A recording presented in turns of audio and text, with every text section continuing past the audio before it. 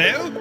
Hello, everybody. Happy Thursday. Welcome to... That's almost the weekend day. Yes, and you join us today as we continue with our Navigraph Academy. This one we're going to be looking at local navigation, virtual flight rules, visual flight rules in our virtual cockpit. There we go. We did the words, right. But anyway, how are you keeping? It's 7 degrees in Tipperary this morning, and well, you know, it's grand, but it's kind of cloudy and wet. But I hope it's nice where you are. This sort of stuff now, this is where we really start kind of delving into just a wonderful part of aviation, right, and flight simulation, because we're delving into navigating. And when we think about, you know, flying, getting from point A to point B to point C, well, there's a lot of modern things that help us along, you know, our route. We have things like moving maps, we have GPS and all the jazz. We also have some instrument stuff that can help us in times that we can't see out the window. However, you know, some of my favourite flying is visual flight rules, VF4, in general aviation. Not too low, but not too slow either. It's getting a good view of what's going on outside the window. And Microsoft Flight Sim, since it came back to the franchise, this gave you the opportunity for proper VF4 flying out of the box, because you have this true to life scenery. You can look at visual reference points. You can see exactly what should be there. And yes, we did have this kind of an X-plane with, you know, ortho tiles, and you could download them. But some of the landmarks were always a little bit tricky to spot. Now, you're not necessarily looking for a specific landmark like a building or a monument. Things like forests, roads, rivers, well, these all help us in our way of navigating. But how does one navigate? I mean, do we just kind of point the plane? Yeah, well, we're going this way. How do we plan for this? How much fuel do we need to carry? What about other aircraft? ATC, restricted zones, controlled zones? Well, these are all things we need to consider when we're looking at flying in flight sim and indeed in the real world. And what we're looking at today is that very lesson. It's local navigation. With this lesson, we're going to be planning a route, and we're going to do this old school because, yes, we can use the moving maps and GPS and all this kind of stuff, but the old way, if anyone remembers, they're still teaching it for your PPL. You know, when you're planning your cross-country flights, you would choose your route, you'd have a look at the charts, you'll have an idea of where it is you want to go, and then you need to figure out waypoints. When I get to here, now I'll get to the next place, then I'll get to the next place. Because it's so very rare in aviation that you can actually do a straight direct to. There's things in the way, there's traffic, there's weather, and there's terrain. So we have to kind of plan around to say, well, if we're starting off in the south and we want to go to the north, very unlikely you'll get a direct straight line to go up to it. So what we have to do, we'll start identifying waypoints. And when we see a waypoint, we'll say, well, this waypoint is a certain distance and at a certain heading from our departure area.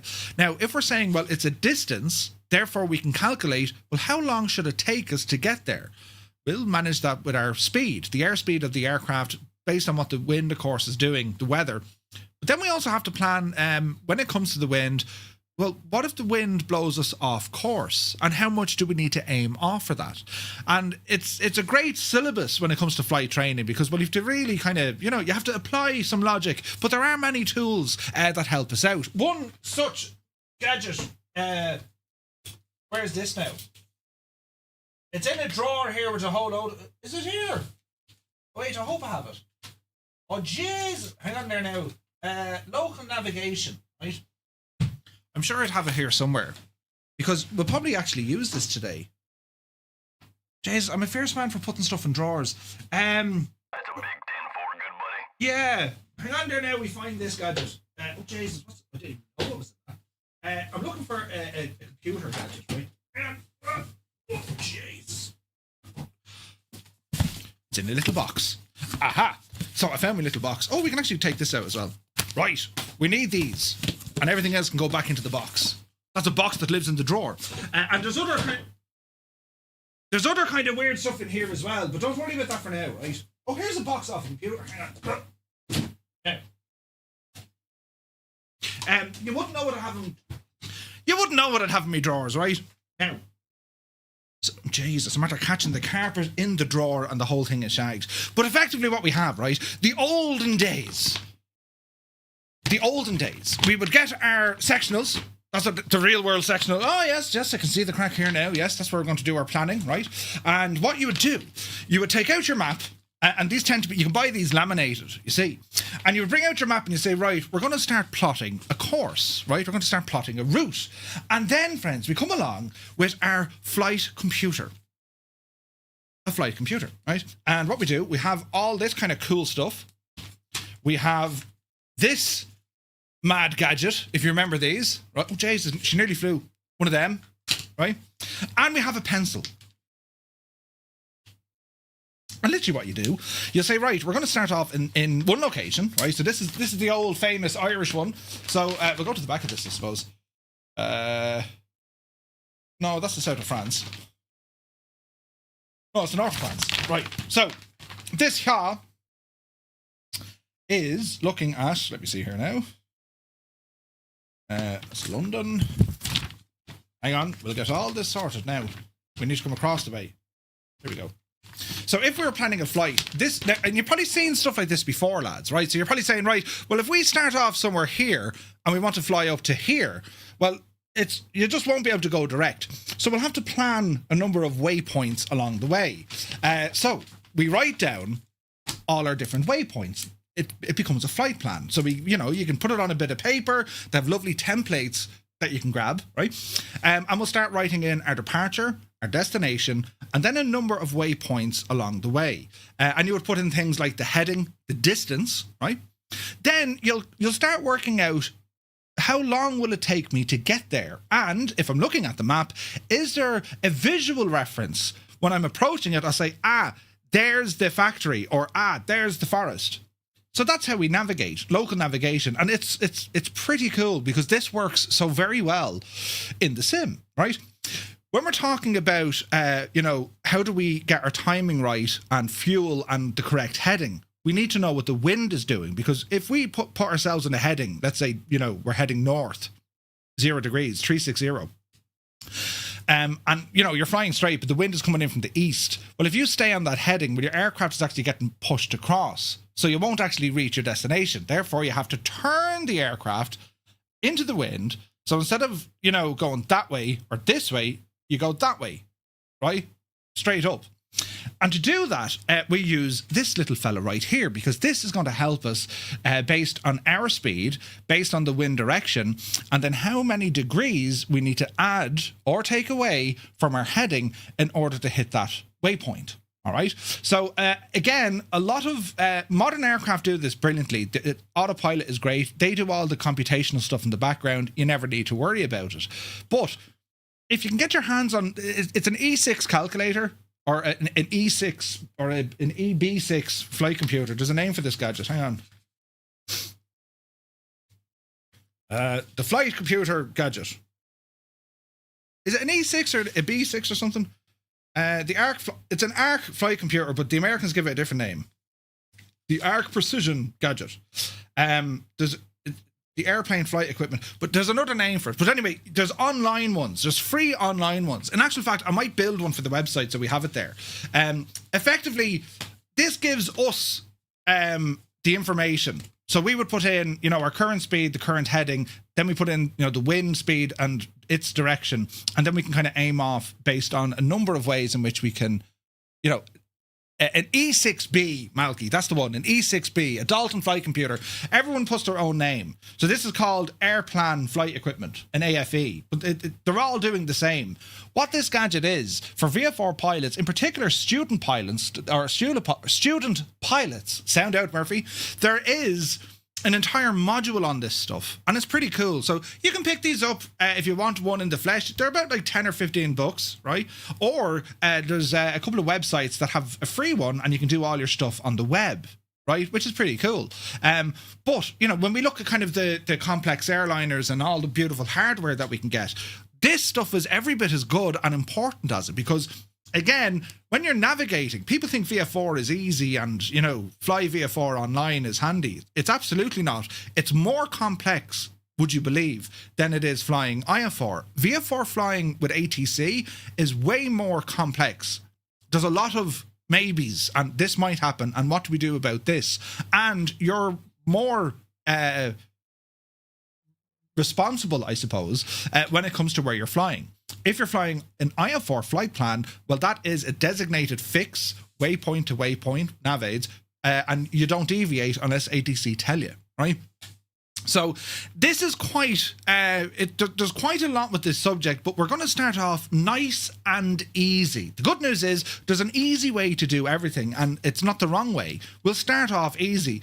Then you can make it very complex if you wish, because then you can get into even more elaborate flight planning, you see. But it is a lot of fun. It's cool, right? It's absolutely brilliant. And then you get into things like weather, and, you know, you have your flight plan done and everything's great, but next thing, sure, didn't the weather change? You've planned half your flight based on this, but now the weather's going to change, and, well, it hasn't happened yet, so you have to kind of guess. So a lot of guesswork comes into this. It's pretty cool, right? It's a fantastic subject to be covering. But as I said, you've loads of different gear in which you can kind of, you know, between the maps, between the little computers and so on, you can do all this stuff. And it's a way to really enhance your flight sim experience. Planning flights. There are people who do nothing else but plan flights. They don't bother necessarily flying it. They get more enjoyment out of the planning element of their flight. And I enjoy planning flights. I love planning flights because, like, that's where it's like a sandbox, right? You're saying, well, where will I go? What will I do? This looks interesting. This could be nice.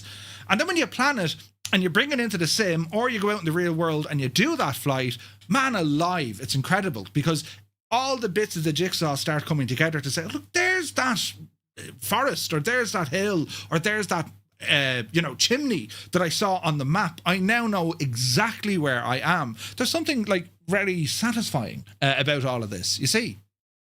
But anyway, that's what we're going to be doing today with Navigraph Academy, and this is something that we will absolutely delve in very deep with over the course of these Thursday streams, because this will absolutely enhance your flight sim experience, be it from your proficiency, but also your enjoyment. It's so very cool when you get to really delve into things, like even weather predictions. And you might say, it's only an owl meter, Murph. It's right. This thing, like, when we start scratching the surface of the realism that is available on our modern simulators, and we all look, we want to make sure that there's an extra jetway, and I want beards and all this. Yeah, that's all grand, but, like, when you can actually practice the real world stuff, and the sim does a very good job at kind of processing this, it's a wow moment. It's like, holy crap, I didn't know I could do this amount of stuff. And you might say, well, what else benefits from doing this? Well, map reading is a huge thing. Understanding how map reading works, just basic navigation, following a compass. Maybe you're going to do some orienteering. Maybe you're going for a hike. Who knows? But maybe then, if you're not outdoorsy, then, well, is there other games or genres that this skill can be applied to? The answer is yes. Tons of them. Absolutely tons of them. So planning is loads of fun. It might sound boring, but it's actually pretty cool once you kind of delve into it and you start figuring out some things. In the real world, there's a lot more to consider, right? I mean, you have things like landing fees and permission to get in, and is there going to be space? Is there a GPU? Is there a toilet on site? Is there fuel available? I mean, these are all the things we don't need to worry about in the sim, but we can still apply that train of thought, that simulation, and I'm telling you, it just makes the thing very, very rewarding when you get to fly it, and it's not just flying from A to B anymore. There's actual purpose to you sitting flying in the sim. It can be a game changer because, for a lot of folks, I'll just fly here, lovely clouds, yeah. When you're following your plan, your navigational plan, our group flights, for example, well, I plan those. I say, right, we're all going this direction, then we're going to that direction. Imagine if we were to say, right, lads, I'm starting from here, our destination is over there, and I want you all to start from your own areas, but navigate yourself there. Well, that's a very different experience that we would have. And everyone, depending on where they're flying from, they'll see something different, they'll have to do something different. And by doing that, well, now you're getting closer to what actually happens in the world when it comes to navigation. It's a great concept, and it's something that I want to delve into. I think that would be absolutely brilliant. Then we can throw challenges into it. How quick can you get there without, slew mode or flying, something fast. Do you know what I mean? So, the course content for this, from Navigraph at least, it's a good introduction. It's a good spot to get you started with, but it's a huge area when it comes to aviation. Navigation is massive. It's huge. But try not to let it scare you, right? Because you can just keep it as simple as you possibly can, or you can dive right into it. It's entirely up to you. So we're going to be doing that today. Brilliant. Isn't that great fun? Right, sure, I'll see you tomorrow now. Let me know how you get on, But anyway, you gotta love it. Aviation is friggin' cool though, isn't it? Do you know, just when you think something else comes along and says, oh, Jesus, right? So yeah, we're looking forward to this one. But anyway, how are you all keeping? They're only great. Here we are on a Thursday morning, working, lurking to be working. So yes, you're all very welcome in. Spitfire RAF 100. Good morning to you, buddy. Hope you're well. DeBlaze is here. Let the lurkage begin. It's good to see you, DeBlaze. David Bay is here. Good morning. Soaring AJ. Very early morning for you. Good to see you, buddy. Cracker is here. Good day to you. Malky Mac is in the house. Good day, Malky. Bell Bro is here. You're very welcome aboard. Malky, thank you for 10 in a row. Lear is in the house. Good morning, Lear. Hope you're well. Crafty Tigers is here. Good morning. Bell Bro, 60 months, man. Thank you very, very much indeed for all your support. My dude. Bell Bro, that's savage. 60 months. I haven't aged today. Right. Toto 2495. He's working, but he's shh. Say nothing. You're welcome in, buddy. Dougal McTavish, the chairman, is lurking and listening to a lovely, smooth voice at this time of the morning, just after 11's. Right. Brilliant. It's good to see you. Eamon 1973 is here. Good morning. With a Prime subscription for 55 months. Thank you very, very much indeed, Eamon. Hope you're keeping well. Fiber Strike is here. He's finally made it home to Indiana. Time for him to catch up with Firefly Air. Welcome back, Fiber. Hope you're well. Crafty, thank you for the 40 in a row, buddy. Muttley is here. Good morning. Viper Strike, thank you for the 60 in a row. Good man yourself. Commander Balosh, 14 months. Thank you very, very much indeed. Subscribe to the channel. I really appreciate all the support, my guy. Hope you're well. Jan Moorkamp, good morning. Hope you're well. Perpetual Omega. You should do this for a living. Right? I do try now, but good morning. Hope you're well, buddy. Killswitch is here. So I'm working and lurking today. Nice. Angry Bee, hello. MDA 009. Hello. It's good to see you, mate. How is she cutting? Sim Guy is in the house. 10 months at tier 1. Thank you very, very much. All the resubs this morning, lads. Thank you very much. You're absolutely brilliant. Amazing support. Thank you indeed. Hey, Crotty is here. Good morning. How are you getting on with that new computer? Right. Norse Viking, good morning to you. The Impossible Face, good morning. Hope you're well, buddy. Eamon, we can guess. Indeed we can. We absolutely can, right? 98 Vulcan, good morning to you. Hope you're well. Memphis Dunn is here. Stu Snape, good morning. Stu, I need to have a chat with Moser for you to figure out this gadget. Leave that one with me. We'll get to the bottom of it, right? While I have you, Stu, can you confirm, I need you to do another test. Will you change the USB that the device is plugged into? Make sure it's not going into a USB hub, and if it is plugged directly into your PC, put it into a different socket, ideally on another chipset. As in, if it's a USB at the front, put it into the back. If it's currently in the back, put it into the front. It sounds like there's a USB issue going on, and there could be a power setting.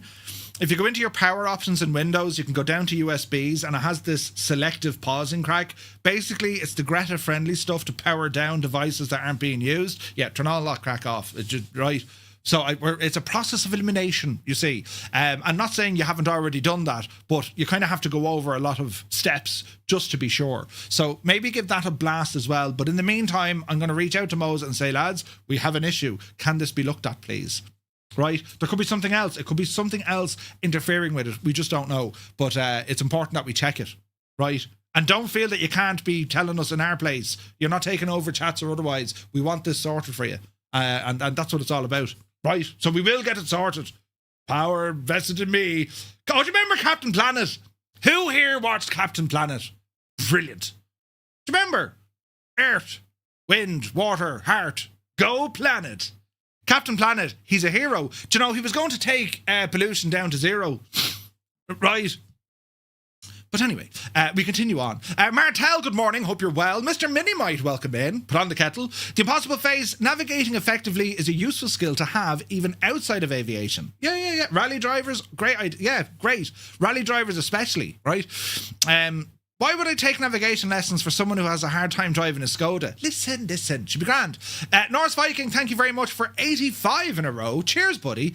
Iceman is here. Good morning. Hope all is well. Dazza Arab. Good to see you, Dazza. He rambles in saying, morning all. Murph, you made me laugh about the school laptop thing yesterday. We were exactly the same with Matt when he went to grammar school. Did they back down, Dazza? Or did you just have to buy it? We're going to buy it, but when we do, I'm going to hack it. So straight back. Now, look at you when you're locked down, Because if I can do it, you can be damn sure kids can do it. Technology is starting to pass us out, lads. Did you notice that?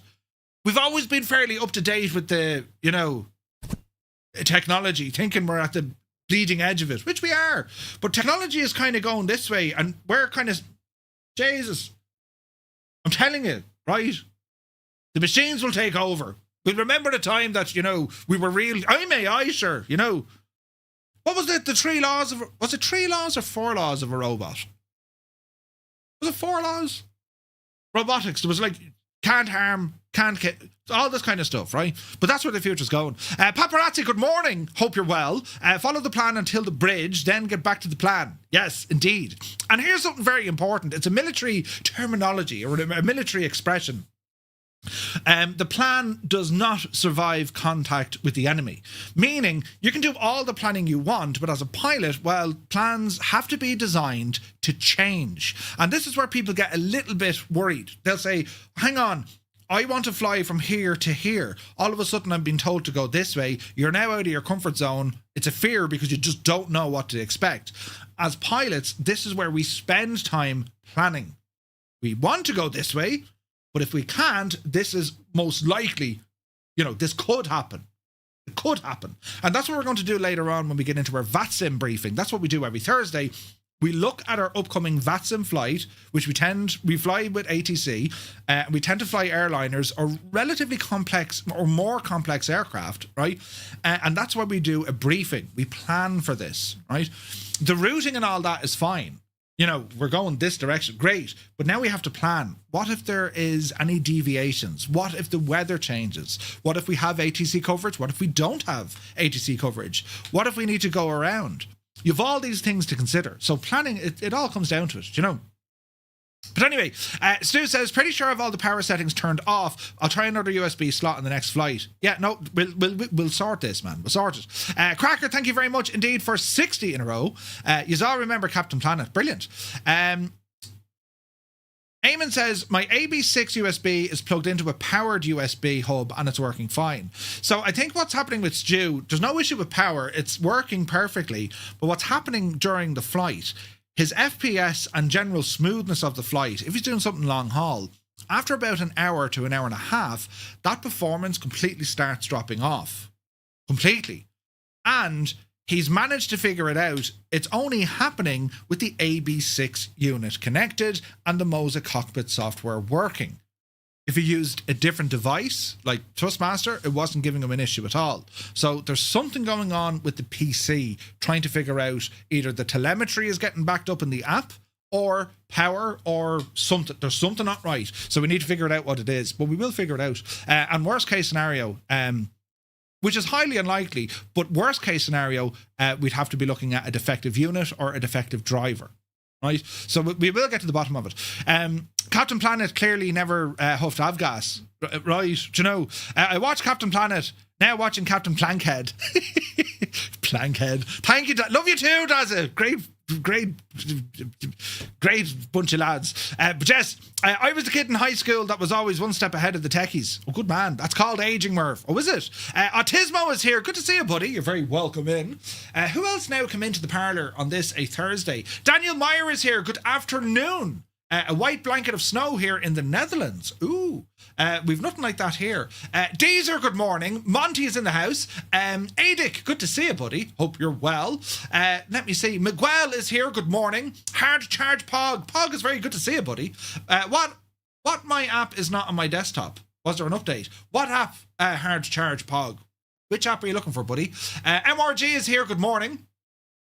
It's great to be learning this stuff from you, Murph. Daniel, well, thank you very much. We're all here to learn, lads. And you know, and the gas thing is, there's no such thing as a bad question or a stupid question. The only bad question is the one you don't ask. And I genuinely mean that. Don't feel like you're thick or stupid. Oh, if you have a question, ask it. Don't assume you know it. And if I know it, I'll answer you. If I don't know it, I'll bluff. But then I'll go off and get you the actual answer. I don't like referring to they, you know, they said or them said. Like, I don't refer to they or them. And the reason being is when you need them the most, they never show up. Who told you to do this? They. Who? Them lads. Where are they? I don't know. Right? So we try and keep things as close to the book as we can. As close to the book as we can. Because now we have like, it says here, right? So that's what we try and do. Sean Carney, good day to you. Hope you're well. I have a question. Would you rather burgers for feet or sausages for fingers? Burgers for feet, I suppose.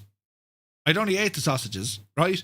But anyway, right, let's see what we can get on with here. We'll ramble over and take a look at what Navigraph have for us, shall we? So let me see, we'll do one of those, one of these, and here we are. Look at me lovely screenshot. So the reason why I do this, I have an OLED telly and I've realised I've burn-in on the top right-hand corner, so I need to be careful with what I have on my screen, lads. But anyway, yes, Navigraph Academy. I'm having fun with this. And it is, it's an introduction point, right?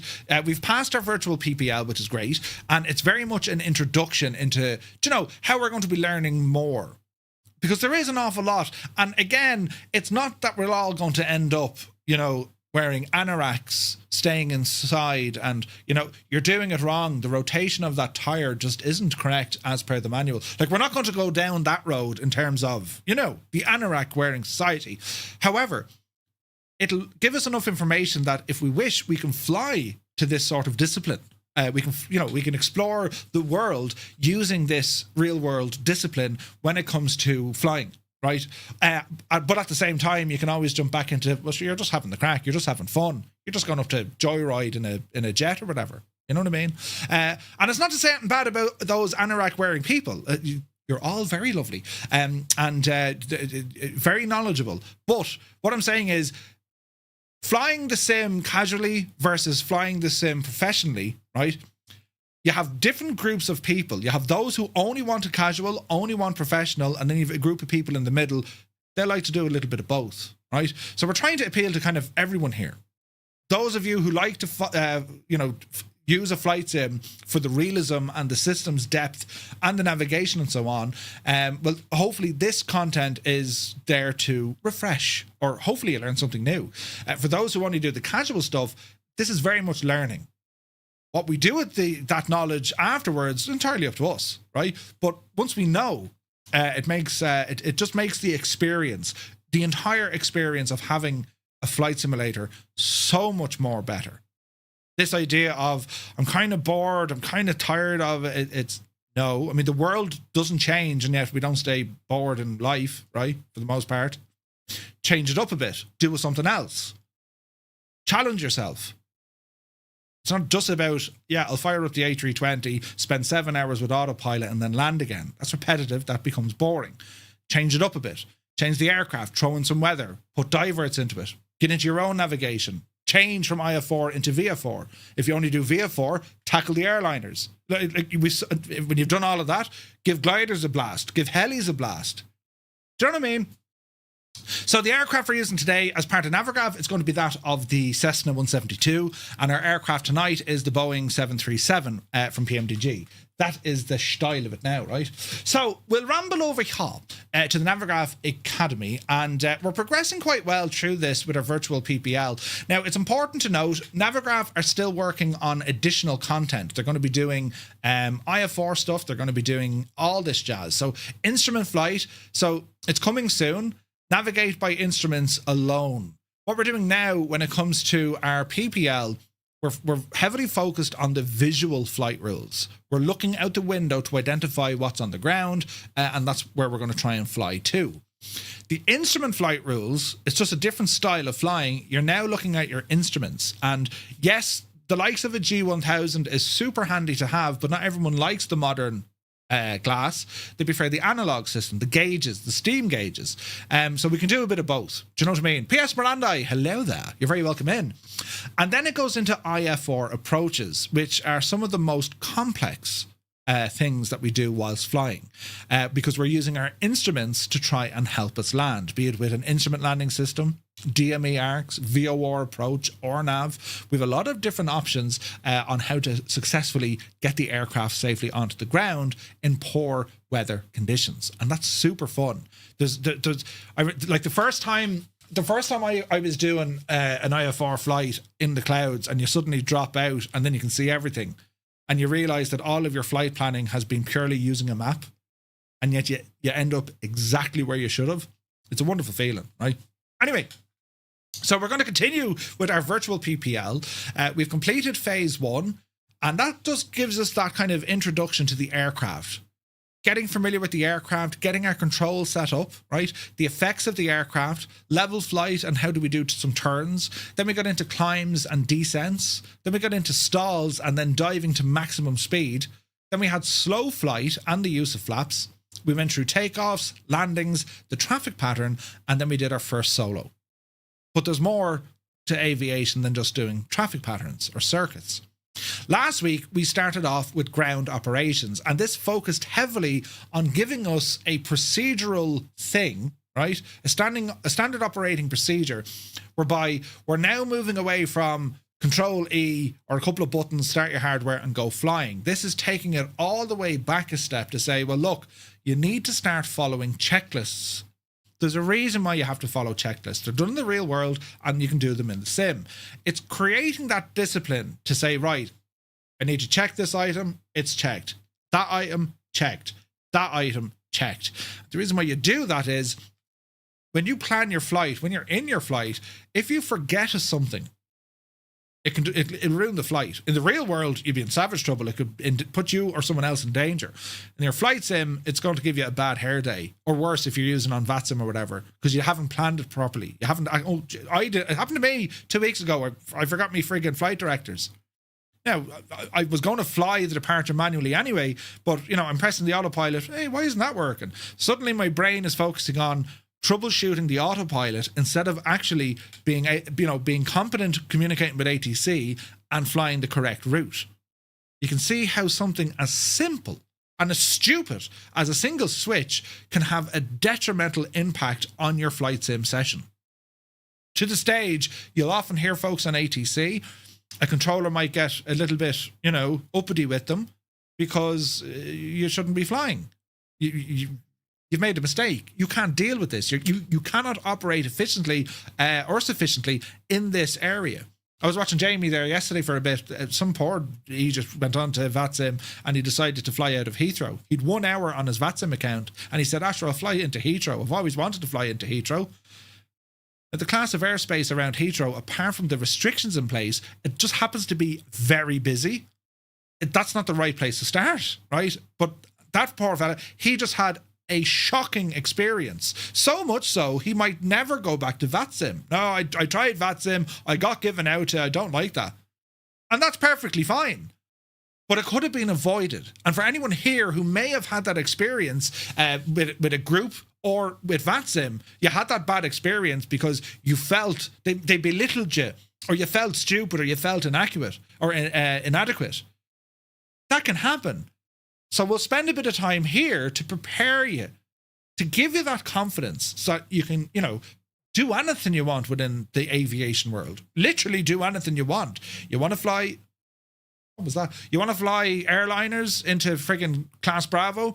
You want to fly helicopters up the heli route of the Hudson through New York City? I mean, we can absolutely do all these things.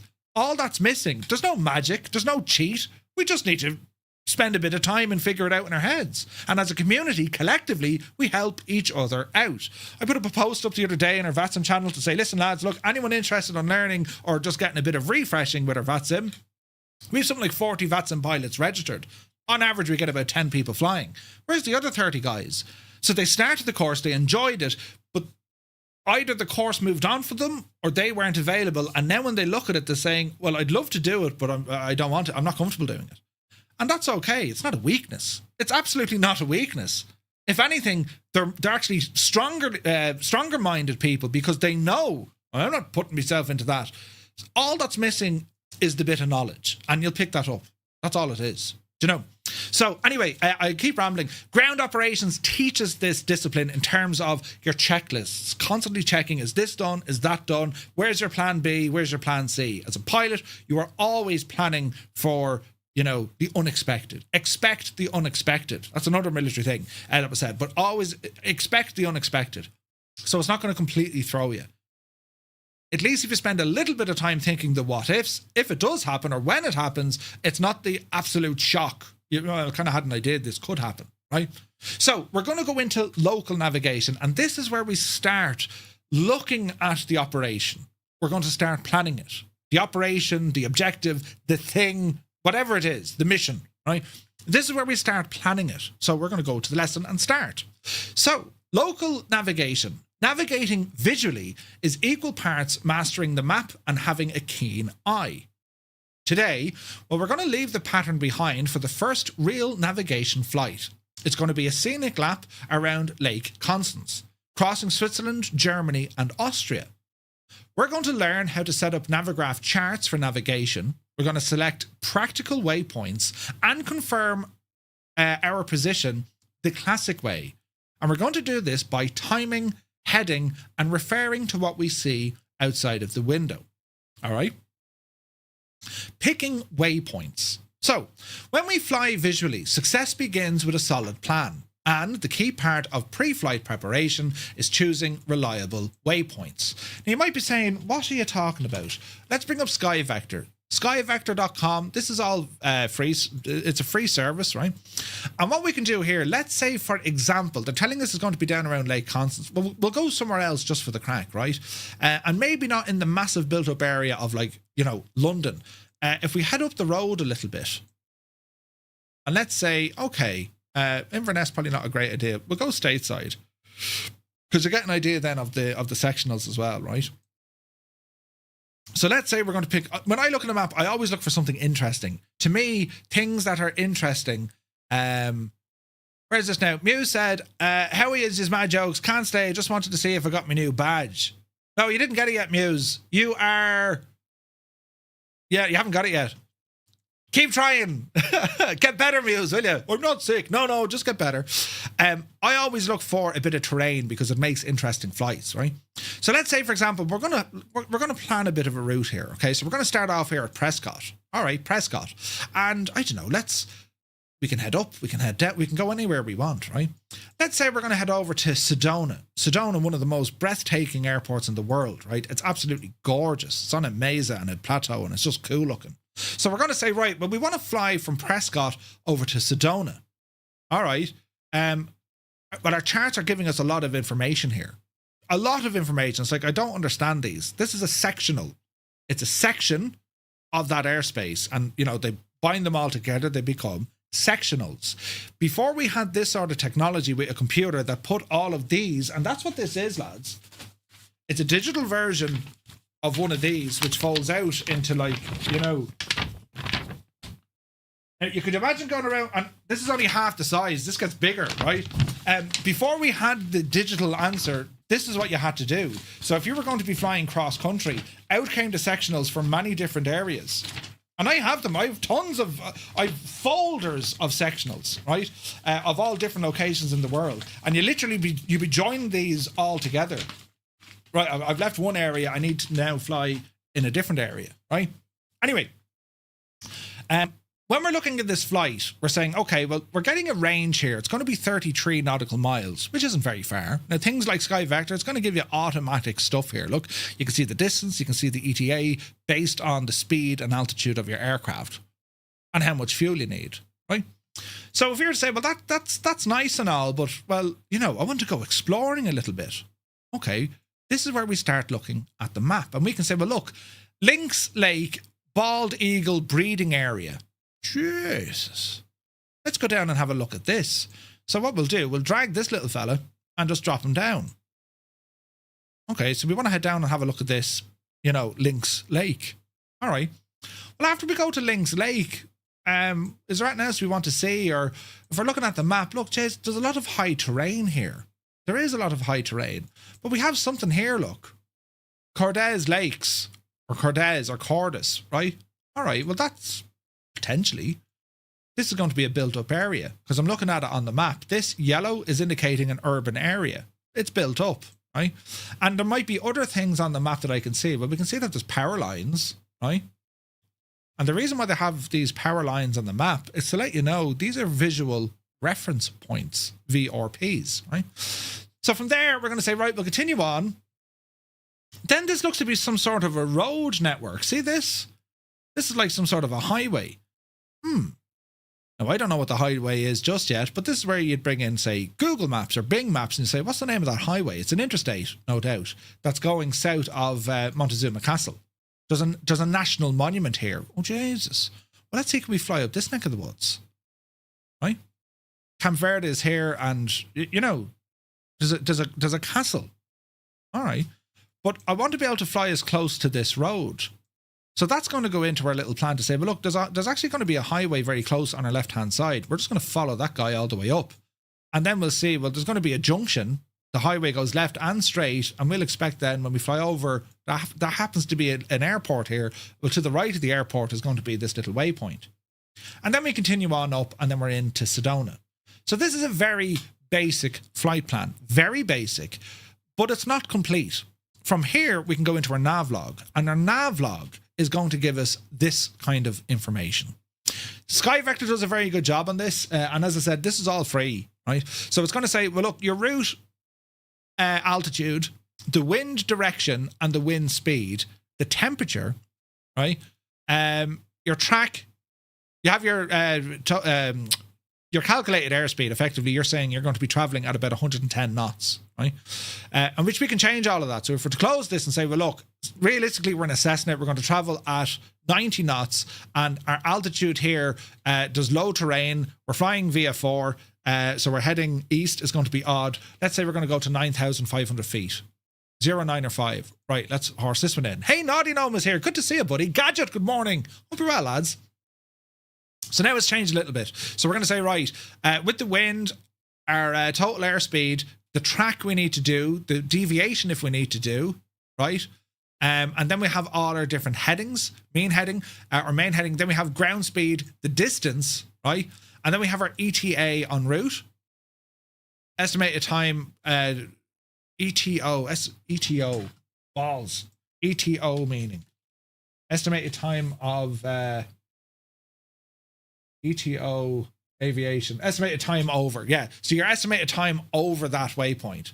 Then you have ATO, which is your actual time en route versus your actual time on point or at the waypoint.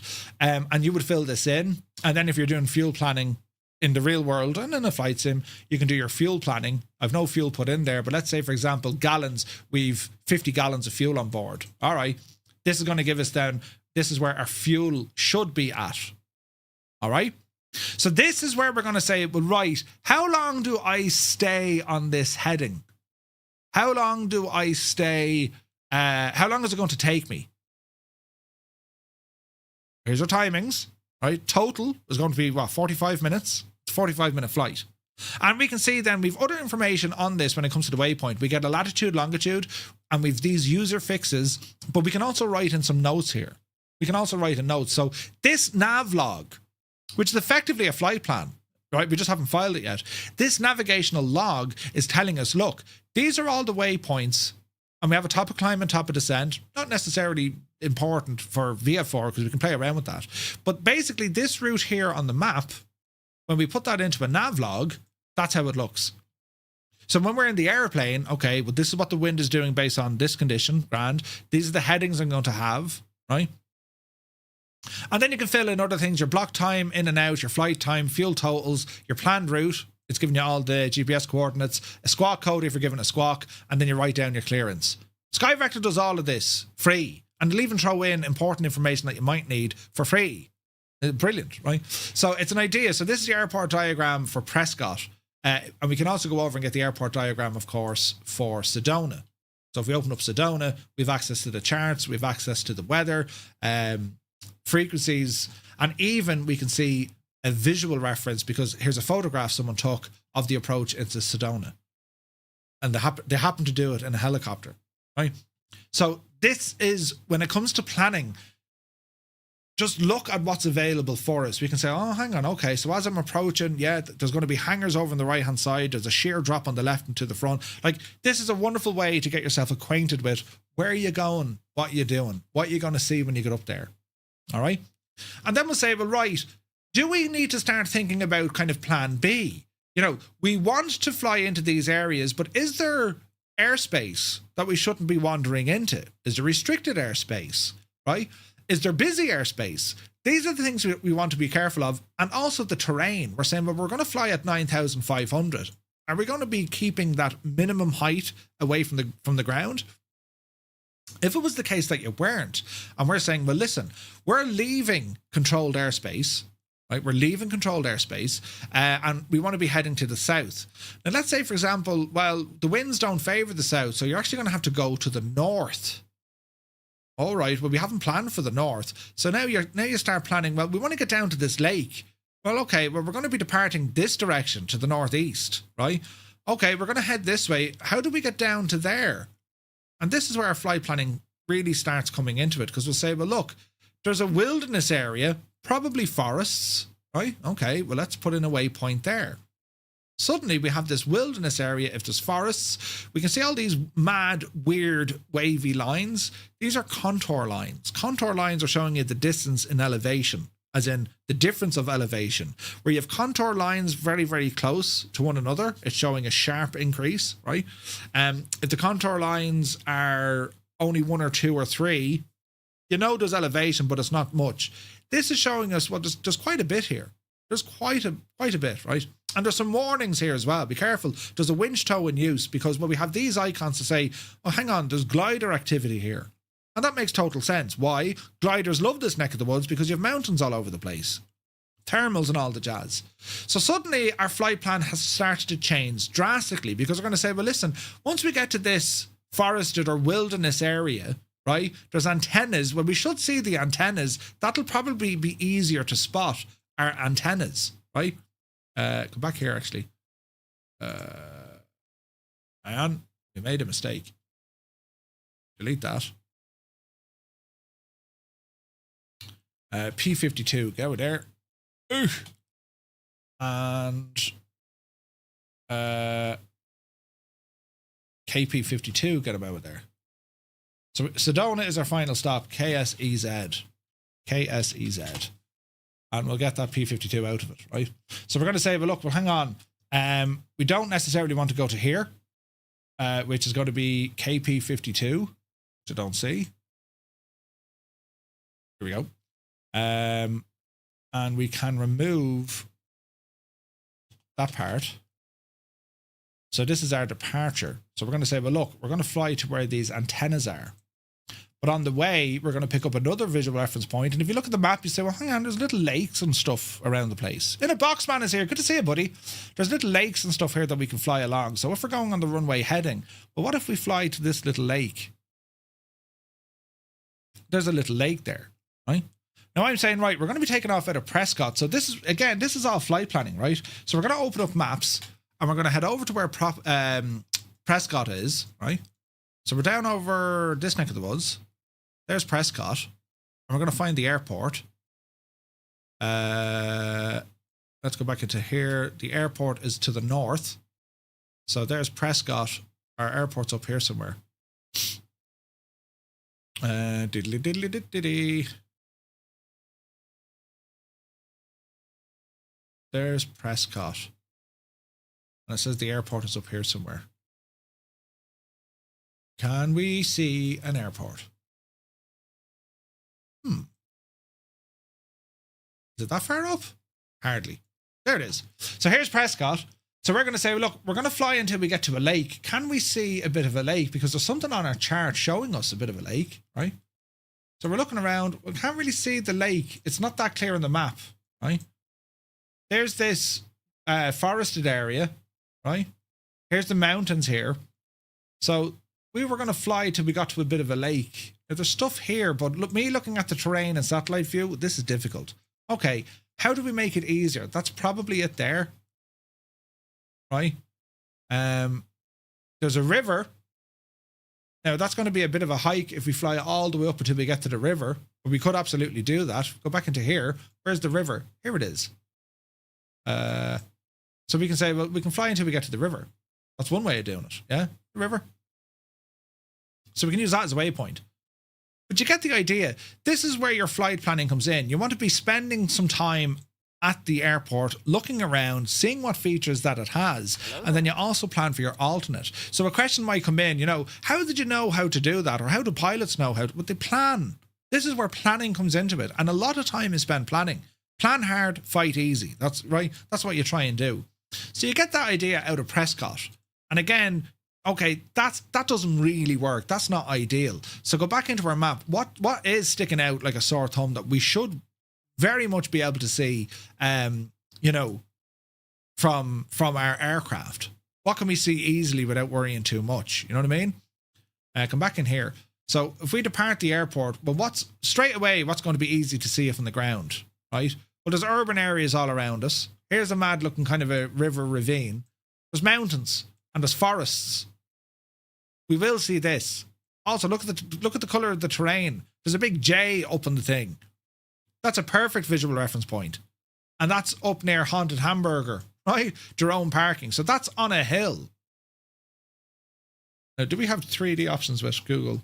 Probably not. We should have. Here we go. So there's a big J on the side of that hill. And there's a quarry here. Like, these are the tools that we have now when it comes to... Look at this. I mean, this is just Google Maps we're using. Bing has the same features. Do you know what I mean? So suddenly now this is telling you a very different story, because while you're looking at, there's nav aids all over the shop. So there's a J there. Wouldn't it be great if we could fly and intercept where that J is on the ground, right? So let's get an idea of where it is. From the airport, we're going to track up to the northeast, right? And then we need to be heading over this neck of the woods. So it's over here, Jerome. So there's the village of the town of Jerome, right? Have a look at our map. There's Jerome. And then we're looking for this J. So if we were to put this into our nav log to say, well, look, I tell you what, I want to head up to Jerome first. And there is a monument there. And then from Jerome, we're going to head kind of south east until we pick up some antennas. All right, so southeast, can we see antennas? They are a visual reference point, don't forget. So can we see antennas on the map here? Not particularly, at least not from this view, right? But you might. You could be lucky. And when they say antennas, I mean, in the sim, you're going to see them because they're going to be on the horizon, if you like. Do you know what I mean? Roy is here, good to see you. But we can't see them looking at Google Maps. Okay, well, what else can we see? Well, there's an airport. Cottonwood. Right, well, let's find Cottonwood. So from Jerome, we're going to head out to another river, and it's Cottonwood. All right. There's Cottonwood. So the airport is easy to spot on the map, isn't it? Oh, yeah, there's your visual reference point. Now, you may not be going directly to the airport. It could be airspace you don't want to compete with and all that kind of jazz. But as we're looking around this area, well, it says, well, look, there's antennas somewhere in this area. We'll find these antennas here by keep looking at the map. We just will. And you'll definitely see them within the sim because they've modeled all of that stuff. You know what I mean? So we're just trying to get an idea for the terrain. Now, here's something. What be this? That looks like an antenna field. That is an antenna field. Is there anything here we could look at? No. Is there anything on the map we can look at? That to me looks like, well, there's the antennas. So we've identified where the antennas are. And it's just slightly northwest of the airport. If we go back in here, the antennas are just slightly northwest of the airport. So we've actually found the antennas now. We now know roughly it's an aerial field or they call them an aerial farm. They're just antennas, communication, or whatever. I reckon that's it there. It looks like it, doesn't it? And that's your planning. Then we go back in here to say, right, when we take off, so we'll close this, we'll open up a new nav log because we've added in waypoints. See this user fix, and then we have another user fix. This is where we can start naming these ourselves. Now, Sky Vector's grand, but you're limited with Sky Vector because, well, you know, chart access and knowing exactly where you are and all the jazz. Navigraph makes this whole ordeal so much more easier because you can do the exact same on Navigraph and plan the entirety of the flight just by using Navigraph because it has the same data, right? So if we were to go in here, we're going to change this to US sectionals via 4, and we're going to come over here. We're going to go back to Prescott. Where are we at here now? There's Phoenix. So we're looking for Prescott. Let's just put in this route. So we're starting from KPRC. So we're going to copy all of this back into Navigraph, right? And we're going to say new flight, type it in, KPRC, and then our route. There it is. Very same thing. But look what Navigraph has given us. It's going to say with 6 miles on this heading, 8 miles on that head. Like, you can kind of see where this gets into it, right? And again, you're looking for the antennas. Navigraph makes this very easy because you can literally then go into satellite mode and see exactly what it is you're looking for. Exactly, right? Now, there is a little bit of a difference between the data driving this in terms of the map versus what we had with Google Maps. But I wouldn't worry about it. Isn't it cool, right? If you press control on your mouse, you can tilt the map on Google Maps. Yeah. Like, you can move the maps around. Or you can download Google Earth. That's another brilliant one, right? So, yeah, you can do this kind of crack. And zoom in and change the orientation and, you know, just have at it. But you see the detail. Like, it's frightening, isn't it? It's amazing. It's absolutely amazing what you can do. Scenic view, but also, what is the scenic view like? Let's have a look at this. Oh, yeah, sure, look at this, lads. Isn't that gorgeous? And just like that, out of nowhere, as random as the last 10 minutes was, we have now, and there's even a place called Baghdad over here, like in the last 10 minutes, we've now come up with a flight plan that looks like it's actually going to be an awesome flight plan, right? How long will it take us? Well, we can work that out based on the total mileage, add up all this distances. This is something I kind of hope Navigraph would do. We can see our route. Can we get a nav aid or a nav plan with this? So we can export it, right? But that's only the file type. I'm looking for like a nav aid for this. Route, map, weather, telemetry. I don't think we can.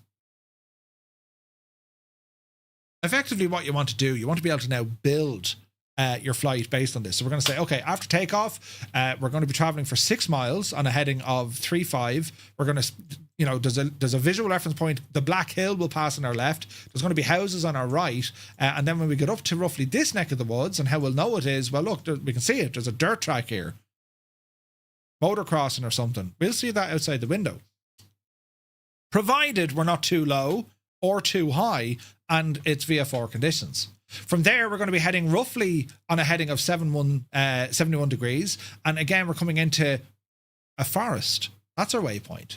All right, when we get to the forest areas, then we're going to be heading down south because we're going to be looking at this. Couple of more stuff. There's a helipad up here, parking. There's a mountain. There's our famous J that we're going to fly to. And we know we're going to get to this location because we know that the terrain color changes. It sticks out. This is an orangey brown kind of a color. And we can see that, well, look, there's a quarry here. Right? Goat friends, they tend to do this for like the town, how they identify it. J for Jacobsville, I think it's called, is it? Is it Jacobsville? They do that in a lot of places in the States. From there, we're going to be heading down to this aerial, the antenna farm. And how we know is, well, look, there's an airport there. We should pass it. If we can't see it, well, we know the airport is our visual reference point, right? Wasn't that possible on the upper right, pressing the pencil button? No, like that's just putting in your route, just your route, you know. So in the space of a few moments, we've just come up with a flight plan, and I can guarantee you, if we were to fly this direct, you know, waypoint to waypoint to waypoint, aiming off where we need to do it, this would be just absolutely incredible. It'll be a wonderful flight because now you're planning. Jesus, we're going to, you know, I'm looking forward to these antennas. And after the antennas, sure, look, we're going to get down here There's a lake. This is the lake we wanted to see, Lynx Lake, right? Bald eagles are living down here. Fantastic. After that, we're going to head on down the road because there's a nice kind of a town. There's a built-up area we're going to fly over. And I want to see what that looks like. And then when we're flying back up the road, well, here's the interstate we were talking about, right? So now we're following the interstate. You often hear people joking saying, you know, I fly roads, I have 4. But we're going to follow this interstate all the way until the interstate breaks off. And here it is on the map. Look at this massive intersection, this junction. Yeah. So we overfly that. That's a visual reference point. We write it down in our flight plan and we say, well, we should be there roughly after, you know, half an hour, right? And as we fly from there, then there was a waypoint up here we wanted to look at, right? Doesn't say what it is there, but if we change this over to our sectionals, there is a waypoint here. The Montezuma Castle National Monument. Ooh, very interesting. Yeah, now it's in this area, right? It's not exactly there, but if we go in and have a look to see where it is, maybe there, or maybe here. It's over this neck of the woods, all right? And then from there, we're going to say, yeah, well, we're going to just head on straight then, direct up to Sedona. But we've other options here. We can follow this road, right? Again, you've an interstate. Then there's a bit of a river here. Look at this. We can follow this river. I follow rivers because if you follow this river trail, it'll get you up quite a fair bit, all the way up to Sedona, right? And before you know it, then you're within 5 or 6 miles of Sedona, passing over more populated areas, and there's the airport. So we get the idea. When you're doing your flight plan, it's not always go on to SimBrief, give me a departure, give me an arrival, throw me the alternate, and away we go. There's so much we can do with this and so many things we can factor in to really give you a great sense of adventure. You can be sitting down and next thing, like the sky is the limit. You could be sitting down and saying, Jesus, I'm going to this airport. Sure, let's Google it. Go onto YouTube and find out what do we know about it. I mean, suddenly you're now building a narrative to your entire flight plan. It's amazing when you think about it, right? And then you can simulate things. You can use programs like On Air. You can use your say intentions to give you ATC. Like you can use these things then to further enhance this experience to say, well, the landing fees and the fuel in Sedona, they're too expensive. And if I'm heading back to my starting airport, I might need to refuel. Suddenly you have a bit of a conflict. Oh, I need to fly somewhere else. So then you start looking around. Well, where are we? Well, we are in Phoenix. Where else is decent for us to get fuel? Well, you might have to go across the way. You might have to look for other airports. Flagstaff is only up the road. Now, when we say Flagstaff's only up the road, what is it? Another 20 miles? Next thing you know, you're in Flagstaff. And if you've gone as far as Flagstaff, surely to the Bajani then, couldn't you be rambling into the Grand Canyon, perhaps? Right? It's only up the road. So we're up here now. Grand Canyon National Park is up here. Now, that's a serious cross country. And then you go one further, right? So if you were to say, well, hang on, we're going to change this now. We're going to add in Flagstaff, KSEZ. Then we're going to go to Flagstaff, KFLG. And then finally, KGCN. We're going to add these in. Now you have a flight plan. And that's a great day's flying, right? It's going to add maybe 80 miles to your route. And again, we can put this into this guy here. So we're going to say, well, look, we're not going to go to Sedona. That's not our full stop. We're going to go Sedona. Then we're going to go to Flagstaff, KFLG. And then our final stop is going to be up the Grand Canyon. What did you say it was? KGCN. Now, if we were going to fly this route in a Cessna 172 with an average speed of 90 knots at an altitude of 9,500 feet, this entire flight time will take us just under 2 hours. Now, that's a flight, friends. That is a class flight to do. And it's not the usual, I'm starting here, I'm going to there. We know already, we've built a storyline into this. We need to find the forest. We need to find the J on the mountain. We need to find those antennas. Then we're tracking backwards. We want to see where these bald eagles are having the crack. Then we're going to follow that interstate up. There's a friggin' Montezuma monument we're going to fly over. Then we're going to ramble into Sedona because we know it's an awesome landing, right? But the fuel is too dear and, well, I want to see more. Right. We'll continue on with part 2 of our flight, which is going to take us from Sedona, following all sorts of wonderful terrain, including the river, all the way to Flagstaff, Arizona. Very high altitude. And then when we get to Flagstaff, that's where we're going to get our fuel, right? And after Flagstaff, well, now we're doing a dash, 50 odd miles over some incredible scenery. And even looking at the map, we're saying, well, look, there's high ground here. There's Humphreys Peak. But along, there's power lines, there's rail, there's wind farms. See the way they're on the map? So we're saying, yeah, we're going to be watching out for the wind farms. We should be passing those after 20 minutes. That kind of stuff, right? And then we're into Tusayan, neck of the woods, and landing in the Grand Canyon National Park. And this airport is actually custom scenery in the sim. It's handcrafted. And when you're there, you're literally at the Grand Canyon. You're 10 minutes by heli, less, into the Grand Canyon. And it's absolutely spectacular in the sim, right? Like, that's a perfect flight plan. But it's more than just we're going from here to there to there to there. You can see where you can really start enhancing. And the flights that I do, right? The flights that I've done or that I plan each and every week, I simplify it to say, well, we're going from here to there, there to there. And then I allow the flight to kind of be malleable so far as, oh, look at this. Let's go. Come on, lads, we're going over this way. Because I'm trying to get us relatively clear to different locations that we can explore. Or maybe by chance, by accident, you're going to find something to say, Jesus, look at the state of this. I didn't think it'd be this good. And that's why I get mad excited. Because, like, this is where I'm planning my flights looking at this. And then you see it in the sim, like, I mean, I thought it'd look impressive, but like, whoa. You know what I mean? So try and look at this technique of when we're doing even our group flights. Have a look at the map. See what happens. Well, that looks interesting. It's only a slight diversion, or maybe, well, no, Murph, you pick your plane. I'm going in this because it's either faster or slower because I want to do additional things.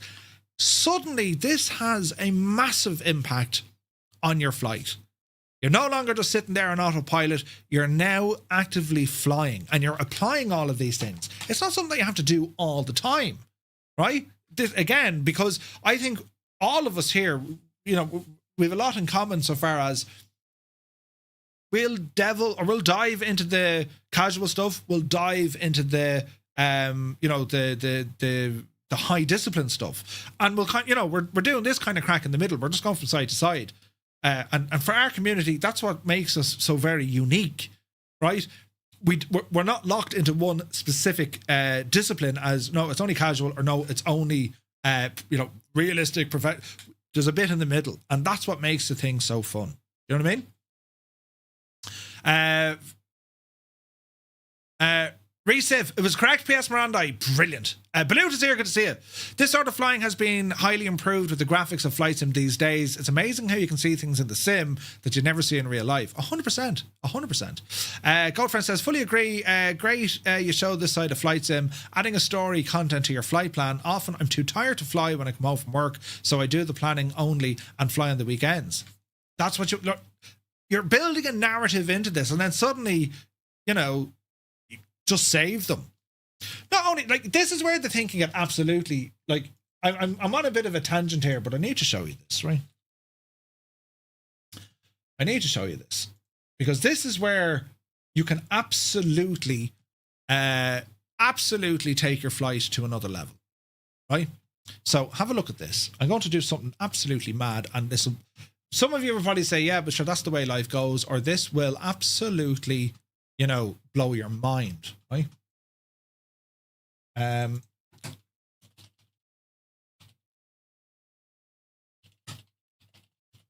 upcoming general aviation flight using VFR. We depart Prescott and heading to Sedona.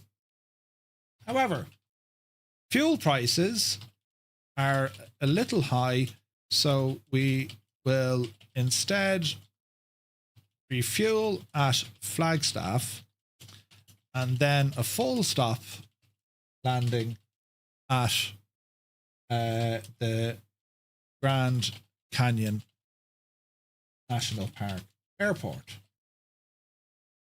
Our route has visual reference points such as Jerome, right? Jerome. Such as Jerome Town with an antenna field.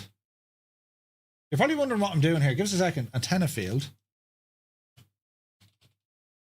Then it's southwest to Lynx Lake, which is a bald eagle breeding area. Then we follow the interstate up to a monument of Montezuma, then fly on. The attached is the flight plan. Give me a full scenario to put a narrative to this flight.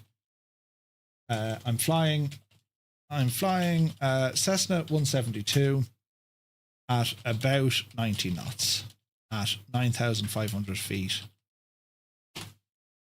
This is going to blow you sideways, because this is what, as a flight simmer, this is how you can come up with meaning, context, reason, right?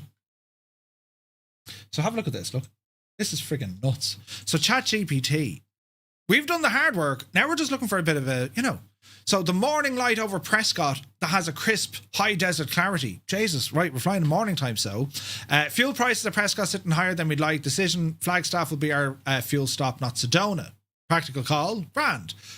We're mining history. All of a sudden, we leave Prescott behind. The land starts to fold, wrinkle beneath us. Forest gives way to rugged hills. Soon, Jerome appears off the nose, clinging possibly to the side of Cleopatra Hill, would you believe? Then it's Jerome to Lynx Lake. Then highways are rivers for pilots. That's where we're going to be following in the interstate. A fuel stop in Flagstaff, and then it's up to the Grand Canyon. Like, that's just using ChatGPT to say, hey, listen, this is what I'm doing. Can you build this flight for me? Or can you put context into it? Can you give me... Do you know what I mean? Like, that's how you can really expand on just another flight sim session. It's incredible what you can do, right? What do you think of the latest videos from Aviation 101? Yeah, it's pretty cool, Roy. Brilliant. Watching the... Sumner's here. Good to see you, buddy. But you get the idea of how you can really build flights in. Right now, the ChatGPT stuff, it depends. Like, I'm lucky so far as I've never been stuck for inspiration for content. I mean, we can just do this. If I wanted to add in, I mean, what the ChatGPT tell me there, try fly this at morning time. That's a good idea. Do you know what I mean? Like, it's not to say I want to fly from here to there. Give me a full. It can't do this. AI cannot do this. And if it can, it'll never do it the right way. You need the humans to do this, right? We could all sit around here collectively and say, right, lads, I want you all to go onto SkyVector or onto Navigraph. We're going to look at the map. We're going to fly from here to there. Let's see, can we come up with an interesting and fun flight together, and we'll all put our own sway in it. Maybe Roy says, Murph, I want to see that lake, right? Maybe P.S. Miranda says, Murph, I want to see the mountain. Or Goldfriend says, Murph, I want to see these chimneys, right? That's where the thing gets so very, very interesting. And like, AI just can't do that. It just can't, right? It can assist you, but it can't replace that sense that we have of exploration or adventure. It just can't do it, because we're all different. We'll all put our own little sway in it. You know what I mean? So yes, there's great tools there to help us along, but you need us to be able to do it. Do you know what I mean? So when we have our flight planned, well, how do we follow the thing accurately. And that's exactly what we're learning today with the Navigraph Academy. So we'll go back into it. Flying visually. On the flight plan we've just made up there, we're looking at visual reference points, highways, forests, all of that, it's put into it. Then we need to work out when we need to fly in a heading. We need to fly for a certain amount of time, at a certain airspeed, at a certain altitude. And we need to be aware, by doing our research on the charts, we need access to charts, because when we can't fly into restricted or dangerous areas, we need to know what the terrain looks like. And then because we are planning, we can utilize things like Google Maps or Sky Vector and all these other cool stuff to really dive into this is where we're actually going. And that's how it's done in the real world. It's done the exact same way. At flight schools, it's quite repetitive because they've already done the hard work. They just keep flying the route and it becomes easier to teach and there's feedback. The world is your oyster. Like Microsoft have given us the entire planet. The entire planet. Like what? Right? So there's no end to what you can do. There's no limit on what you can do. And rather than point A to point B, not at all, man. You can really delve into this. And you can even make it challenging. Okay, can you do this route with minimal fuel? What? No. Right? Or, yeah, but I have to wait until the weather is just right. It's a game changer of how we would then interact with the sim. Anyway, picking waypoints. When we fly visually, success begins with a solid plan. And the key part of pre-flight preparation is choosing reliable waypoints. The best landmarks are those that stand out clearly and are difficult to confuse them with anything else. For example, a large lake with distinctive shapes, islands, peninsulas, or even towns outlined against open terrain. These features allow you to cross-check your position with confidence and avoid misidentification. You know, you wouldn't pick a waypoint. Well, here's a tree. Yeah, but it's in a forest. There are many other trees. All right, here's a power line. Do you know what I mean? So you're looking for things that stand out, easy to spot. And remember, you're at altitude, and your altitude is critical to this. If you're too low, you may not see it. If you're too high, you may not see it. So you need to factor this in, right? The features will allow you to cross-check your position with confidence to avoid misidentification. In the video, we're going to look at several examples of such landmarks. Some are also shown below. So there's a lake with trees, very distinct features, right? Here's a road with a couple of houses, mountains, looks like a lake in the background, and here's something similar. Altitude is a key factor in a successful visual navigation. Altitude is a key factor in successful visual navigation. If you fly too high, small details like road junctions or ponds become hard to spot. Fly too low and your view narrows, making it difficult to recognize larger features such as coastlines, city outlines. You may even pass close to a waypoint without even noticing it. A good rule of thumb, fly about 2,000 feet above the ground. AGL. Not 2,000 feet barrow, you want to be about 2,000 feet above the ground. So, if we're looking at in here and we're saying, well, look, what's the Mora? What's the altitude of this neck of the woods? Well, 7,500 feet, roughly. That goes up to about 8,000 here. All right. Does it go any higher? So you're getting ideas. Now, you would further hone in because you would check in the airport. For example, Cottonwood. What's the elevation of this? That's actually quite low, 3,560. All right. But this is up at like nearly 8,000. So you're getting the idea, right? You want to be roughly 2,000 feet above the ground level. Where's this now? A good rule of thumb, 2,000 feet. This sweet spot keeps you close enough to see smaller features while still high enough to read the bigger picture. All right. Just took the step to purchase ChatGPT Plus. How much is that, Roy? I don't know. I don't know. Like, if you have to pay for it, is it worth it? Am I paying for that? I don't know. I think I'm on the free one. Anyway, Navigraph Charts, your navigation companion. So I've showed you ways in which you can do all of this without using Navigraph Charts, and it is possible, right?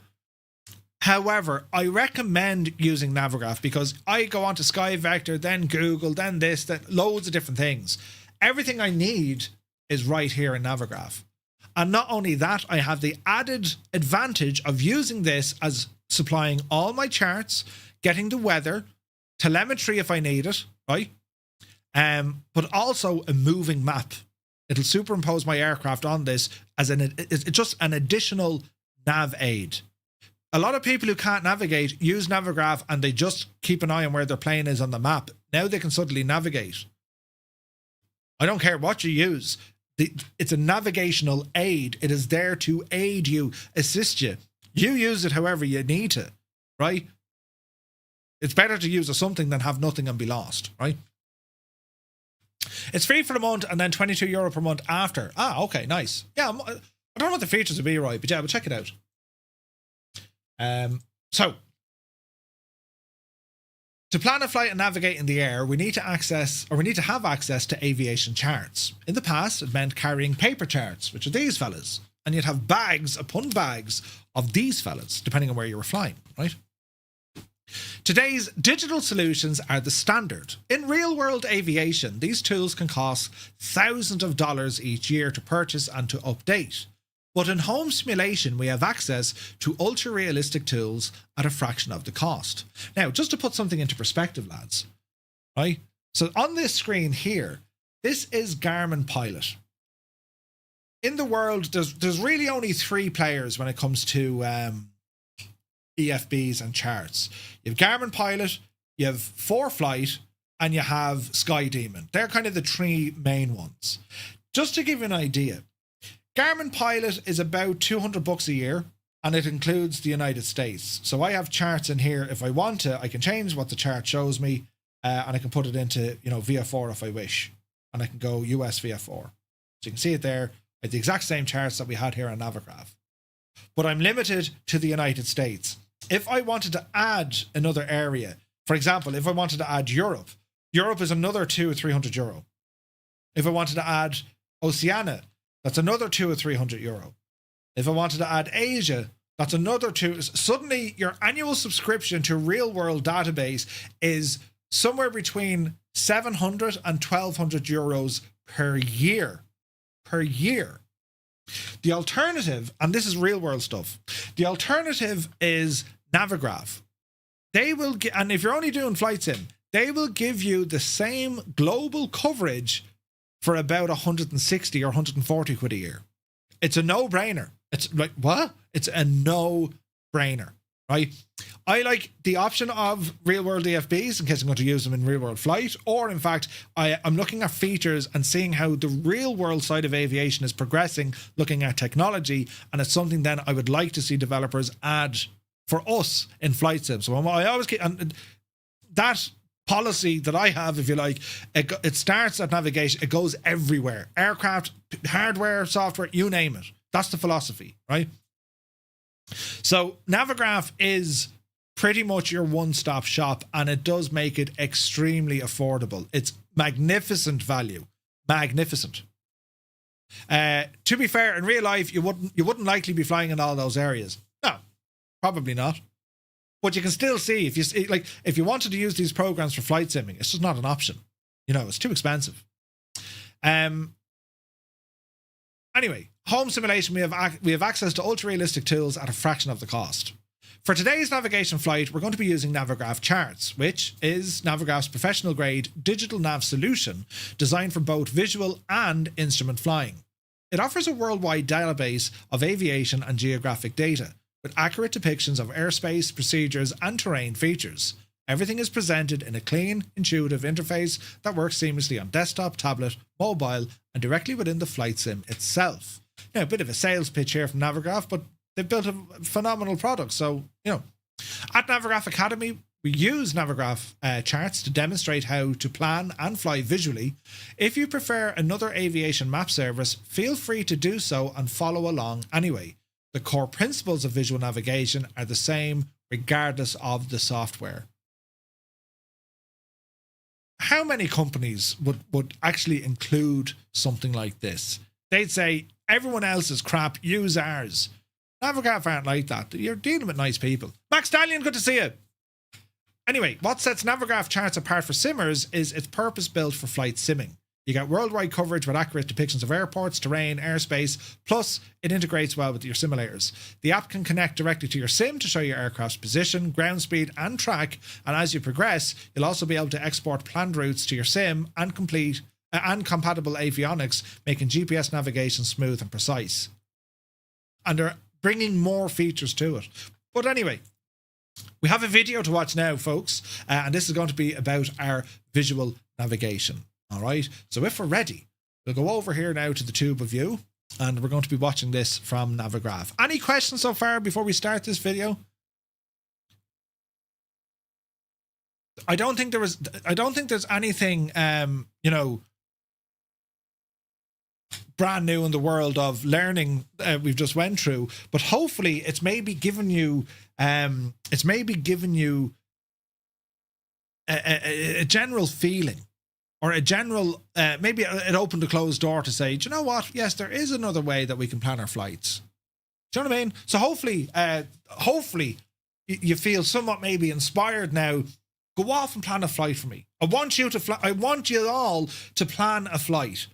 Using SkyVector, using Navigraph, something like that. Pick out a little route and then give me the reason as to why. Why are we doing this? What are the visual reference points? What are we looking at? Doesn't have to be a big flight. It could be 20 minutes, could be 2 hours. It's up to you, right? But by using that same process that I've just gone through ourselves, well, I want you to do it. Pick interesting places in the world. You don't need to have sectional maps to do it. Just use a map. You can still see the same data using a map, right? Where did I hide this now? So if we go to SkyVector, it's great because we have, you know, sectionals, right? You don't need sectionals. This is SkyVector. This is all free. So maybe you're in France somewhere and you say, well, look, here's an interesting route. Why? Well, sure, you have the river, you know, out with the Loire Valley, or maybe it's somewhere else absolutely mad. You get into Russia or whatever. You know what I mean? Navigraph is great because they now include Europe VFR, which is absolutely excellent, right? But if you don't have access to it, you can still use the free stuff. Plan a flight in Ireland. Here's something interesting. There are 3 airports on the Aran Islands. So why don't you start in Galway or Connemara and then do the 3 dashes and then head back?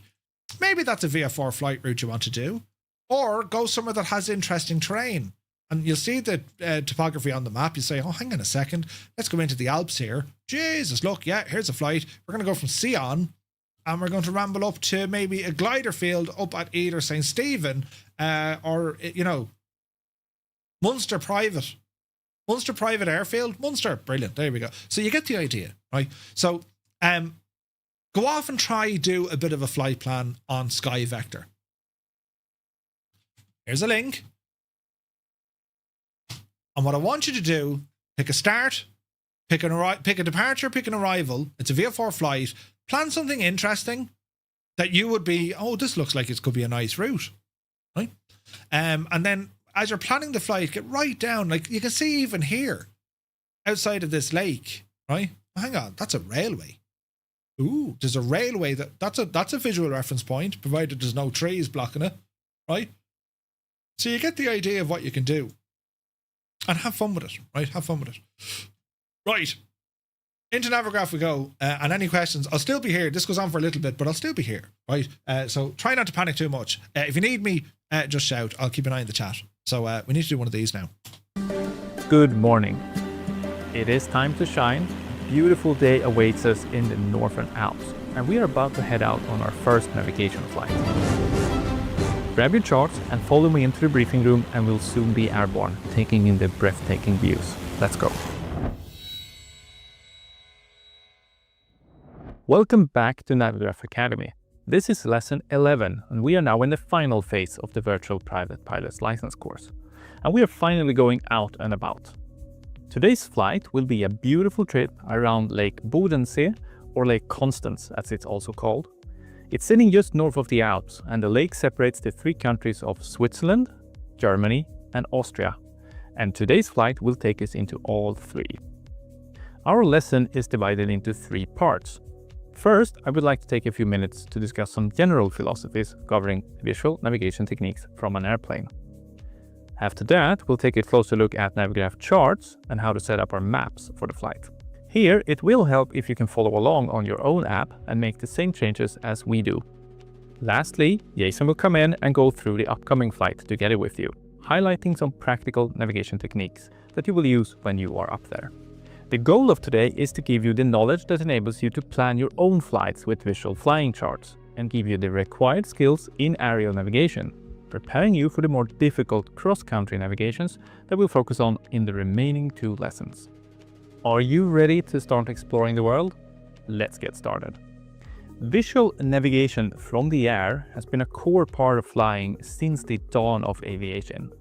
During the majority of both world wars, pilots and navigators were primarily finding their way across continents using simple paper charts and the good old MyBall Mark I.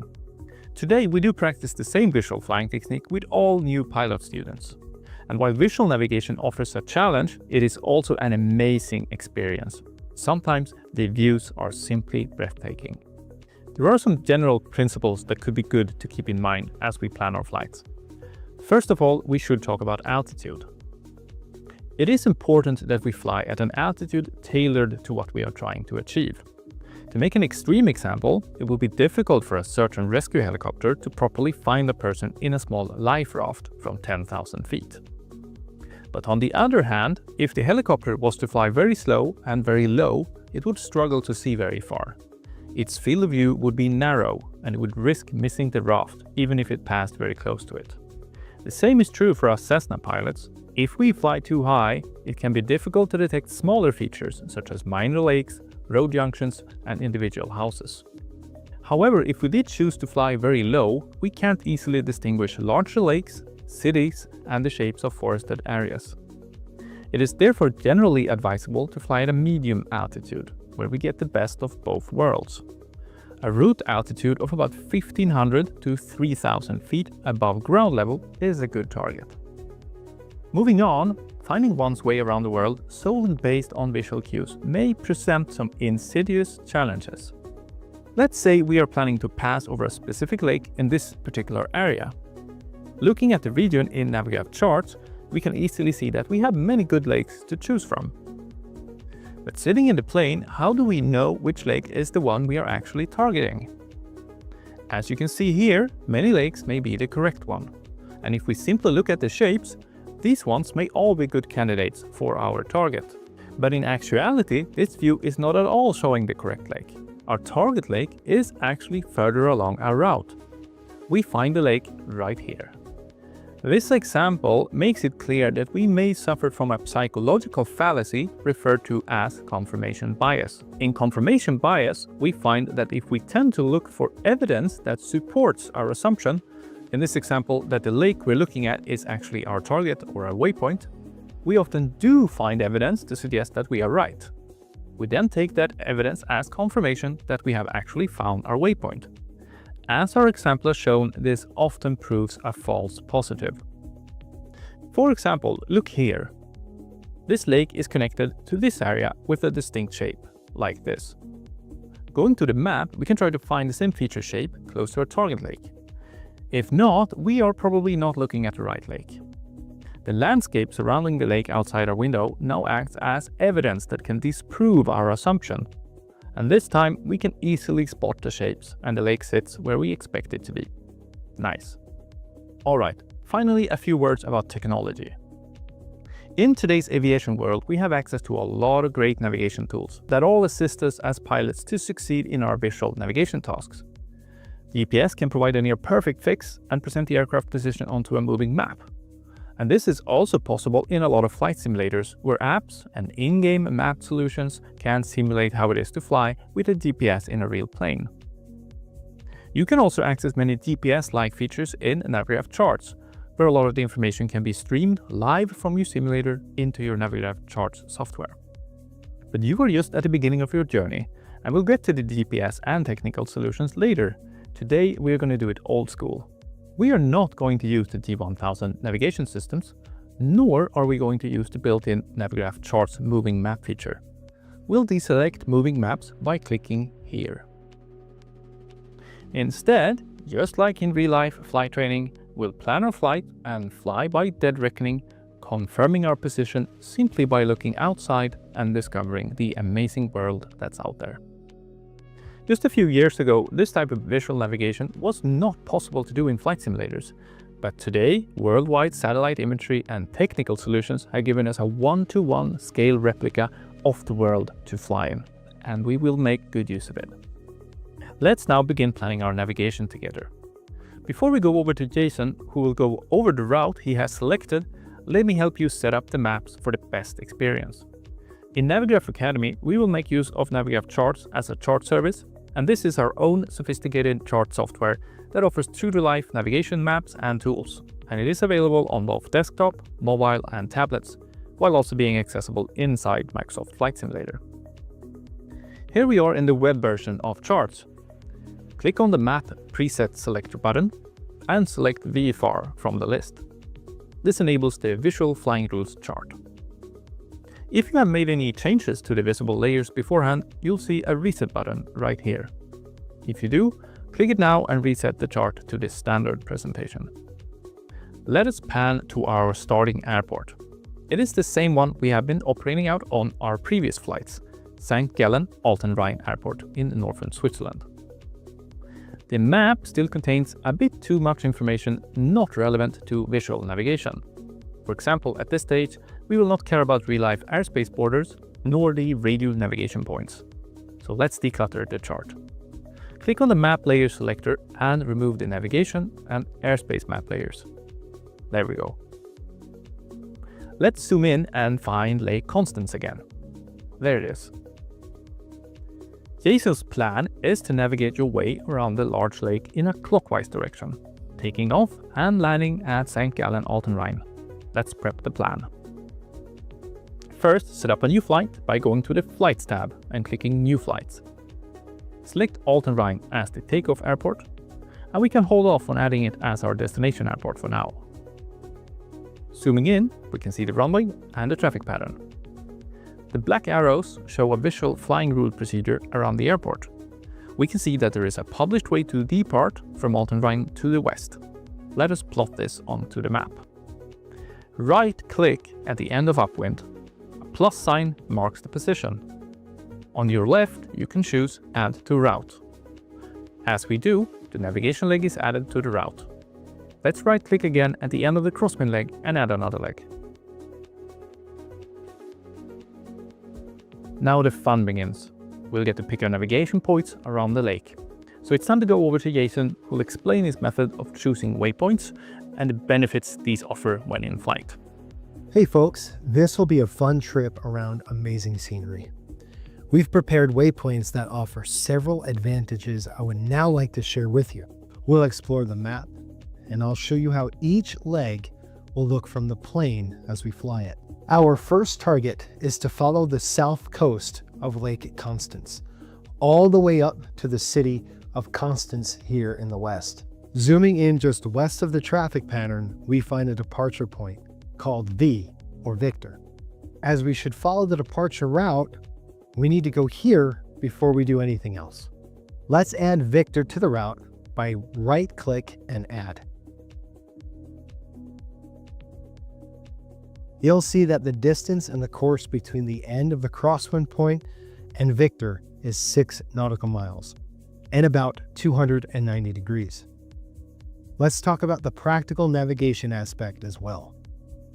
Once in the air, finding Point Victor can be tricky as it's in the middle of the lake. This means checking the surrounding terrain and finding two distant features that together triangulate the position of our target. For Victor, we have the small jut sticking out from Egnach and the large Y-shaped road crossing on the left. Victor should be located about here, right in between those points at the cross-fix location. From the cockpit, you'll be able to spot Victor by the same triangulation like this. Great, we now know where Victor is. Let's pick our next waypoint now. We'll continue following the coastline, so a right turn northbound across this peninsula would be good. Since you'll be sitting on the left side of the aircraft when you fly the route, It is always a good idea to plan your track just right of the visual landmark you're tracking. In this case, we've picked a point east of the town of Romanshorn. As you can see here, coming up in the town, this small 90-degree turn in the coastline is easily visible on our left side. Nice, let's go further west and explore the area more. Looking all the way down Lake Constance, we can see a small island right here. This is a good visual target for navigation, as we could expect to see it contrasting the lake, even at a distance. Let's add that as our next target. We'll add our next waypoint so as to pass just right of it. If you'd like to amend any of the points you just added, you can click and hold for a second before dragging it to a new location. If you'd like to remove the point and add a new one, find the point in the route list at the top of the page and click Remove in the menu. As we fly this leg, you'll see that it helps if your chart is oriented in the direction of flight, like this. This is a great trick that we use in real airplanes too. Holding paper charts in the correct orientation as the course up orientation makes it easier to spot matching landscape features outside of the window ahead. As you can see, the terrain outside of the window now matches the terrain as it appears in the Navigraph charts. If you want, you can also tilt the digital chart like this to give a better view. You'll be surprised, but you could see much further than you expect. We're in an airplane after all. Looking far ahead, we can already see the far end of the Lake Constance. And call me crazy, but that over there should be our island, should it not? We can also see the inlet at the city of Constance to the left, which makes it even more likely. Coming closer, we could spot the island easily enough. The next leg is going to take us further west, following this large peninsula. Let us see if we can find a good waypoint. Lakes, small or big, are outstanding visual navigation points.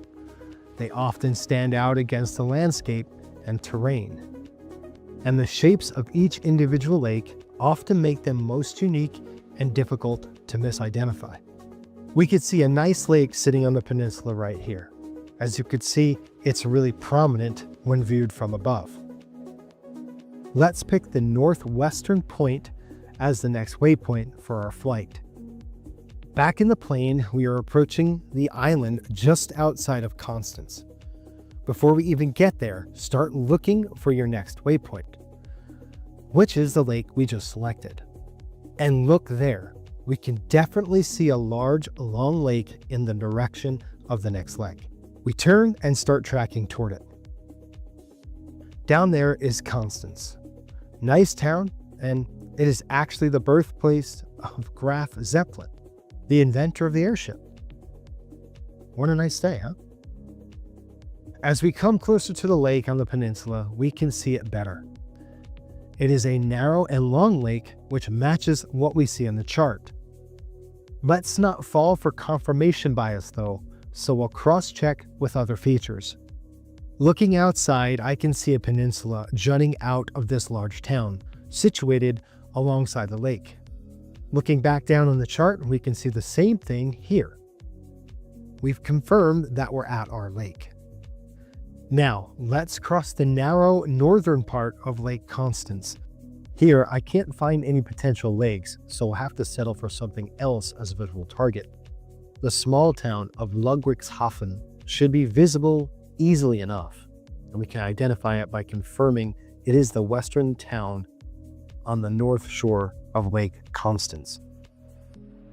As you can see here, it's easy peasy to find it from the plane. Our next waypoint. Do you see any good lakes we can track towards? Yeah, there's one.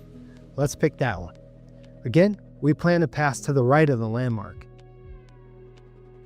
Here, we'll have a great view of the city of Uberlingen and the whole Lake of Constance on the right. Once we pass alongside Uberlingen and we see a lake to the north of it, we know we're at our lake. From here, let us explore the German plains a bit more. We'll turn away from Lake Constance and head northeast. Zooming out, we can see that the landscapes now present a greater visual navigational challenge. There are a few lakes in the area, and most of the landscape is similar, with non-distinct forest areas as small towns scattered about. This is an interesting deal. We need to think about our options here. Looking closer again, we can actually see some smaller lakes up here. The biggest of them should make a fine target. Let's pick a point just to the right of it. The leg is rather long and will not be able to see the small lake from the start of the leg. We can see here that the leg is 9 nautical miles. I have a trick for you. While 9 nautical miles may sound like a lot, the Cessna does almost 2 nautical miles a minute at cruise power, meaning this leg should take about 4 to 5 minutes to complete. We could time the leg starting a timer overhead Überlingen. We know we should pass close to the waypoint around 5 minutes later. But how can we make sure we're steering in the right direction? Luckily for us, we have an instrument for that, our heading indicator. So as we pass overhead the city of Überlingen, we turn towards our course. Looking at the chart, we could see that we should steer 060 degrees. If we want, we can use this knob to set a heading bug under the course. Turn it until the bug on the heading indicator is on 060. You can also read the heading bug degrees here. Now, we just need to keep the nose oriented toward the heading bug and keep track of our time. Of course, as we fly along this route, we need to make sure to keep our eyes on the chart. Halfway through our leg, approximately 2.5 minutes in, we should pass this town, situated just at the southeastern corner of this large forested area. And look, there it is. Raising our eyes, we can now spot the lake in the distance. Let us continue our trip eastbound. Do you like puzzles? Well, if you do, you may have heard of our next target, Ravensburg. This smallish German town is home to one of the world's leading puzzle-making companies. If you've ever completed a big puzzle, chances are you've done a Ravensburg one. A big town like Ravensburg is visible from some distance, so we should be able to spot it early. As for our waypoint, it'd be nice to see the town properly. Let's pick this little lake down right here as our target. Flying over Ravensburg, we can also try to spot this large turnpike here. I've heard the puzzle factory is quite close to it. This leg is also quite challenging. Let's try to keep our heading of 101 degrees accurately. Our distance is 12 miles, so this leg should take about 6 minutes to fly. Looking at the chart, we see that there's a few distinct features along the route. This forested area, which is somewhat star-shaped, could be visible. Looking outside here, I think I see it. Looking around it, I could see a small town to the right of it. That's also on the map. We're on the right track. Coming a little further east, we can now see Ravensburg clearly. The lake should just be up ahead. Yep, just where we would expect it to be. After our sightseeing, let's start heading southbound. We're going back home now. Let's dive back into the chart and see if we can plot our route to Altenrhein. The town of Tettnang has a nice intersection in the middle of it, and there's also a small lake there. Looks like a decent waypoint. Zooming out, we can also see that there's an airport just to the west of this waypoint. This airport, Friedrichshafen. Each year, this place is home to one of the largest general aviation fairs in the world. It's where a lot of the old Zeppelins were built and moored in the beginning of the last century. And it still today has an airship industry, one of the few left in the world. If you go here, you can book an airship tour around Lake Constance if you want. And speaking of the lake, there it is in the distance. When flying visually, it's important to look as far ahead as we can. Big, distinct features can sometimes be seen from tens of miles away. While Lake Constance does not provide us an exact fix yet, we know we're tracking generally in the right direction by comparing the shape of the shoreline. Coming closer, we can see an airport on our right. Looking at the map, we can confirm this is Friedrichshafen by seeing how close it is to the shore of the lake. In between us and the airport, we see a town. Looking outside, we could see a small lake at the eastern edge of the town. Back on the chart, we could see this lake. It all matches, and we've done our due diligence. That's our waypoint. All right, great work. Note here how I always connect distinct features such as the shapes of the lake with the other landscape. I then check my chart, verifying what I've seen in real life seems to match the chart I'm looking at. Now it's time to start heading home to Altenrhein. Zooming out, you can see we're approaching Lake Constance again. You can also see there's another visual flying roll procedure to come back to Altenrhein. Let's try to get to this point called E or Echo in the eastern end of the lake. At this point, it could be quite difficult to find. Let's first find a good waypoint on the northern shore. This small island should do fine and be easy to distinguish. Looking up, we can already see the island jutting out of the town. Lake Constance is now easy to spot, and we know we're in the right place, as we could cross-fix our waypoint with the eastern shore of the lake. As you come to this point, it would be a good time to run the descent checklist. We perform this checklist when we are either starting our descent to land or when we're approaching the destination airport. We're getting pretty close now, so it is a good idea to do it close to the end of this leg. Let's go through how it is performed. Mixture, checked at rich. Altimeters set to local pressure. For live weather, we could check this in Navigraph Charts. Approach procedure. Let's rehearse it. We will pass point east and turn for the base leg. Since we have no abeam point, it could be a good idea to start reducing power to 2000 RPM and select flaps 10 as we pass these juts. These juts, which actually mark the outlet of the River Rhine into the lake, offer a perfect visual landmark to steer our way correctly to the base leg. On the chart, let's set the final point for good measure. Now we can add Altenrhein as our destination too. Completing our plan after passing our waypoint, we'll turn southbound for a minute to point east, and then fly towards the base leg on the traffic pattern in Altenrhein. Don't forget to also run the before landing checklist as well. Zooming out, we could see the whole trip planned. Great work! We spent quite a lot of effort finding good visual landmarks. To recap, we've been careful to select waypoints that are easy to distinguish from the surrounding terrain, such as lakes or large islands. We've also ensured we've passed each point as to have the landmark on our left side. We've also talked about potential cross-fix landmarks, such as the airport at Friedrichshafen, to confirm our waypoint from the cockpit. It's a good thing to do. Nice work. This will be a fun flight for you. Before you leave for the flight, I'd like to make a few final suggestions. First, we should consider the terrain and the altitudes we plan to target on our flight. We recall that a good visual navigation altitude is around 2000 feet above the ground. But how do we actually find that in feet above mean sea level, which is what we are going to be seeing on the altimeter in the aircraft? There is some rising terrain around Lake Constance, and the lake itself sits at around 1300 feet above mean sea level. Looking at the route, we find height markings. Coming in over the peninsula at the beginning of our flight, we can see that the highest terrain stretches to about 2100 feet above sea level. Across and on the northern side of the lake, we can see higher hills up to 2200 feet, and then a few peaks close to 2400 feet.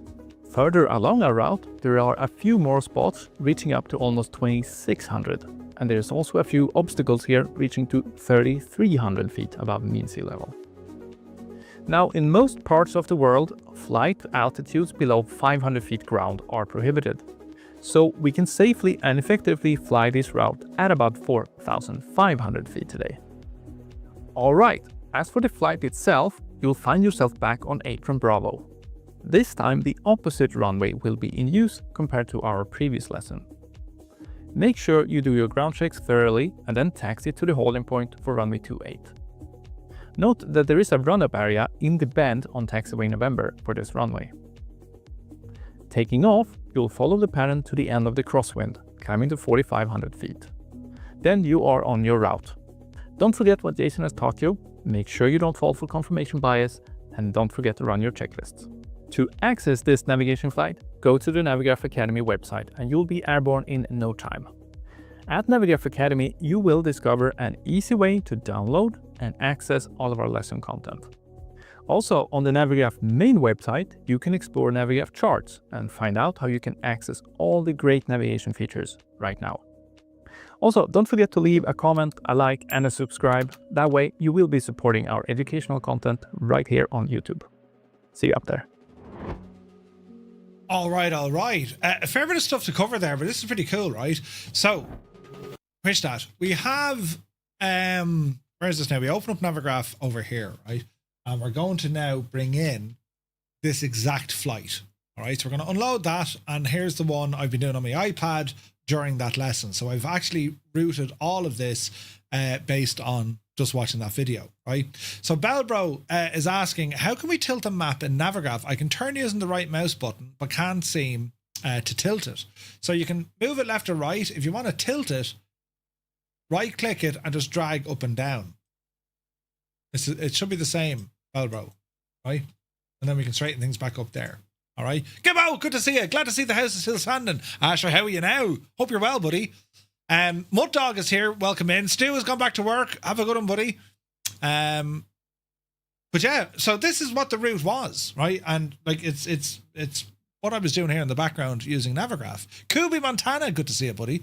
Control and right mouse. Well, control will actually let you use the left mouse button, right? So a control key will allow you to do all that kind of stuff. All right. So we have our flight plan here now, right? So we'll depart. We have our various waypoints along the route, and we're going to plan to fly this at about 4,500 feet, right? Balbo, did you try control? Press control. Is there a lock as well here for the mouse or for the gadget? Let me see. If you go into preferences. Oh, do you know what it could be? Make sure you're not following your aircraft. Because sometimes that'll lock the position to your aircraft and you can't move it, right? And it's still doing that. Check for an update because it doesn't sound right. So this is what we're going to fly. 4,500 feet, and we have all these different waypoints along the way. Deadly, right? So another thing we need to do now is go back and bring up our checklists, right? So in order to do this, did I download these? I can't remember if I downloaded these. Let's have a look. Downloads. Oh. So the checklists, I want to save these onto my iPad. So if we go to Navigraph Academy, Navigraph Academy, and what we want to do, I just want to grab the checklists. So I have them here on the iPad, which is all happy days. So over to their website, over to resources, and we're going to look at the professional version of the Cessna 172, and I should be able to save this. Let's see. Downloads. Okay, so how do we save this? Share, copy, new tab. Share, copy, more, add to home screen. Checklist.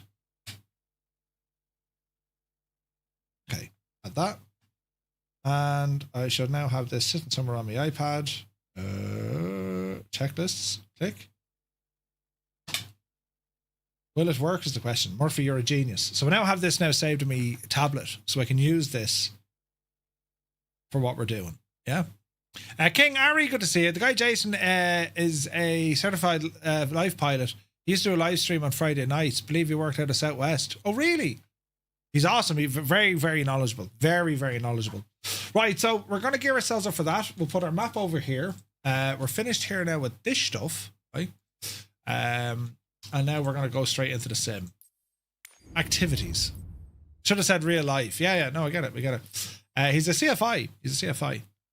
Okay, so local navigation. This is what we're doing. Wait, now, there was other stuff I'm after missing. Man Murphy, Big Egypt. Hey, lads. Navigraph Academy. Let's just go into this for a moment. Go to lesson. So we watched the video. So, you ready for your first nav exercise outside the traffic pattern? Before we take the controls, let's quickly recap. Alright, so setting up your nav charts. Let's get started with your flight planning. Begin by setting up your charts just as shown. I've done that, right? So we go through all the stages to get it set up. Try to control left mouse, right mouse. Just turning, no tilting. And it's the charts app, Bellbro, yeah? We've added all these to the route. In settings, map tilt. Come on. Avoiding confirmation bias, right? So we need to like double check we're in the right place. The speed factor. Timing is another anchor in visual navigation. If you know a leg on your route is going to take 10 minutes to fly, then after 5 minutes you should be at approximately halfway.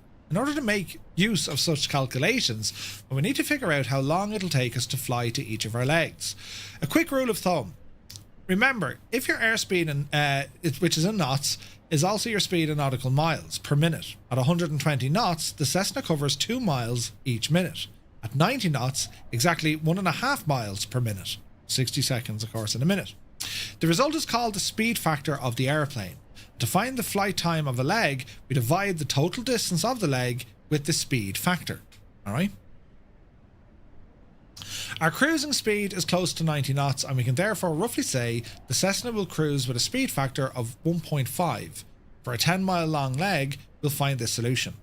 So it's 10 miles divided by 1.5 gives us 6.6 minutes, or bring it back into time, about 6 minutes and 20 seconds. Start your timer as you pass a known point. Set the heading bug of the course you've planned, and then fly the time. At the halfway mark, check a secondary feature against your chart. If it lines up, you know you're on track. Our flight today at St. Gallen, Alterrine. From there, we're going to taxi via November and Alpha, pausing just before the holding point. Apron Bravo. From here, taxi via November and Alpha for runway 28. There is no Alpha, so that's wrong. Am I reading that wrong? Complete a run of tech, which there is one here. And after takeoff, follow the published visual departure, climbing steadily towards 4,500 feet. Taxi via November and Alpha. I don't see Alpha there. 6 minutes 40 seconds would be correct. 6.6. So 6.5. Sorry, yeah. 6.5 would be 6 minutes and 30 seconds. Correct, Malky. Yes. So there's they have a couple of things to fix here. By combining a well-prepared chart, careful feature cross-checking, accurate timing, and disciplined procedures on the ground, you're ready to navigate like a true pilot. This flight is your first step in the world of cross-country navigation. Enjoy the views. We shall. Now, while we're here, let's give a bit of feedback to the Navigraph lads. This would be important. Bear with. Navigraph.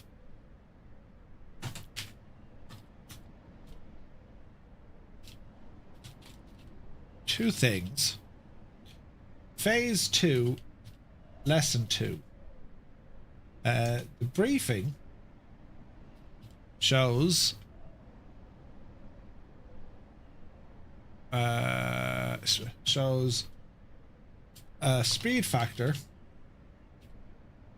of 1.5. 10, 1.5 equals 666 minutes, or 6 minutes and 20 seconds. Should this not be 6 minutes and 40 seconds?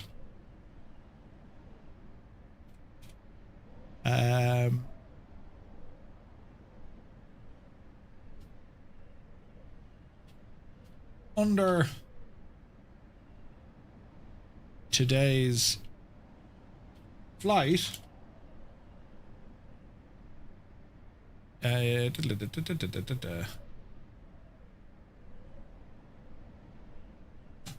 navigation exercise starts.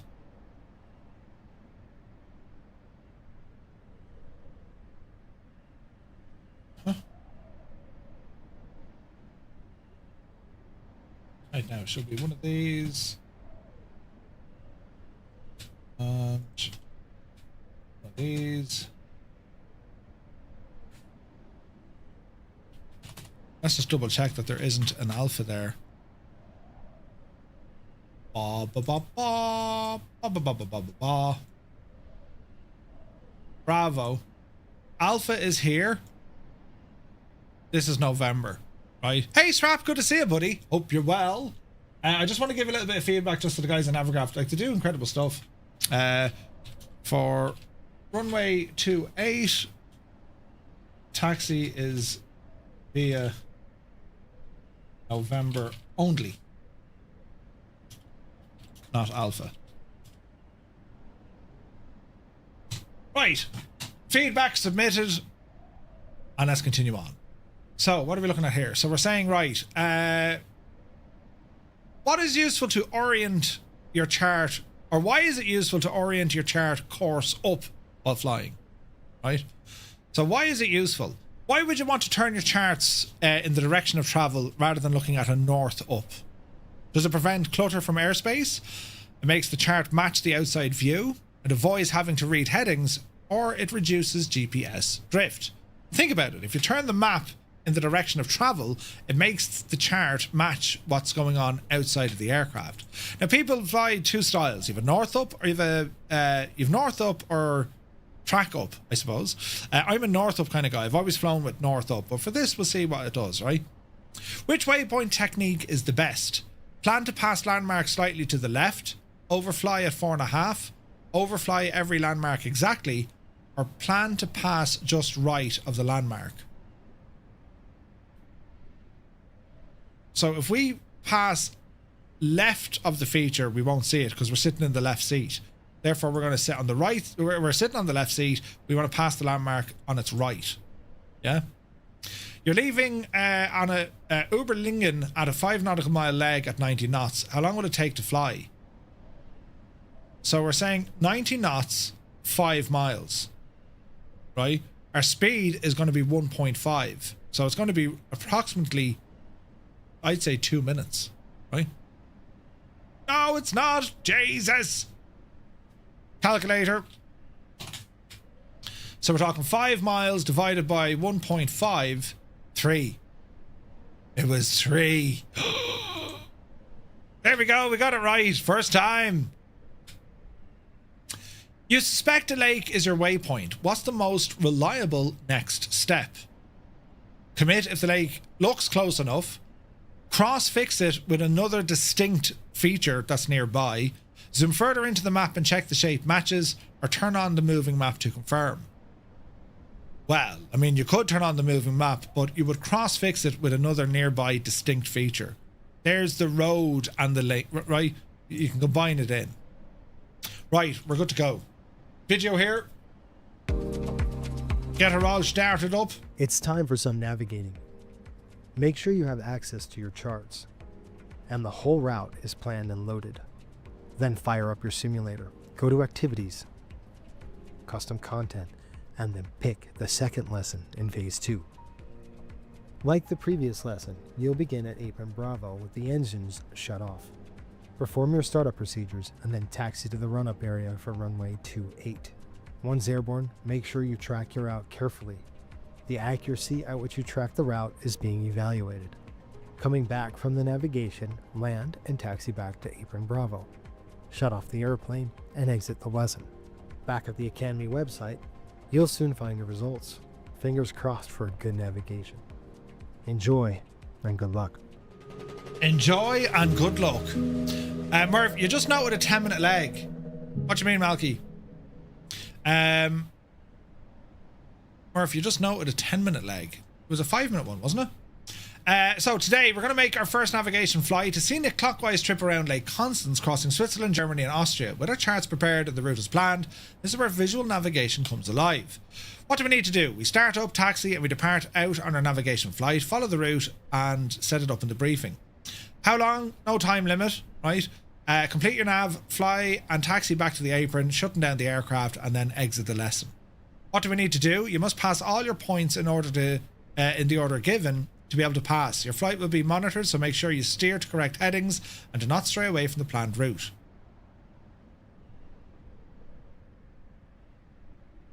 Oh, Malky, yeah, but sure, listen, I'm liable to do all kinds of stupid, right? Brilliant.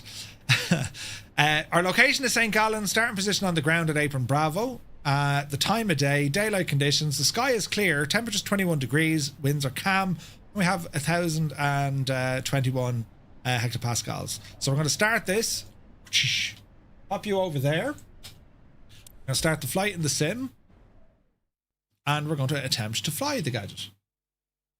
Are we ready? Okie dokie. Ready to fly. And then you got to fight. Yeah. I'm a special kind of genius. Right, make sure all our views are working.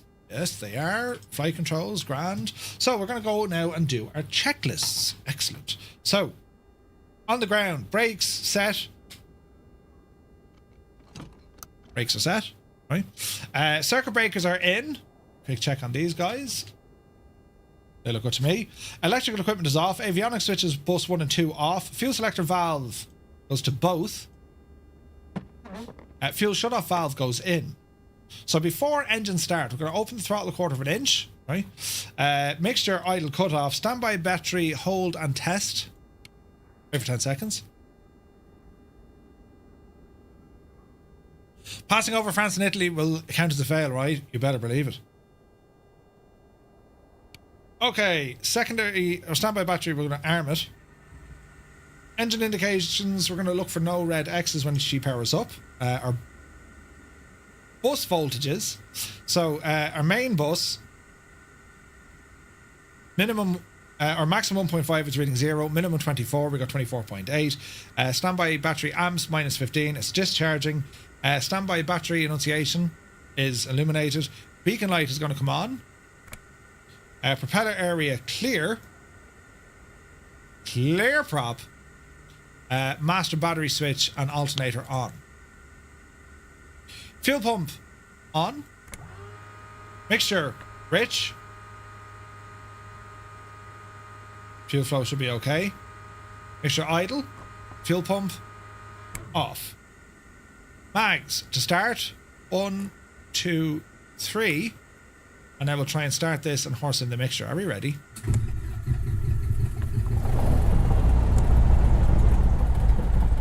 Alright. Easy now, Jemima.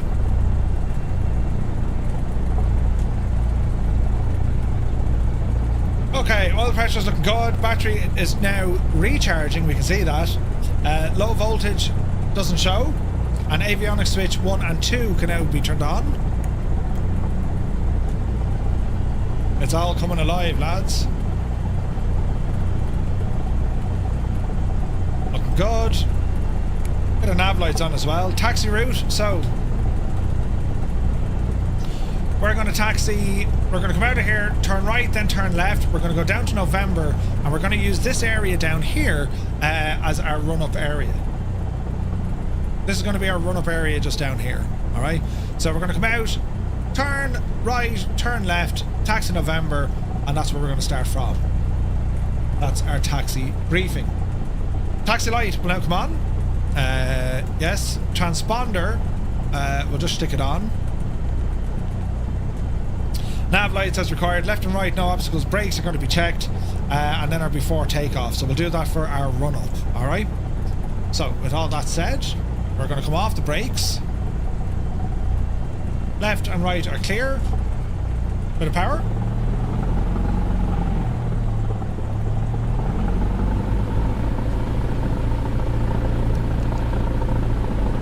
And let's ramble out.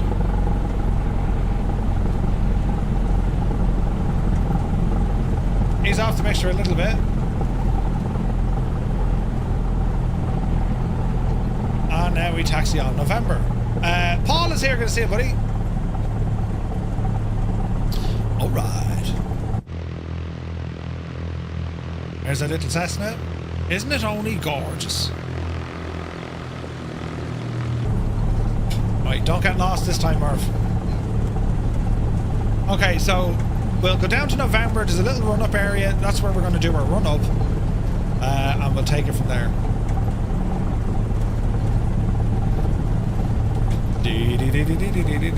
So we're going to say 4,500 feet.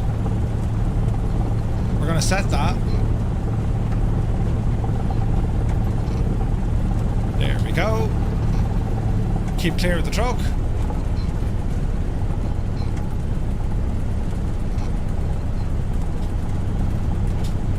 And let's continue on.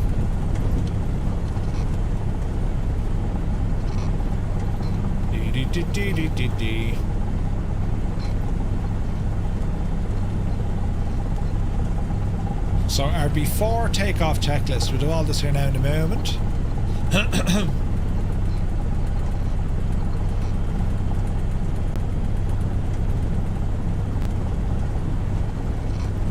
Tis looking lovely. It's using the Echo 19 Cessna sound pack. Sumner.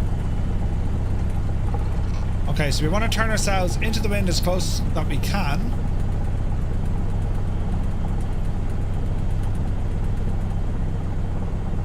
Alright, so we're going to do a run up here. So we're going to engage the park and brake. Verify park and brake is set. Flight controls, we're going to say full forward, full back, full left, full right, left, right, ailerons up, ailerons down, ailerons up, ailerons down. And we can see our elevator back there. Flight controls are free and correct. Flight instruments, no red X's, checked and verified. Altimeter barrow has been set. Standby altimeter done. Standby instruments checked. Fuel quantity sufficient. Fuel is sufficient. Mixture fully rich. Trim set for takeoff. RPM up to 1800.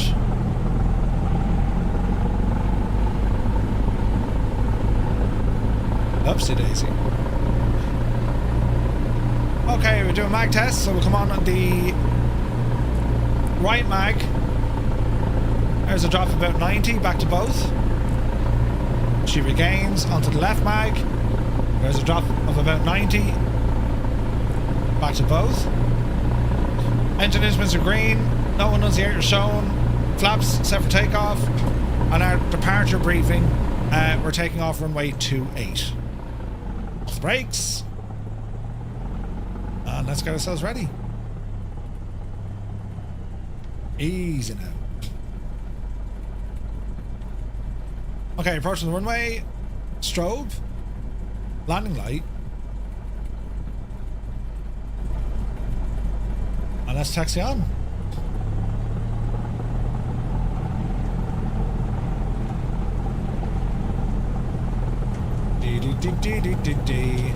Approach clear, departure clear. Okay, onto the active we go. Easy now. We're looking good. Bring up our dashboard. Info. Something terribly, terribly handy when it comes to using flow. So I'm going to add a little widget. It's going to be dead reckoning. Pop you in there. Lovely.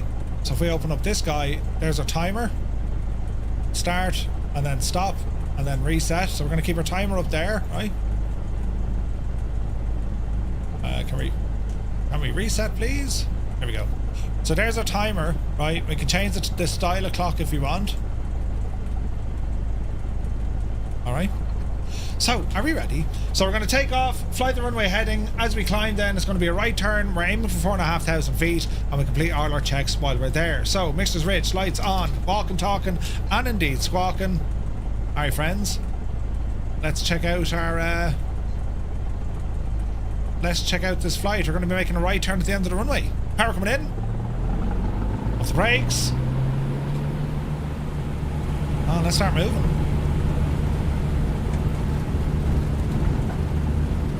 Airspeed live. Try and keep it on the centre line. There we go. 40 knots.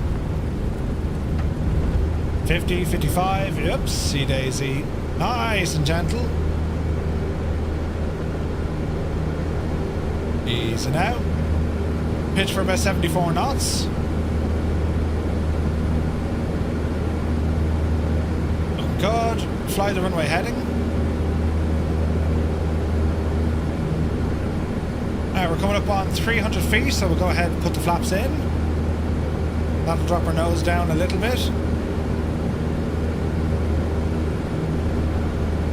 Mixture, engine, everything's in the green. Watch your speed. There's 600 feet.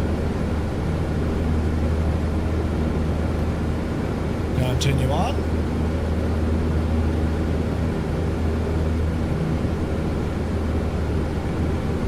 ,2,000 feet. Speed is good.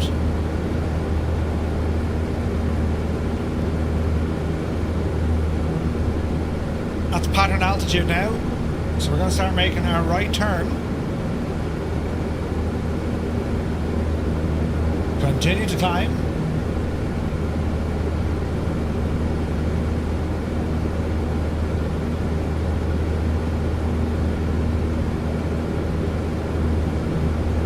Speed as we do it. There's our airport.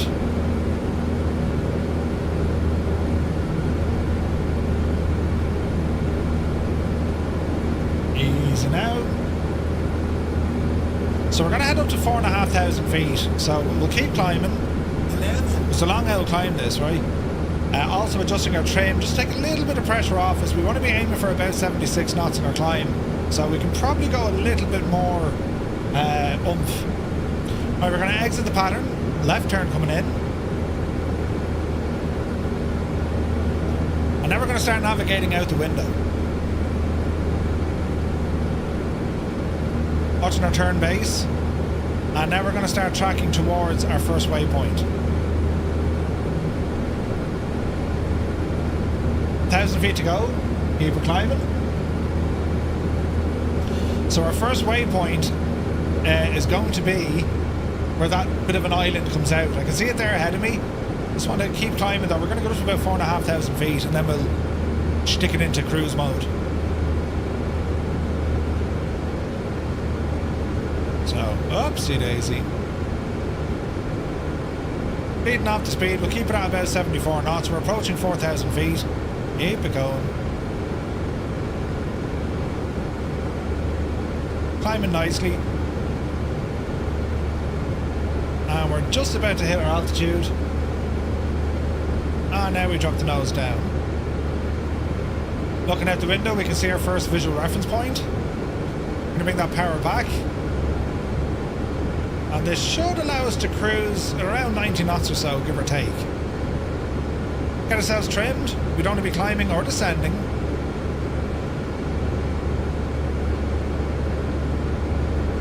Oh wait, we're going for 4.5, you muppet. Not 4. We have another 500 feet to go, lads. It's alright. Don't worry about it now. We'll keep her climbing. Oopsie daisy.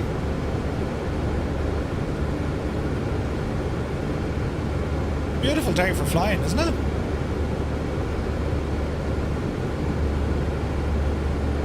,200 feet to go. So how we verify this, remember we're looking for where the island kind of jags out a bit, but there's also going to be a cross-reference with the road, right? Becky Davis, good to see you. Okay, 76 knots, we're approaching our cruise altitude, 4,500 feet, and that's level. Power setting's good. Bit of trim. Our airspeed is going to pick up. Easy now.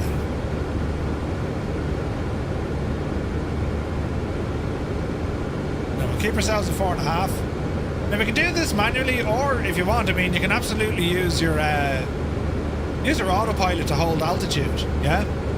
So why don't we do that? Make life a little bit easier. I mean, that's why they have all of these aids to help us out, right?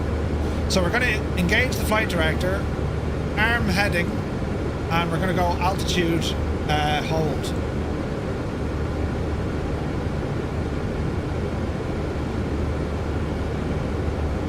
Alright. So our first waypoint, this is where the island drops down, and we're then going to cross-reference that with the road junction. So we are approaching this waypoint now. And remember, you want to be keeping things out to your left-hand side. This is that V we were looking for, yeah? So I said we're close enough to it. We're way off to its right, but we're keeping an eye on our left, if that makes sense. Right, ease back the power. About 2300 on the RPM should do us to cruise. And now we're going to fly out to the tip of this island, the little peninsula.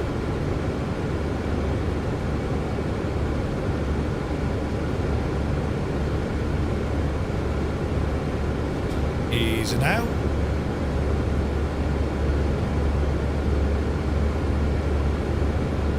So looking out the window, we're kind of nearly over the tip of the island.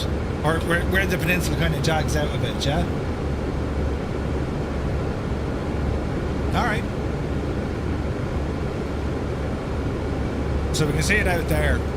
Now our next feature, what we're looking for, it's all the way up to this jagged bit of island, which if I look out the window, it's over here somewhere, right? Stevie B is here. Good day to you, buddy. Hope you're well. In the hospital bed. Jesus. Hope you're okay, buddy. So a nice gentle turn here, and we're looking for this little island that jags out. Remember this one here from our map, right?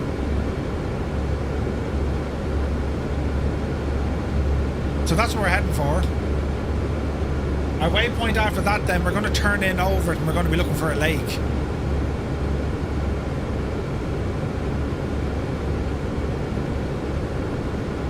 So far so good. Airspeed is good. This is 11 nautical miles. We're about a mile into it. So we'll get an idea of how long it'll take us to travel up there. We'll measure this now. So we start our chrono up here on the top, just to give us an idea, right?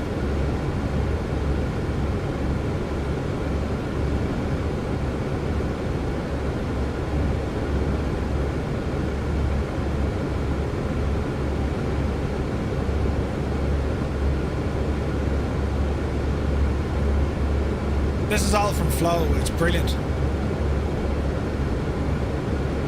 These are like default widgets. Flying Winnebago, good to see you, buddy. Hope you're well.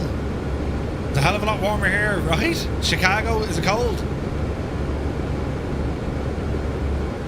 So we get some really nice just information that's powered by Flow. It's brilliant.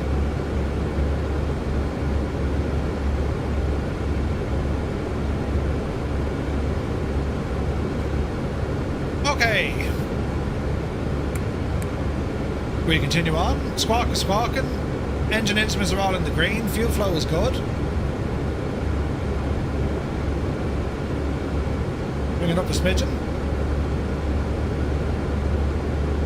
Hangar Studios, good to see you. Am I using Navigraph? Yeah, we've Navigraph here. You don't necessarily need Navigraph. I mean, you can use whatever. But yeah, we're using Navigraph. So our waypoint was this bit jaunting out here, so that's what we're looking for. So once we get up to that, it's going to be a left turn, then we're heading for a lake. And the good news is we can kind of see the lake. See that lake? That's our next waypoint. So we're moving from stage to stage, which is awesome.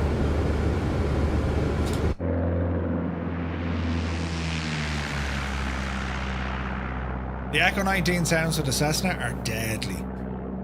They're very good.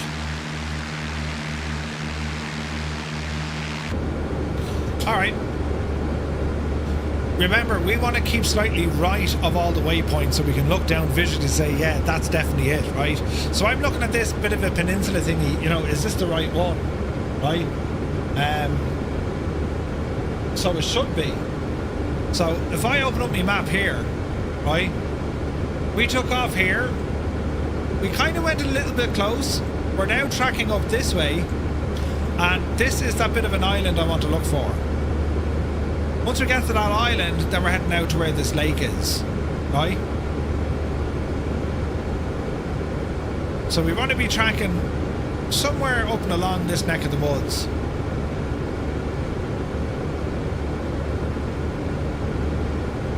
So if we were to look out the window now, well, that's unmistakable. That's definitely it, right? Can I get the Echo 19 sounds in the marketplace? I'm not quite sure, Sumner. I think so. Well, I'm not quite sure.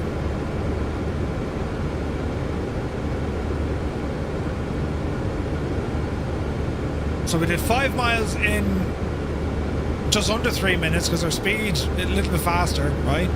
Now I know we're aiming for 90 knots, but you know, let's see what this does.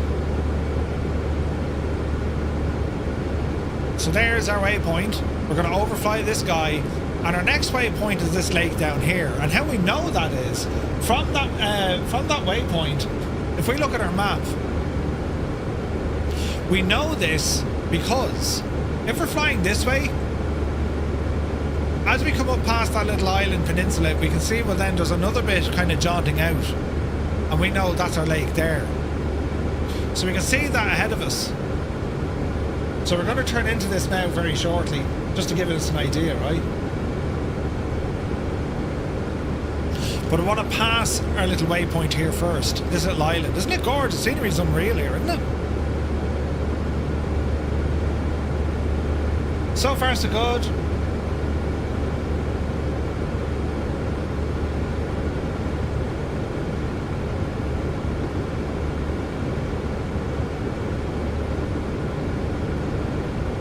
You can imagine now living on, right? Jesus. Okay, our next waypoint, that is it there. That's the lake. We can see where this protrudes out. Okay, good stuff. So we'll start our turn now to intercept that. Alright? We can visually see it. We're just going to fly towards it, but we're going to keep that lake on our left-hand side.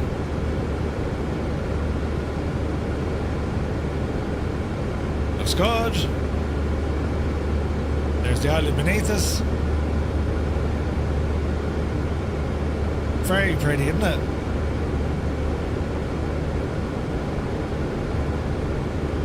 This altitude is perfect for photogrammetry. It's wonderful. You got them from the Echo 19 website. Yeah, they make all the difference on there.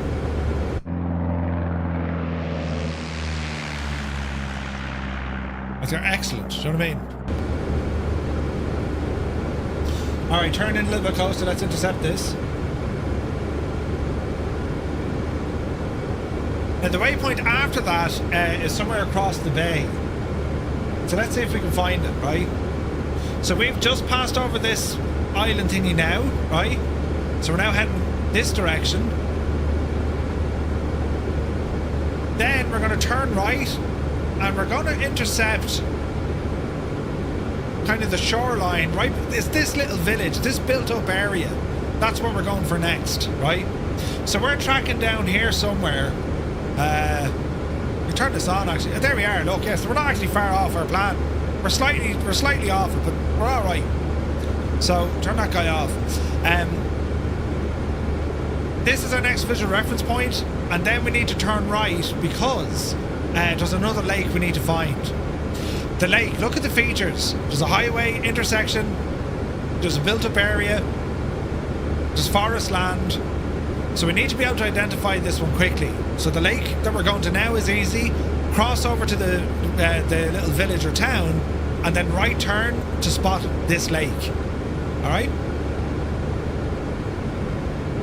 We're getting through it, lads. We're getting through it, hey. So there's the lake. We're still alright. We'll turn in a little bit more just to get closer to it. The Cloverleaf intersection, great reference, 100% hammer nails. So, as we're flying to this waypoint, I mean, we can already start focusing. Well, here's our next one. That's the built-up area. And then, from there, we're going to be heading up this neck of the woods. Now, I know already that lake looks like it, I just can't be sure. However, there's that intersection. So I've a good idea already. Yeah, no, this is alright. This is doing what I should, right? Speed is good, altitude is good, temps and pressures good. As the altitude changes, it'll impact on our mixture as well.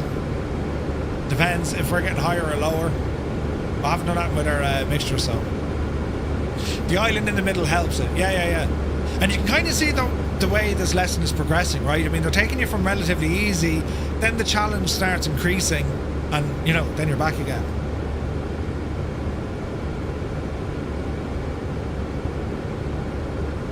So far so good, right?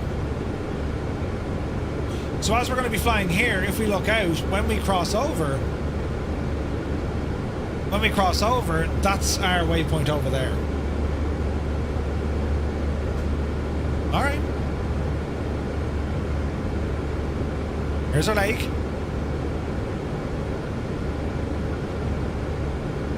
So far so good.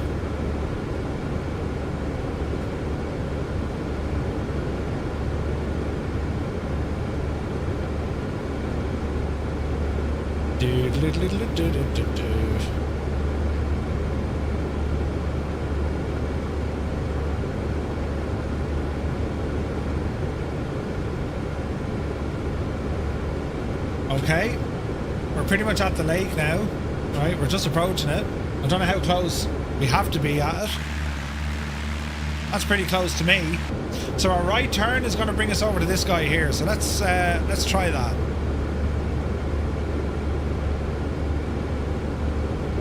Turn coming in.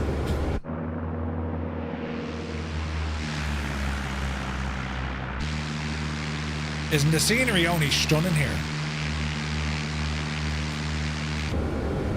Okay, let's get an idea. So we're flying towards that. We want to go to the right hand side of it, remember, so we can see it.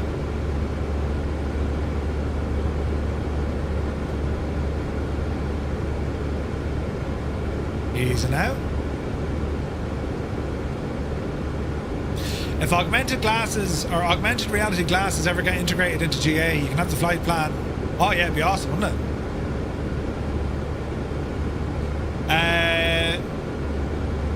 Tyranny Andrews, good to see you. If the engine cuts out, do you the best places to put it down? Would we know the best places? Yeah, 100%. I mean, if you have an engine failure, you're constantly scanning the terrain. At this altitude, we actually have a fair bit of, we've a decent enough glide path, right? But you would be looking for safe areas to put it down. Open fields, roads if it came to it. Water, not a good option. Catbat is here, good to see you, buddy. It's the guy teaching stuff. What could possibly go wrong? Used to do navigation with VF4 and Michelin maps in the cockpit. I'm guessing that's no longer a thing. No longer a thing. I mean, you can still carry your maps with you, but yeah, kind of modern stuff now, you know. So here's this built-up area, and from here it's going to be a right turn. And we reckon it's that lake we were looking at, which is this right here. So that's our next waypoint. So we'll get over this town, then we'll hang a right.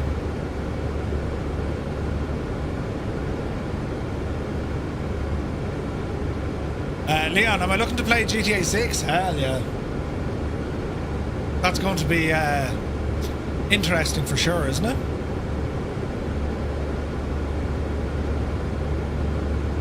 Alright, let's start our turn, intercept our next waypoint.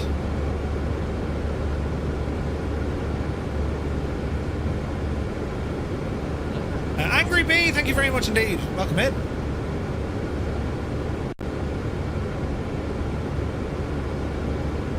Okay, so this lake, we're looking for that intersection just to make sure it is indeed this lake and not the one behind it. You know what I mean? Angry Bee, thank you so much for your Prime subscription. Cheers. Very kind. So again, we want to be to the right hand side of the feature so we can see it out our left window, yeah? Now our waypoint after this, it's another lake. but there's a bit of distance to it. So this is where we need to kind of figure out, right, Murph, how are we actually going to get there? So we're going to work this one out. We're flying somewhere along this route here. We're going to get up to where this lake is, the intersection. Then we're going to put in a rough heading. We're going to aim for about 060 degrees, right? And it's roughly 10 miles, and we have a lake. Features around the lake, there's a built-up area off to one side, right? Just forests, trees, fields. So we'll turn the heading and then try and track it from there in, and we'll get our timing.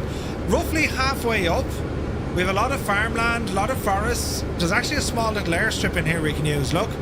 That's handy, it's like a glider field. So we'll use that as part of our visual navigation.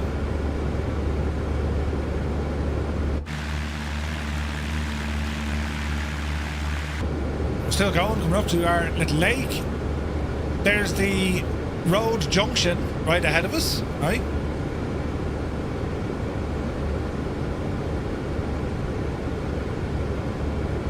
Easing out.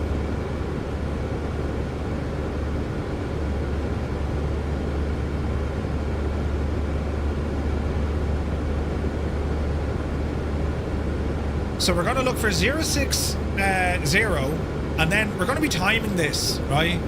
About 6 minutes out, but we're also going to look for that little airstrip. We saw it on the map. So we have visual references to help guide us along the way as well, to try and kind of triangulate, are we in the right area?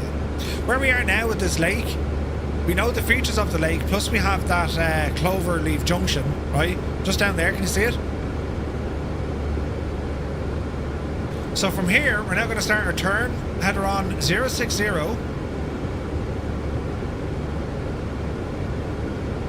Right, there it is. And the distance was roughly 10 miles. Now, looking at our map, again, we're going to be looking for features along the way. So we've just turned here, meaning we're doing something like this. So as we're flying up and along, what are we looking for? Well, out our window, we should see... Well, I don't know what we can actually identify here. Forests, fields, right? Village.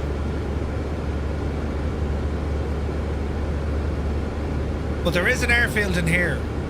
So we're looking for that airfield. Keep that airfield on our left-hand side. That's roughly halfway, or just beyond halfway. Then we'll keep going until we get to a lake. Alright. Well, let's start looking. Can we see an airfield? Yeah. Already I can see an airfield. Look, there's something here. Got some glider equipment. So, if that's what we're looking at, well then straight ahead, out there somewhere should be a lake. There's a bit of a lake just here. That looks promising. And again, we knew there's built-up areas to one side and there's higher ground. So I say we're doing just fine. Famous last words now, you know.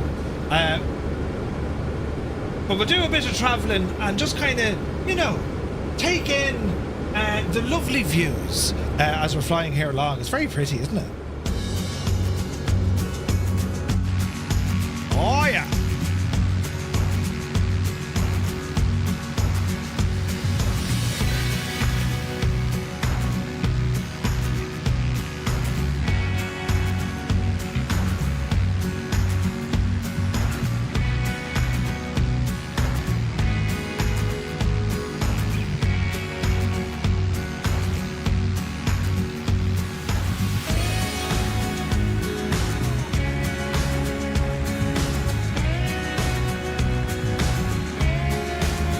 So we're about to overfly that glider airfield.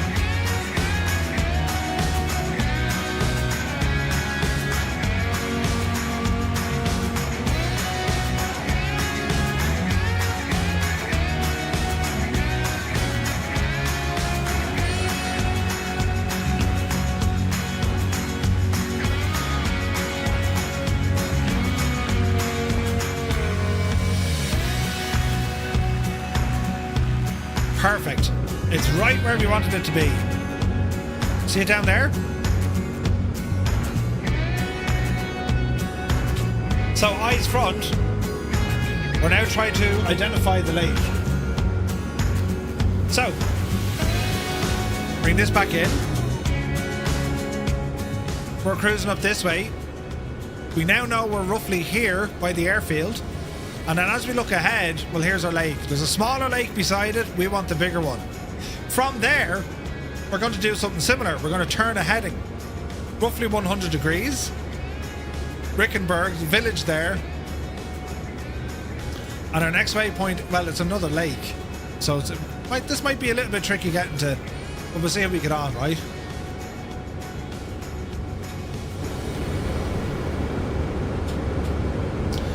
All right. We'll just aim slightly right at that lake. And then we can choose a heading. Once we get to the lake, it's a heading of roughly about 100 degrees, right turn, distance 13 miles. So we're doing, it's much the same, you know. Much the same. So there's the lake, there's the built-up area, right?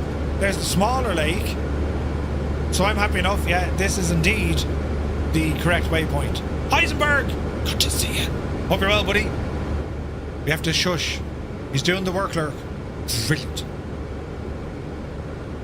So we're saying about 100 degrees or so, and then we'll check out what features we're going to be planning along the route. So we're saying when we turn, right? Along the way, what can we see? This mad forest, look, it's like a star. So that's what we're going to try and identify along the way. And there's a road, there's towns. So we'll see what happens.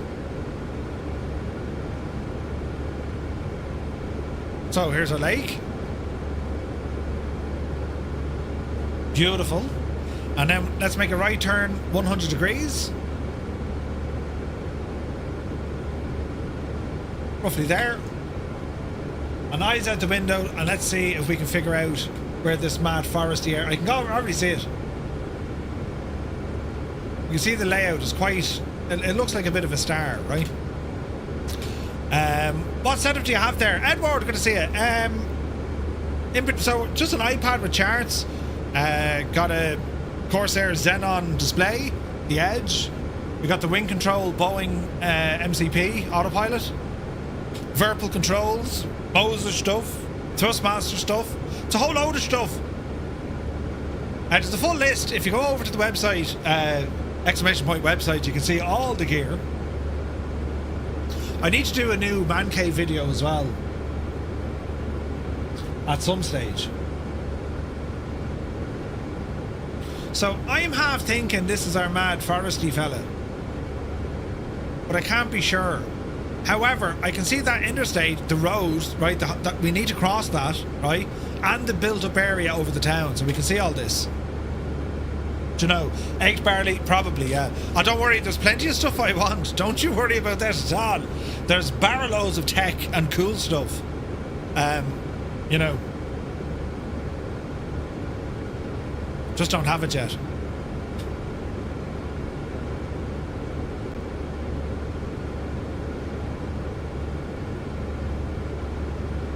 That definitely looks like that mad forest.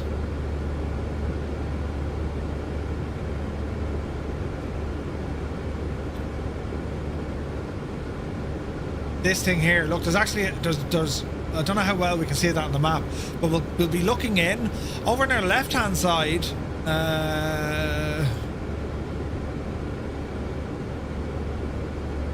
you might see that in the sim, you may not. Farmland. They're like polytunnels.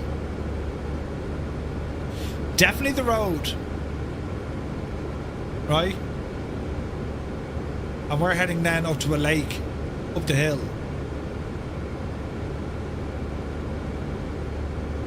So here's this area we just saw. This is definitely the forest. I can verify it. And on our left hand side, polytunnels. There they are, look. They're actually there in the sim. We can see it. Ooh. Not much space in the man cave? There's always space in the man cave. So I'm not sure, is that the lake we're after? How can we verify this now? Okay, the shape. There's a house right before it. There's forests left and right, and to the south. And there's like a village just up the road from it. There's a small pond here, so we don't want to get confused. So, here is looking good. That's definitely where that small pond is. Here's the forested area. There's a forest to the left and to the right, and there is a built-up area behind it. I'm fairly confident that is our lake. Look at the shape, right? So we continue on this direction. What happened to that G1000 Mose that showed off at Expo? Yeah, that's a long time kind of coming engineering. It's not available yet. They are working on it. But yeah, it's quite some time, isn't it? Andy Morrison, good to see you. Welcome in, buddy. Yeah, like that's a full year.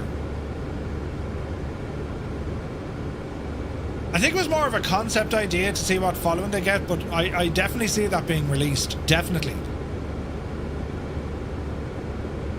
Okay, so I'm happy enough. This is that lake, that's correct. That is the correct waypoint.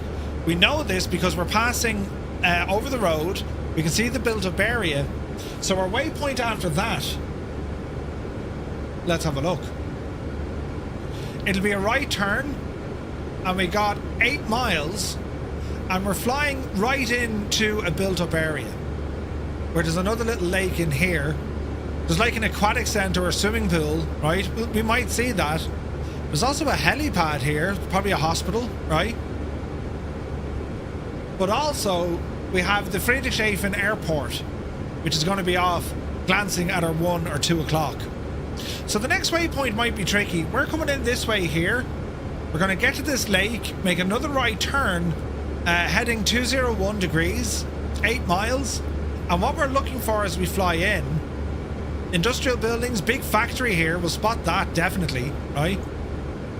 There's a helipad over here, most likely a hospital. And then there's like a swimming pool, there's soccer pitches, see this? So these are all the things they're saying, right, well, let's get ourselves familiar with this, we should find them, right?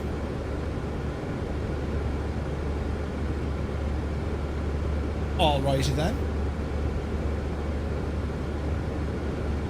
There's that lake, we're still heading toward it. Now if we were to look out, can we start picking up where the airport is? Well, there's an airport over there, right? That's potentially the big factory on the way in. Yeah, we're getting a good idea. A good idea. The detail is only class, isn't it? Look at that backdrop, look. Beautiful.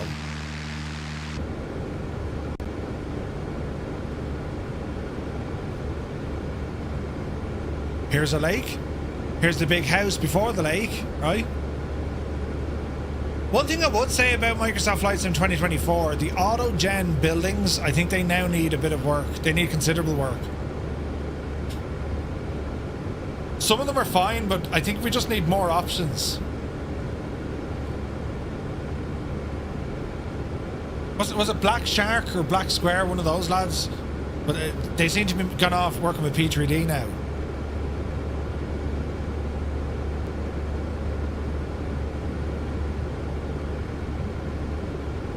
Okay, that's a waypoint. Next heading, 200 degrees. Right turn.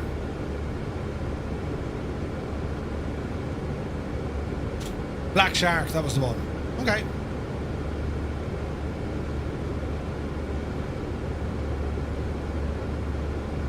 So we're saying we're around here now. We're heading about 200 degrees. 8 miles. We're going to use the airport as one visual reference. There's like a big mine just beyond our waypoint. Another visual reference. There's a big factory on the way in.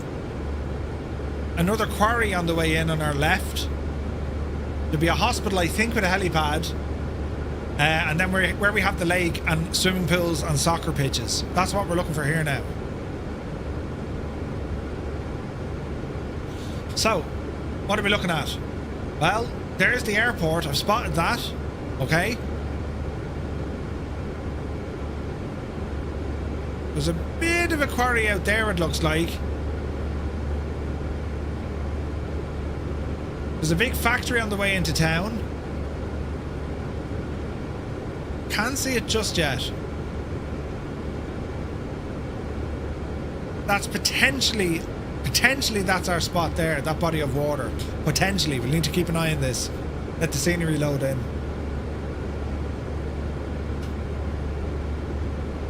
And play it by ear. Cosmic J, good to see you, buddy. You kind of just pick it up over the years, man. You know?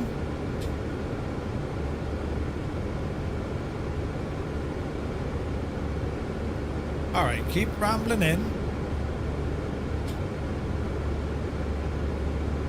That's possibly the big factory I'm looking for. There's the airport. There is a big mine or quarry behind it, so I've identified that, right? So we know that our waypoint is down here somewhere. We're looking for maybe a hospital with a helipad. We're looking for a swimming pool, and we're also looking for football pitches. So let's see how we go. Currently at 4,500 feet. Temperatures and pressures are good. Fuel is good. So far we're good. This is Ravensburg.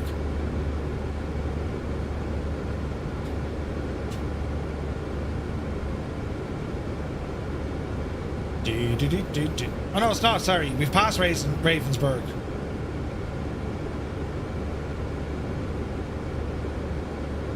This is test something.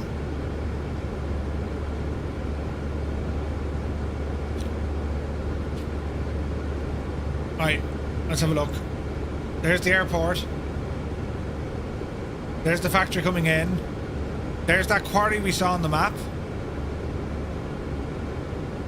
There's the pond. I can kind of see soccer pitches out here on the left.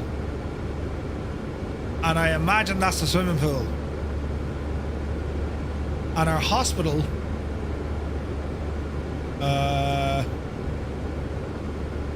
Here maybe?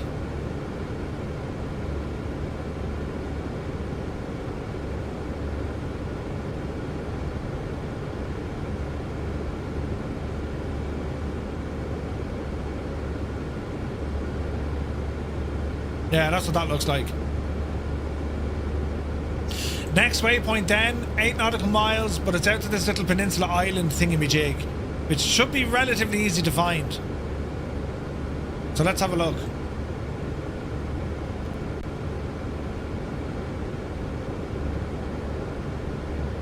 That's it over there. Okay. Continue on in. Looking out the window. There's our waypoint. There's the swimming pool. There's the hospital with the helipad. And there's the soccer pitches. Nice. Thanks, Catbat. I'll let her know, buddy. Alright, we're doing well here, lads. Isn't it great? You can see the stuff on the map and then, like, look out the window. There it is. That's amazing. That's amazing. Right?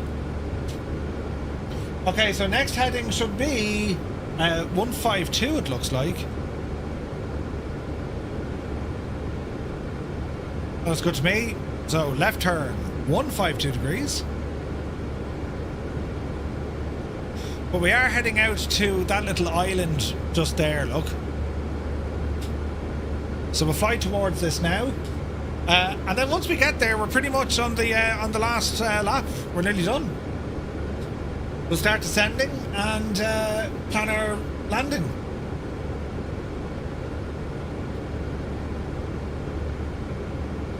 Angry Bee, yeah, exclamation point wheel. That'll give you a link to that wheel. Okay, I'm happy enough. That is what we're looking for.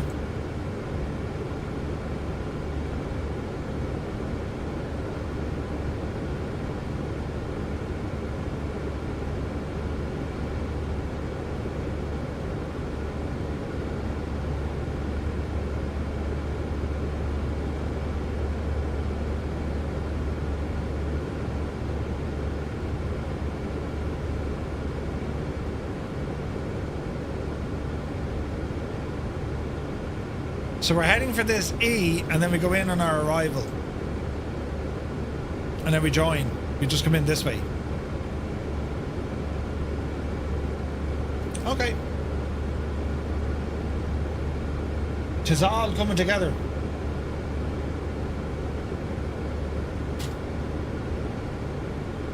Man, it's a stunning part of the world, isn't it? Look at that.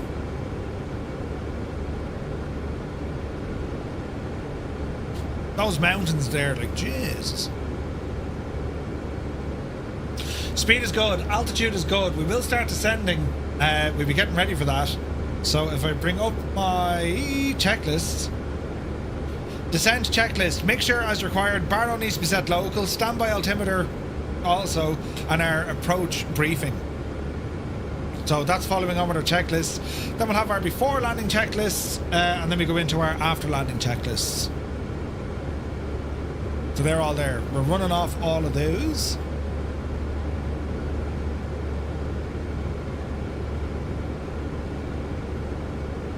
So the waypoint E, it doesn't actually exist. We can't see it, right? But we just know it's there roughly. And if we start looking out the window now, well, there's our home airport. There should be in the distance. Then be the Alps, then be. Yeah, beautiful, isn't it? Stunning part of the world. So once we get to this waypoint, we'll start our descent. We'll start dropping altitude, watch for speed, and then we'll come on in for our approach.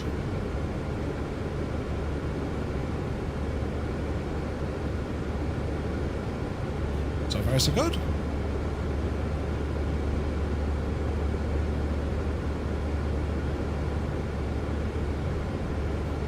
Interesting. LOD in some of the buildings hasn't come into play yet.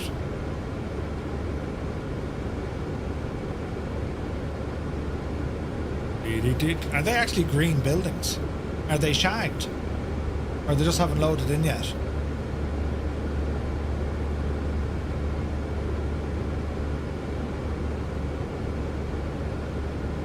They're loading in now.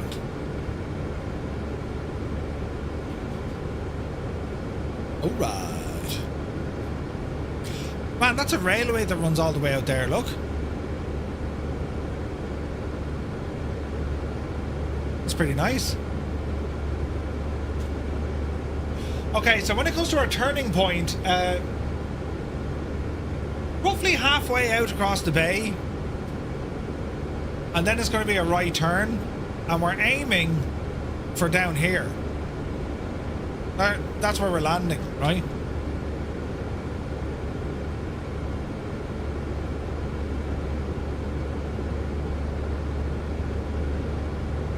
Beautiful.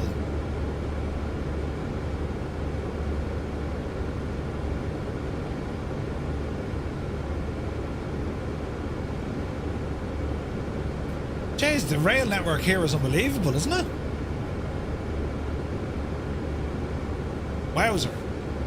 Wowza. So that is our waypoint.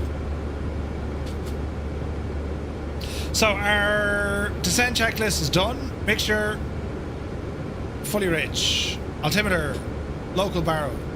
Standby, altimeter is okay. Before landing, fuel selectors on both. We know that mixture is rich. Landing light and taxi light will come on. Autopilot is going to come off. All right. So what we can do now, we can start planning our descent, I suppose. 2,300 is what was set.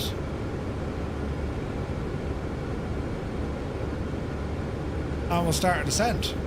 Watch the power. Nothing light coming on. Start our turn. Ease off the power.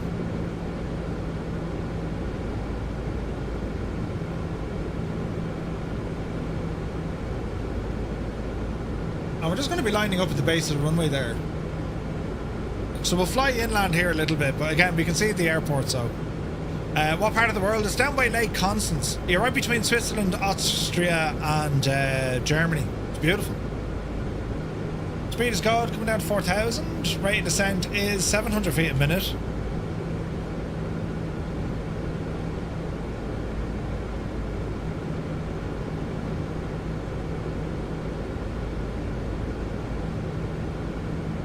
Let's see how we go.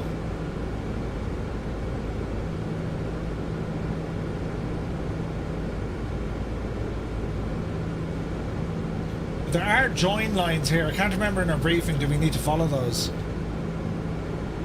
Like, do we need to get down this way? We'll wing it and see what happens. There's a runway. Speed is good. 2,300 feet is going to be the pattern altitude. Landing checklist. Fuel selector good. Landing light on. Taxi light on. Autopilot. Autopilot off. Start bringing that power down a little bit. Keep the rate of descent. We're doing 90 knots. We're going to go for 1 notch of flaps. Speed is going to drop. Nose is going to come up a bit. 85 knots, give or take. Pappy lights are coming into play. We're on a glide slope. We're on a 3-degree glide slope. Continue in. Yeah, they'll probably give out to me for not doing this VF4 joint procedure, but sure, listen, she'll be grand, right? If we fail, at least we'll know why we failed. Easy, easy. Continue our descent.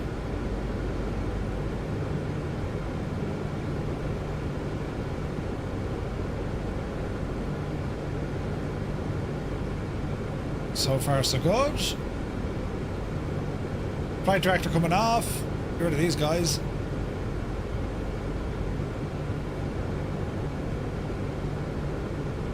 $74 knots. Second notch of flaps. Oh, watch the nose coming up. Watch the power. Got ourselves in line with the runway.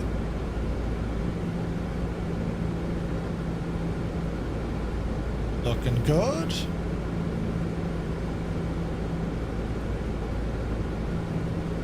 Watch the speed.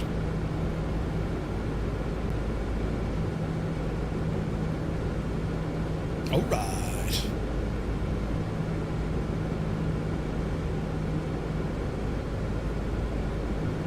Be interesting to see what the scores with this now. Was our approach wrong? You know what I mean?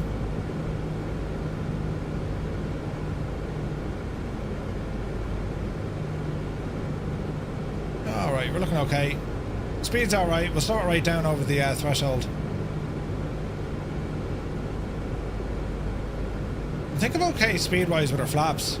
Bedrock, good to see you, buddy. Hope you're well. All right, ease off the speed a bit. We're looking for about 61 over the numbers. We'll go full flaps. Easy now. Watch the nose coming up. There's our speed dropping. 64. Easy now. Looking for about 61 over the threshold. That's fairly good. Just under the glide. Alright. There's a touchdown zone. Watch the flare. Hold the nose. Bleed off the speed. Touchdown. Keep it on center line. Small bit of power. And we're going to look for an exit here. All the way down to Alpha.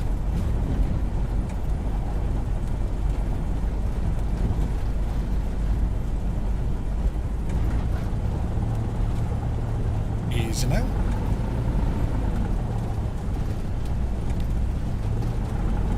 Two dogs, good to see you. Okay, there's our exit for Alpha.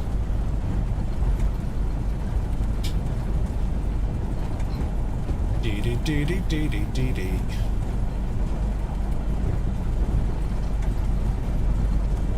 Easy now.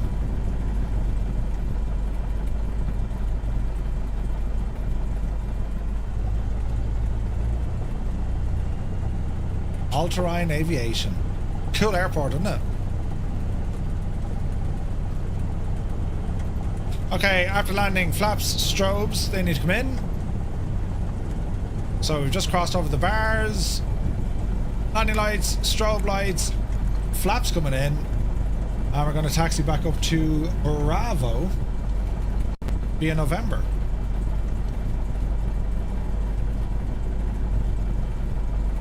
All right.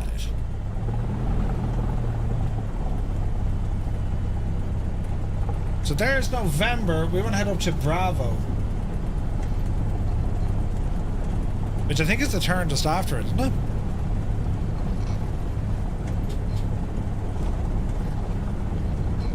Easing out.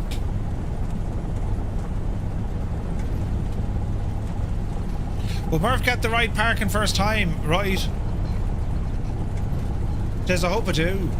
I made a terrible mistake last week. I think we're in here to the left. It's not signposted.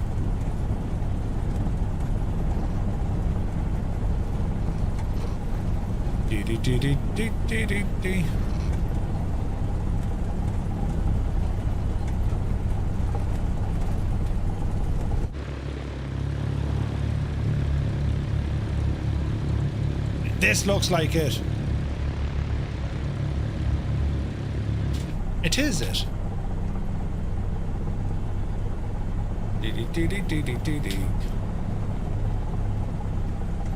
All right.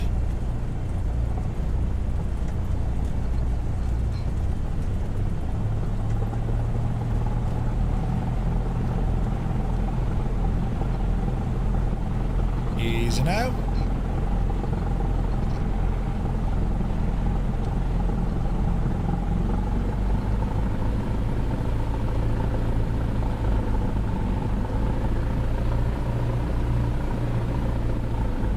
That'll do us. So, parking brake set. After landing, parking brake set, throttles idle, electrical equipment to come off. So we'll say avionics 1 and 2. Avionics switches, electrical equipment, mixture, mag switches, fuel selector, left or right, fuel shut off, and battery. Standby battery off. Aircraft secured. There we go. Buy it. That was fun. Beautiful, beautiful flight, wasn't it? Okay. Back in the Navigraph. It's going to say lesson in progress. So we're going to say end flight. Right. And now we just wait to see what Navigraph has to say. So, covering everything that we've done so far today, as I say, like there's more to just flying from A to B, right? I mean, you really want to be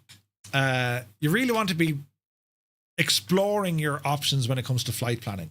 Do you know what I mean? Expands procedural charts coverage for Garmin. Ooh, updates. Okay, right now I hope I passed this. I got 97%. Jesus. It didn't like it. I imagine that's why I didn't like it. I flew far too close to here on the way out. So I knew that was going to happen. We should have been out here. I flew far too close to that. So I didn't like that at all. But it's still enough. We passed, right? So Roman Shorn. We were within 1,500 meters, but like, you know, that was touch and go, right? So we lost some points there. The rest of it, we got 100%. And that's how we flew it. So we absolutely nailed it, right? So far as our takeoff and getting to all of these waypoints. Like, there's the waypoints. That's how close we were to them. So we were fairly bang on, actually. That worked out really well. Did it want to? Yeah, I'm not quite sure what way it wanted us to come back in. But that's the approach we flew, and that's the way we got it. So in terms of all our waypoints, it was happy out. 90 meters, 300 meters, 100 meters, 268, 45. 45 was a little bit close. Large Lake was good, and that's everything there. So we have passed the lesson. Overall score of 97%. Sweet, sweet. So the next lesson that we're going to have a look at next week, this is going to be a cross-country flight. Mountain valleys, alpine lakes, and famously demanding destination. Today we'll put our visual navigation skills on a cross-country flight from St. Gallen to Innsbruck. Ooh. So this is going to be a flight and a half we do next week. How far would this flight be? Oh, it's a good shot, look. It's a good shot over to Innsbruck. 4, 25, 40, 50, 60, 80, 100, 110. It's a good hour's flight. You know, do these flights have to be done in the 172 Apollo? Yes, indeed. Yes, indeed. We got to do these in our 172. And there's waypoints along the way, look. So this is it's a proper cross-country flight. So that's what we're going to be doing next Thursday. So I'm looking forward to that. Looking forward to that. There's a video here as well. So yeah, that's going to be fun, isn't it? Jesus. Right, lads, we're going to move over now. And we're going to start planning our VATSIM flight for this evening. As we take on the 737, we're going to be flying out of Phoenix, Arizona. We're going to be heading over to San Diego. So, well done, Navigraph. A great bunch of lads. Let's go in and start looking and planning at this evening's flight, shall we?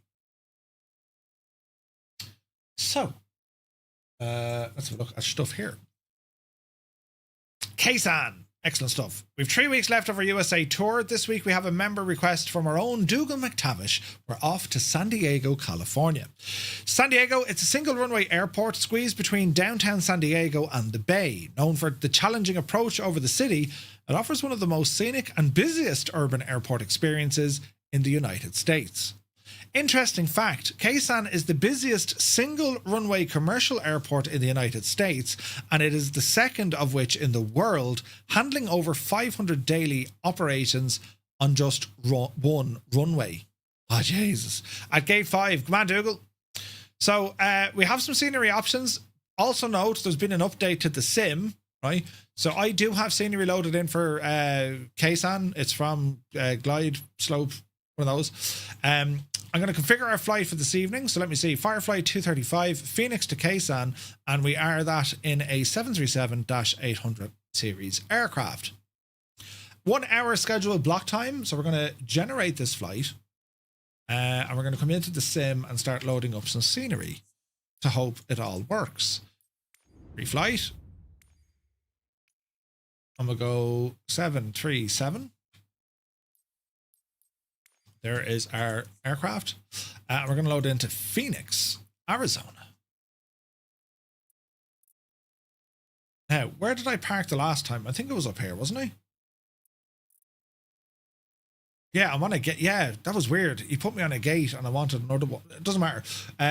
Right, we'll go... I don't know where we go. We'll go to the far side. D4. Makes a big difference to the surrounding buildings and photogrammetry. Oh, really? You want to activate this in the sim. Yeah, 100%. Mine is activated. I did it there yesterday. So we'll see. Right, we're going to let the sim load up. We're going to continue on with our planation. So it's generating the flight. Lovely hurdling. We're going to open up VentuSky to get an idea of what the weather is doing. So here, we'll start off with our weather briefing. We load in the aircraft. Ready to fly. Jump in there now, Jemima. Okay, it's just coming alive. We also want to go on to live weather, which we are on live weather, so it looks nice up here, doesn't it? Okay, so let's have a look at our planation. VentuSky. So, from Phoenix, Arizona, we're going to be having a look at the temperature at the moment, but it's more this evening we're looking at. So we're going to be leaving kind of 22, 23 degrees, and over to San Diego, well, it's going to be something similar, isn't it? 24, 25 degrees when we get down there tonight. 27, 28 degrees. This is going to be gorgeous. This is going to be gorgeous. So the temperature's quite good. Next up, we want to have a look at the winds. So windage at ground level from our departure in Phoenix, relatively calm, 2 to 3 knots. By the time we get over to San Diego, similar northerly direction, 5 knots, right? So we want to watch for that. Winds en route. Headwind the whole way, but not too bad. 40 to 50 knot headwind.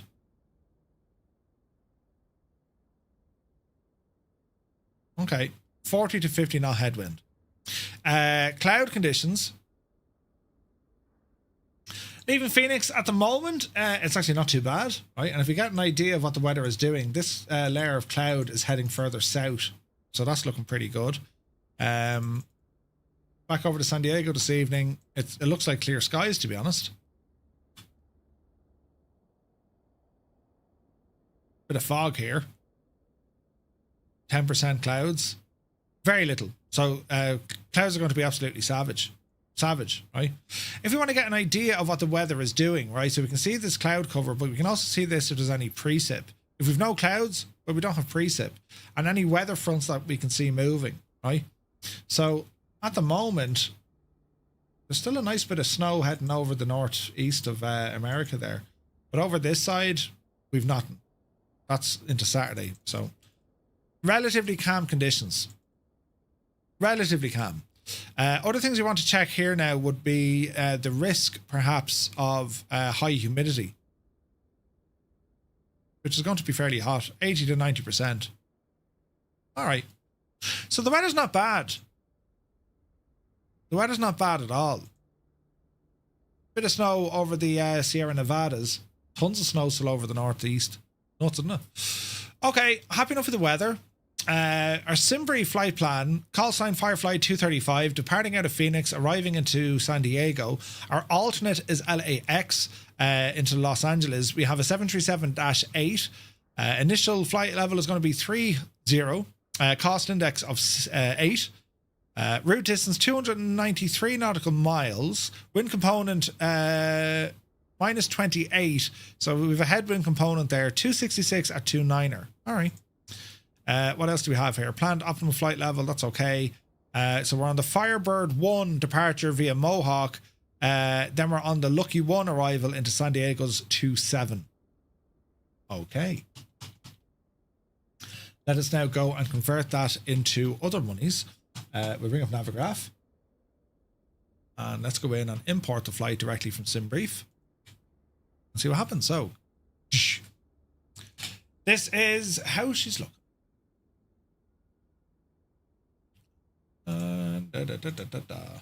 Something like this. And Dougal likes the nighttime mode. But we can't do that here. There we go. All right, so departing out of Phoenix is the Firebird 1 departure via Mohawk. Then we're going to be coming in on the, what's it called? The Lucky 1 arrival for runway 27. Okay. Let's have a look at Phoenix. We're over here at Terminal 4. We're planning for a departure out of Phoenix, runway 07, left. Okay. So we have a bit of a taxi, 07 left. All right, probably be left. So taxi is going to be down through the links onto Echo. Okay. Information here, caution and warning notes. No aircraft access between the two FBOs entering the FBO RAMs. Okay. Low sun angle during early morning and early evening make it difficult to see the runway. Ooh. Black Moon Dove, good to see you. Welcome in.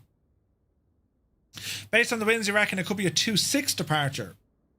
Okay. Well, either or. If it's 2-6, it's going to be pushed back Romeo over the bridge, or it could be on Sierra. Right? Binman, welcome in. We could get the 2-5s either. They could do parallel. Simultaneous operations prohibitive of aircraft. That's okay. Taxiway Alpha. That's okay. That's okay. That's okay. Just taxiway Romeo overhead train bridge at midpoint provides 25-meter clearance. Ooh, there's a bridge. Ooh. Runway incursion hotspots. Right, that's all okay. Right, should be okay. So our en route element then, or sorry, our departure. It's an RNAV departure. This could change, but either way, we've just routed around. So let's have a look. If we're departing from the 7s, we're going to be climb heading 078 to 1,635 feet, direct to Futep, then on track to Asgard, then on track to, was it Uzai? Interesting stuff. D. Jington, welcome in. D. Jing, welcome in, buddy.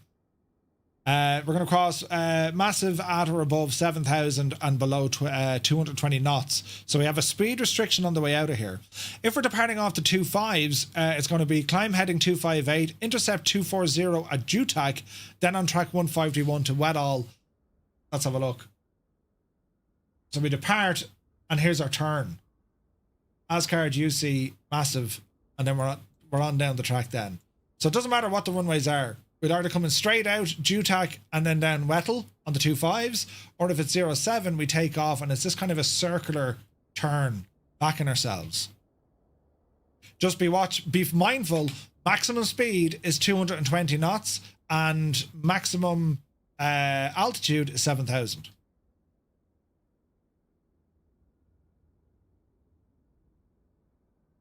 Okay. Fairly straightforward. Famous last words.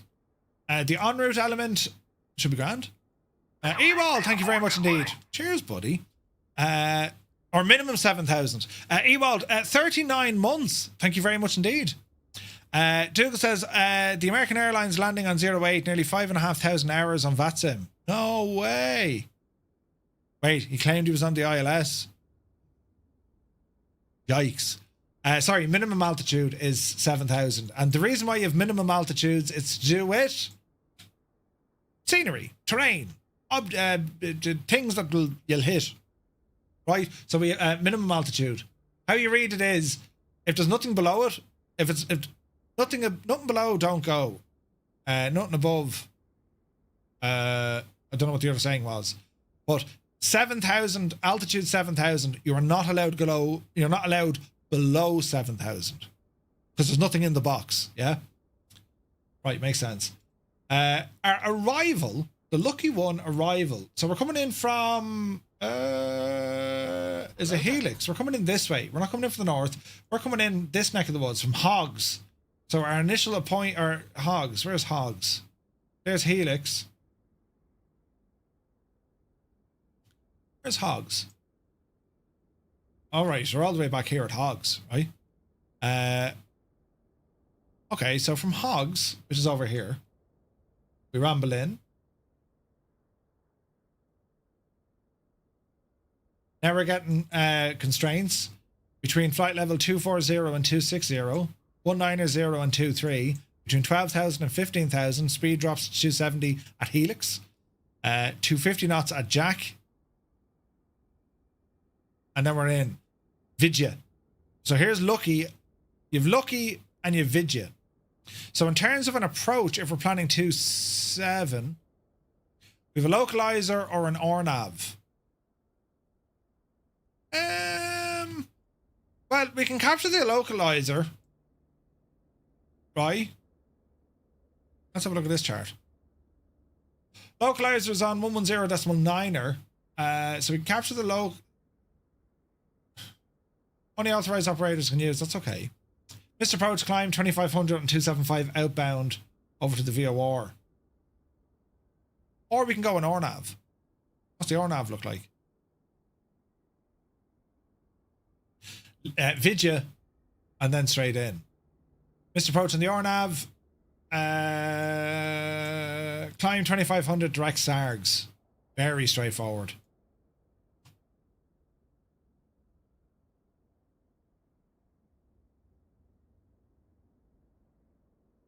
Lindy or Vidya. Well, we're coming in Lindy actually, aren't we? We're coming in Lindy. No, we're not. Are we? Yeah, there's Lindy, look. So we're at Lindy, 210 knots, 5,000. Okay. So if we say Lindy, 5,000, 210, initial approach fix, then on to Vidya, and then in. So probably do the RNAV. Either or works. Yeah. I don't know what we fancy. Looking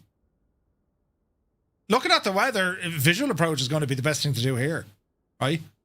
Because the weather is going to be really nice, and it's going to be nice to see the scenery. Either way, getting to this area, that's the challenge. What we do after that, ATC will look after it. An RNAV will be conducted by the aircraft. That's a GPS landing, or we can go localizer, in which we will get the we'll capture the localizer for some lateral navigation. So either or works.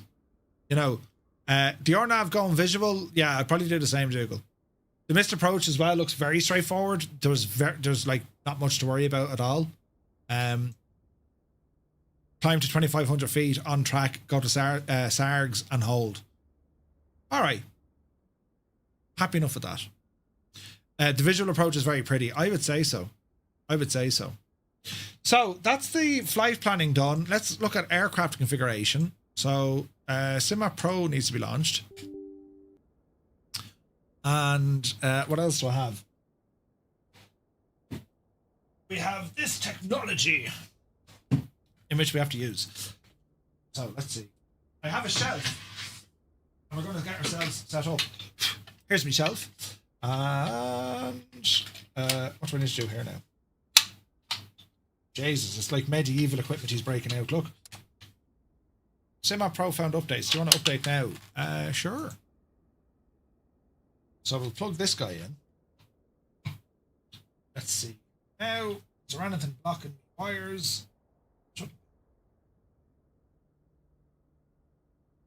Look at that now. Why is that loose?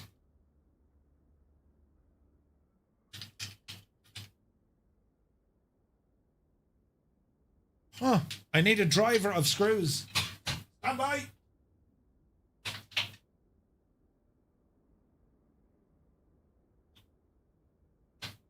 Love it when a plan comes together. Hup. SimMap Pro has ground. Jesus, why is this coming loose?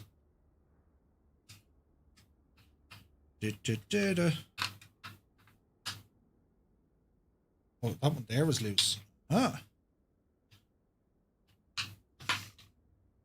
Good man, Murphy. You've only gone and fixed it. Let's tighten up the other one as well, just in case it has aspirations of, you know, becoming shagged. It's a small little shelf gadget I got on Amazon, and it's absolutely deadly, right? It clamps onto your desk, right? Jesus, those buttons. Ah, but they're catching me thumb. Got friends are in the house. Jesus, got friends, lads. Thank you very, very much indeed. 10 gifted tier ones. Do you see what they're doing? Thank you very, very much. Cheers, lads. These are legends. Lads, if you just got a tier 1 sub with thanks to Got Friends, do be sure to say thank you. Incredible generosity. Thank you very, very much indeed, man. Cheers. They're being legends. Yes. Very kind of you, lads. Thank you very, very much. So this little clamp, it clamps onto your desk, look, right? And what you can do, when you have it clamped, it folds out and it locks. So it becomes a little shelf, you see. So I'm going to try and put this where it belongs, making sure I don't break anything. But I need to move some wires and stuff out of the shagged way to make sure that this goes in properly. That looks about right. So we just tighten this into position. Righty tight, your lefty loosey. Left, righty tight. There's one. Then we tighten the other one. Making sure you're not crimping any wires, because that would be friggin' detrimental. In there, quick, Jemima. Yes. Oh, yes. Now. Oof. So we get these fellas tightened up. Get this guy out the way. He now locks into position, right? Very sophisticated stuff, this, I'm telling you. Thanks to you, Murph. I got myself one of these candy clamps. They're deadly, aren't they? They are deadly. Got friends, absolute mad lads. Thank you very much indeed. Oh, Jesus. I love watching you play with your driver. Right? Wait till I show you me sand wedge. Right, now, ooh. Right, so that goes there. Then we come along with our gadget from Wind Control. And the beauty about this, I bought all this stuff, so, you know, if it's crap, I can say, oh, it's crap. But it's actually not, it's actually quite good. Right. Oh, wait, I did that wrong. Balls. There's a method to all of this. Will I open up this camera so you can actually see what I'm acting the muppet with? I'll show you there. shows you there, look. So what I'm attempting to do here now, lads, is put the wire up here underneath, right? That comes up in behind it. It plugs into the gadget-a-rooney here, right? This now sits on me Velcro gadget, right? This is highly sophisticated. And then my little USB comes in under me desk into a USB slot I made earlier, right? Now, I just need to be able to find the thing. Ever see those like videos of trying to put in USBs? Voila, there is life, and we are getting the life, right? But this is brilliant because what you can do, I mean, if you don't want to use the FMC, I mean, you can just press it, like it's completely now out of the way. Isn't that only deadly? What's that? Oh yeah, he shouldn't be up there. Can we hide this fella? Yes, we can. We can hide that fella. Isn't it deadly? It just means it's there if you need it, or if you don't need it, it drops. Just click it out of the way. It locks when you push it up. It locks into its position, right? And then you just drop the 2 little switches underneath. It's out of your way. Like 20 quid on Amazon or something. And like you can put a savage amount of force on that, which is brilliant. Do you know? So let me see. So this should all be now working in SimApp, which it is. Thank you very much. And if I were to put some power into this machine, let's come over here and connect to me the ground power unit. And if we say battery is, and then ground power, we have information here. If you can see it, our little FMC is lit up, right? No, it's actually so high. You would have a job and a half to hit this with your leg, Crafty. You know what I mean? Like it's proper height. It's the same height as my desk. You know what I mean? So like we can go into this and use our FMC as intended, right? And of course then we have our full gadget here when it comes to the Boeing setup.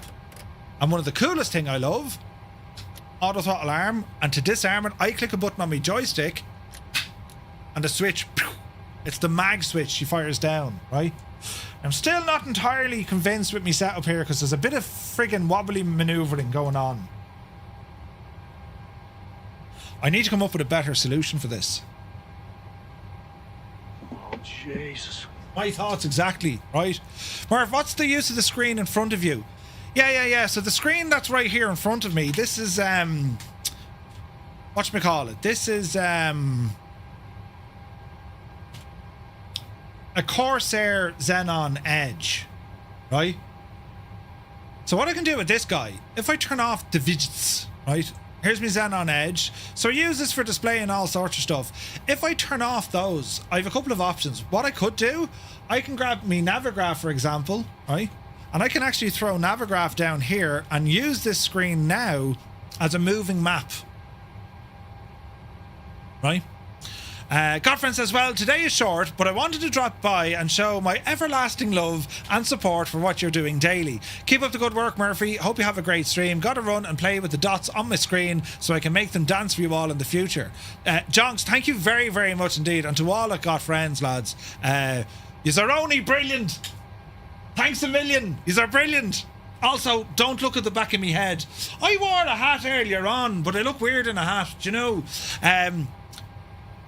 But yeah, so what we can do here, Corn Wolf, good to see you. So that screen there, Roy, and like I can use that with a mouse, right? Or I can use that as a touchscreen, right? So I can use it as both. Or if I want, I can drop the engine instruments on. It's a screen, right? It's a touch screen, but you can pretty much use it for whatever you want.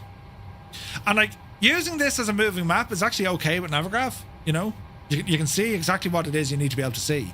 So yeah, I think it's brilliant. I saw Aeronaut has something similar. Yeah. Like you can achieve the same thing, lads, for about like $100. These things are $250. They're very good though, because you can also put these inside your computer case and all this kind of jazz, right? But that's what I mean. I could use it for Navigraph.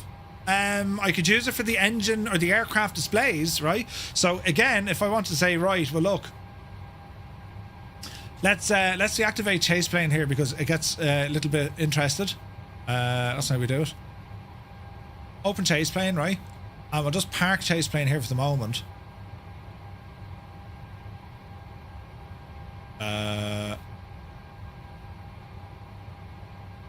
How do we do this? Is there a way that we can, like, disable it?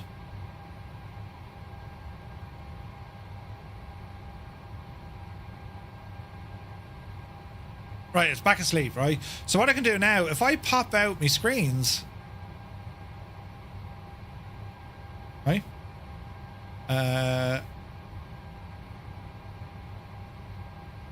This guy comes down here. What happened there? We lost power.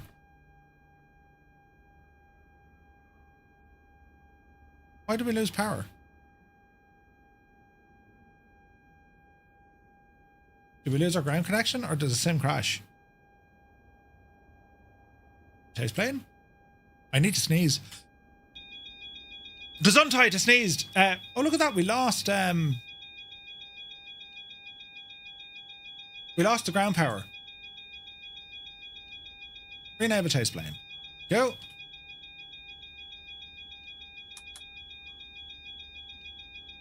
Set the chocks. Ah, gives ground power. You click release ground power on the tablet by accident. Okay. I made a balls of it. Right, ground power is reconnecting. Wait for a little blue light. There she be. So you get the idea. With this screen now, I can use this as my moving map. You know, I can do all the stuff.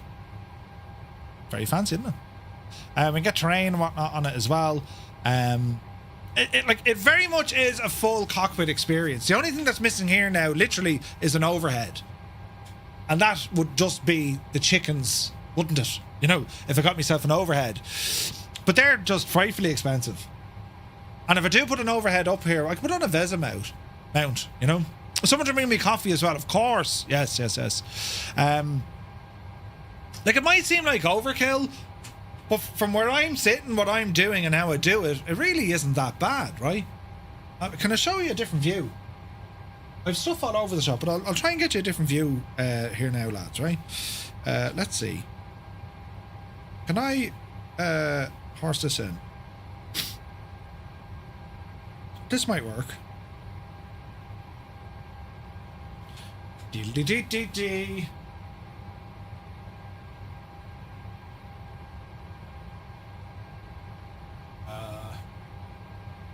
I need to stop on this guy, right? And then my phone should be able to take it. Oh, Jesus. I pressed the wrong button. I'm now mirroring my phone somewhere else. Oh, no. Right, that doesn't want to work.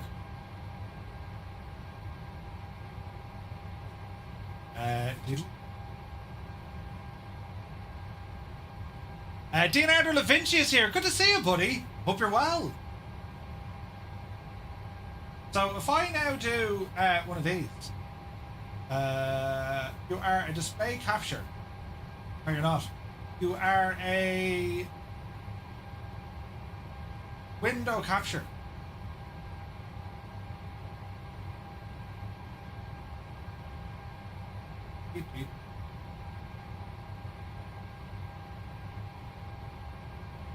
Hang on, I need to fix this. I don't know why I just don't save this. Oh, Jesus, what did I do?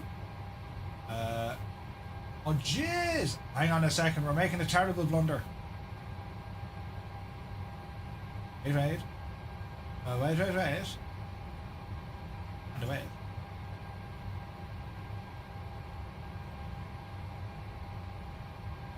Oi, so, isn't it amazing what we can do with science? So, from my perspective, this is what I'm looking at here, right? So I have all my gadgets and stuffs and the things with the yokes that I can go messing around and press, right?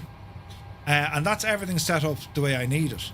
So you have an idea, like from the keyboard to our displays right here, to all our autopilot stuff up there. All right? Then we move across a little bit further back and we have our iPad, and then we have our FMS. So you do actually get quite a fair bit of stuff going on, like. It's kind of friggin' nuts looking, isn't it? But it's pretty cool. Like, I mean, everything works. It's very functional, right? And I said, like, this gadget here, again, if this is in your way, there's a little quick release that you don't catch that, but like, it literally just drops, right? I want to watch that wire. That's like a design fault. I need to fix that. You lock it into position and away you go. If I keep this stuff out of the way for a second, right? So if I wanted to drop this out, it literally just drops out of the way, right? Which is probably a little bit too close here. Hang on. There we go. Do you get the idea, right? Handy. And that's how it's all connected. And it just bolts to the underside of the desk. 2 little clamps. And then what I've done with my FMS, it's Velcro. And if you have a look down here, this is my MCDU. And all I've done is, using the wind control pads, I just put Velcro on them.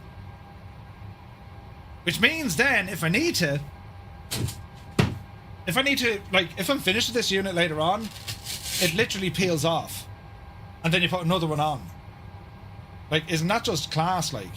Sometimes my genius disturbs gravity. And once it's on, I mean, that's not moving. You can't budge that. And you know it can't be budged because you're moving. I mean, it's solid. It doesn't move. Do you know? Papa Justify, good to see it. So that's that. And then we have all this regalia down here. And there's no lag. There's no lag when it comes to using the gear. As in, you know, it's instant. And this, I love this. So there's the auto throttle, right? And then if I press this button on my joystick, look at the auto throttle switch. Not deadly, isn't it? I mean, for crying out loud. So yeah, and then I have a Stream Deck over here. I have a Stream Deck over here. I have a Stream Deck over here. And then I have a Stream Deck over there. This neck of the woods is very messy, but it always was, lads. And then I have a rig. And then that's all my stuff for today. And then we have the shelves of many things. Perception. You know what I mean? And then the rig. Here's the rig. Which of course is the DOF reality rig. And that's just a spare screen I have sitting there. So I do use this from time to time. That's just the Mose pedals are sitting there. I haven't put them in. It should be yet. So yeah, there's a fair bit of I have to do a proper man cave, like show you around the place properly. Do you know what I mean? But yeah, like there's loads of different things you can get that enhance your flight simming. Like down here, there are my rudder pedals, there are my Crocs, there are my Mose pedals over there. That's where I keep my steering wheel. So it's all out of sight, out of mind. And then, like, I mean, when I'm live on that camera, that's what I'm looking at. That's where you guys live to me. Yous are in that little box there. See? But yeah, that's what it is, man. That's all the stuff that we do in here. PC be running. I got a mic. There's a mini PC running that. There's another mini PC running this guy, right? So it's actually on the back of it. That's a little mini PC or micro PC. They're inexpensive ways. That's a model holder. That big white and black plastic thing. That's that. It looks like a PlayStation, but it's not. You know. What else? Then I had to try and make it look terribly nice with wire and cable tidies. And overall, yeah, it's not bad, especially when you keep things like black. Over here, though, you know, the curse of the 7, like it's just, you know, that's the only bit of bad news I have in here when it comes to cable tidying. You know, 60% of the time it works every time. Every time. And then, like, I'm not going to show you where Plasticus Fecus lives in over there, right? You don't go behind that, because, like, if you were to see what goes on in behind there, you know, you'd be like, Murphy, I thought you were sound. You know what I'm saying? But anyway, that's the ticket there, lads. Do one of those. Do one of these. Do one of those. And, we'll do one of these. That's the wrong button completely. We'll do one of those. Dish. Brilliant. Lots of places for spiders. Listen, Stu. Do I have any models? Yeah, I have tons of them behind me. Didn't I show you that they're on the shelves of many things? Tons of stuff there behind us. And I've loads of them, yeah, tons and tons. Right, what we do now, so I'm not going to be using these screens. So I'll Alt F4 these bad boys. And I'll use my IQ just as I tend to use it. So that will continue to run as normal. And we're looking at scenery now, lads, to make sure that the whole shagging thing is actually working, you see. So, a quick look around the airport, yes. All is looking well. Yes. No stutters. We actually got fairly good performance here. So what I want to do, we want to ramble over and turn on VPilot. Because VPilot is going to connect us into the world of VATSIM. But yeah, don't look, it's fine, right? Is this the free one? Free? No, this is a payware one, Cornwolf. Glide Slow Pro. It used to be BM World, and then there's an update for it. They changed the name because I think they were like stealing people's objects and stuff. But yeah. Right, connect to VATSIM. Who am I? Firefly 235. I'm in a B738. Connect. Right, let's have a look. No sign of life just yet.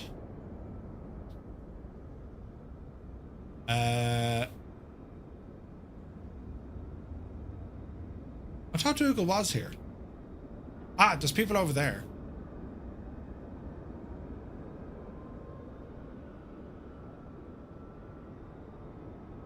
Dougal, are you still on the ground here?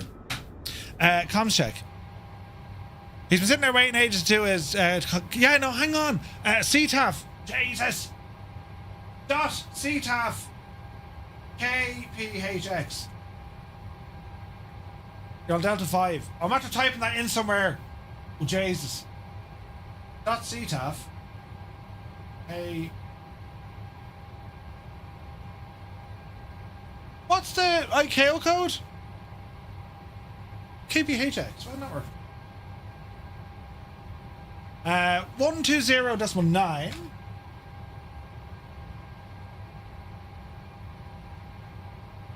120.9. 120.9. I'm gonna give it a blast. Phoenix traffic, Firefly 235, radio check. I have 4x5, sir. 4x5. Hang on a second. Was I a bit low, Dougal? I don't know, we'll try it again. Roger, we got you 5x5. Does that sound better? There you go, that's better. Thank you. Brilliant. Right. Comms are working, scenery is working, we've planned our flight, we know the weather. We now need to go to San Diego, which of course is translated means a whale's right, San Diego it is. K-San. Ah, brilliant. K-San. I know I'm going to get a CTD now, the stupid thing. Stupid thing. Oh no. What happened? Oh no, how terrible. That's just awful. How terrible. Oh no. Sometimes it does that and I don't know why, you know. Anyway, we'll let it load back in and we'll fire it up now into San Diego. Who knows why it does these things? Yours been doing that all the time. Yeah. They broke something naughty. You can do one flight, then if you go back into the menu, you could be in the marketplace, you could be in the options, you could be going to change delivery, and then it just goes, no. Oh, you know. So, yes. What can you do, lads? Right, we'll load back in and it's going to be San Diego. Does it also happen when Flow... no, it doesn't actually. No, you can still warp around to other airports. Merv, did I tell you the name of the new gaming rig? Wilbur Wrong. It's a very good name. Very good name. Right, let us have a look at this plan. I'm looking forward to this flight tonight. It could be shockingly busy, right? And knowing missed approaches and all this sort of jazz, like this could be quite a busy flight tonight. Now, Jesus. What time is the missus flying home? I have to pick her up from the airport tomorrow.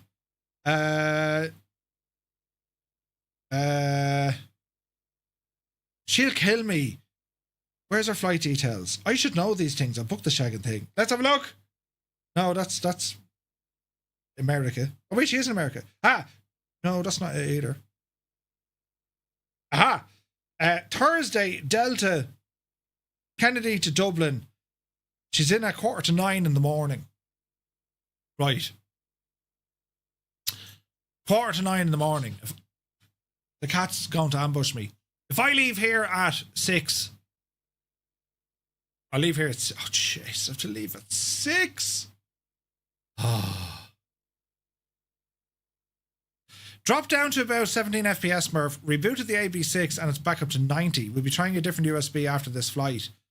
That's just so strange. Oh, Jesus. Well, ask the question while you're here now. Hang on, I'll drop an email to Zach. Hang on. Bottom. The cat's running around the shagging place. What's going on? Oh, yeah. Right, hang on. Zach. Where be you, Zach? It says he's busy, but sure, listen, you know. Right, I'm going to type this. You might see smoke coming from my ears. That's the level of thinking I have to do. Right. Just a quick one. One of the lads having an issue with the AB6. This has been tested and is reproducible when using the ABC. Now it's more the software, isn't it? You know, need to leave at 6 to get there for 9. Is she flying into Manchester? No, but it'll take... Traffic's shite here. It'll take me 2 hours and a bit to get up the road in the morning. Do you know? Oh, you put one on Discord as well for them? Good man, Stu. I spelled reproducible. Using the AB6 during MSFS 2024, he is experiencing FPS drops after about 1 hour in flight, going from 70 FPS down to about 20. This only happens when using the device, which is working as normal. Must be a software issue. You can close the software, it doesn't really change. Then when I turn the base off, it improves. Okay. This only happens, you know. Stupid thing. This only happens when using the device, which is working normal. Software seems okay. Software seems fine.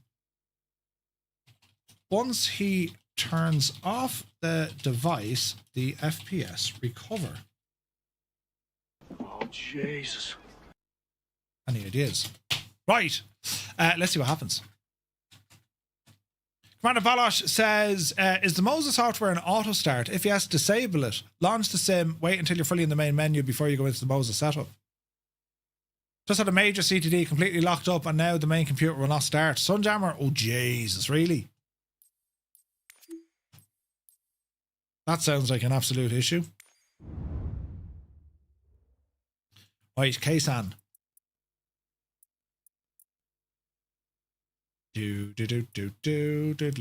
Memphis Don is here. Now, if I'm cargo, hang on a second. If I'm cargo and we're heading for Kaysan,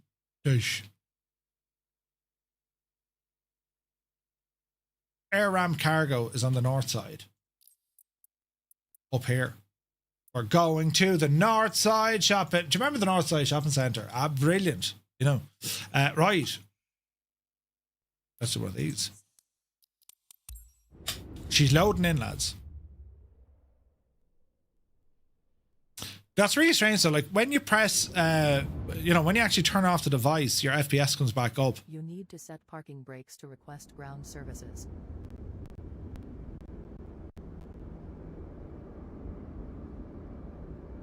Is it all aircraft, Stu, or any particular aircraft?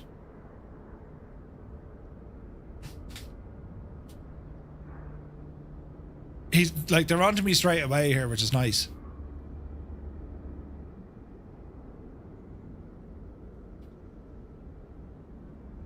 So is it happening with any aircraft or just one aircraft? Do. Do.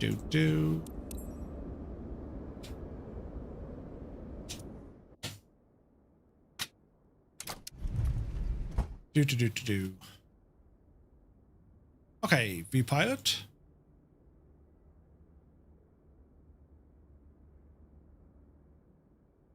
I'd imagine in Ireland the North Side Shopping Centre would be in the South Side. No. Something Coolac. Right, let's see what happens here. Where's Stu Snape? Stu, listen, we're more important. Don't mind your job for the minute. Now, give us the attention, will you? Whoever's on the phone or in the meeting, tell them to shag off and just come back to us there now for a minute.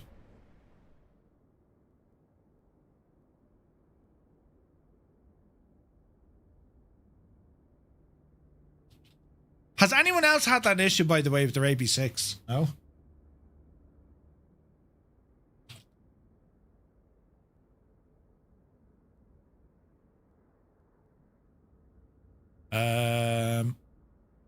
When you restarted, you had 2 blue screens of death. Jesus. Haven't seen the issue before with any other user. Happens with all aircraft.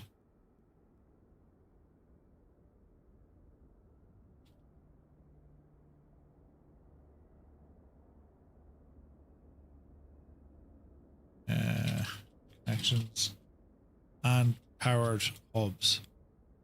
You're also coming up with mad issues lately. Dougal's white screen, Sunhammer's PC dying, Stu's AB6. The world is out to get us, lads. Where's Stu, Steve? Come back, Stu, will you? Perfect. It's a really important phone call, but tell them to shag off. Right. Let's see what happens here, right? So, San Diego. Look at this. So this is oh, look at the LOD here. This is interesting. Not the finest LOD we've seen in the land. Look. Stu, are you using the USB 3 port on your base? It can lead to significant performance drops. Yeah. USB 2, and if it's on a hub, make sure she's powered. You know.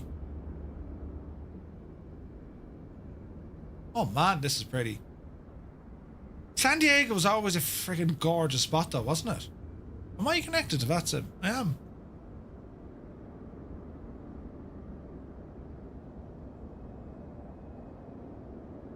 Currently on a USB 3 powered hub. Take it off USB 3, stick it onto USB 2. Also, Stu, you need to do me the following. Can you send me your Moza Cockpit profile? And are you using any other hardware such as like haptic seats or anything else? And is there anything potentially working off SimConnect? Right now, are they only building a terminal here?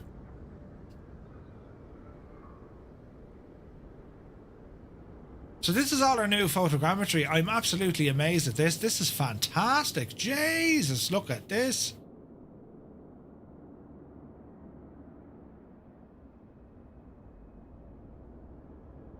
Oh, heck yeah. Did the new update any airports? I'm unsure, to be honest. This is very good. Yeah, it is it. Yeah. LAX is still it's just a slog, man.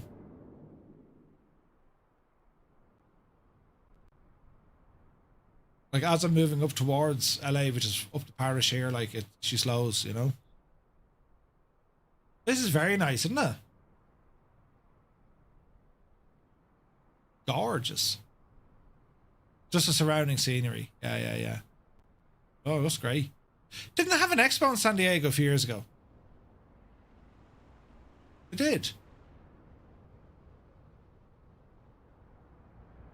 Isn't Joey Bolo over that neck of the woods? Isn't he San Diego, I think?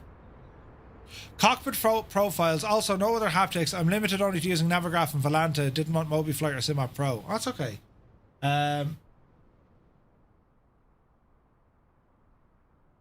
Okay, just the profile and that's it. If you're using any other telemetry, no other telemetry. No other telemetry. Navigraph. Oh.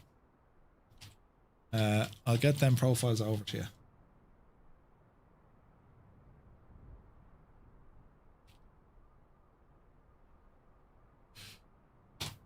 Joey lives nearby. You lived aboard various boats in San Diego pre 9/11. No way, Dougal. Jesus. Took your daughter to San Diego years ago. It was so great. Robin, yeah. The LAX surroundings are the same as over here in San Diego. Yeah. Oh, as performance like. Right. Stu, the main thing are Mo's are now aware of it on all fronts. Right? So get that profile over, they can check that. I would get it out of a USB 3 hub. Running either the default modes you created AB9.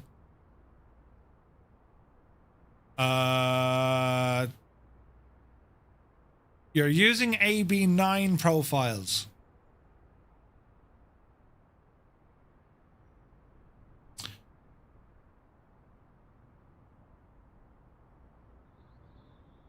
Stu, you're going to need to do another test for me, buddy. Try it on a USB 2 and just try it on a default profile. Just default, right? Don't use the AB9 stuff. They should work because, well, they do work. I've used the AB9 presets. They do work. But just test it. Because, to be fair, Moses support, they're going to ask you to do the same as well, right? What we're looking at here, by the way, this is all the Irish Naval Service. We gave all our ships to America years ago. We just weren't using them, you know. Jesus. Man, there is some amount of friggin' hardware here, isn't there? Jesus. They've dry dock and everything here in San Diego. That's unbelievable, isn't it? They did a paragliding flight. I think I saw that. That's mad, lads. Any submarines?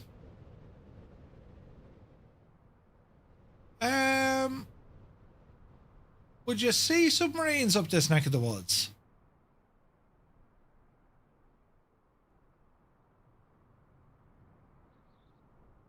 The dry docks are friggin' huge. I don't see any subs.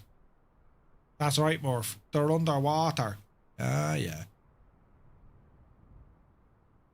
We're moving into like Civvy Street here now. Oh, Jesus, look at the photogrammetry, lads. Isn't it very good? Wait, hang on a second. What's going on here? Hang on. Is that people? Oh, my. Look at the satellite imagery they got. You can see people. You can see people. Crazy. San Diego is the main base of the US Pacific Fleet. That's friggin' nuts. That's some sharp... look, there's people on the roof. That's some sharp satellite imagery. Look, big Considon in here. That's mad, isn't it? Yeah, that's very impressive. Our little marina. The photogrammetry is excellent here, isn't it? Oh, look at this state. Is there a number on it?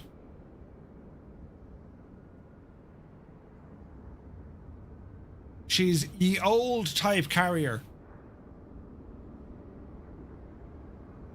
I don't even know which one it is now. Right now, is that a solid deck?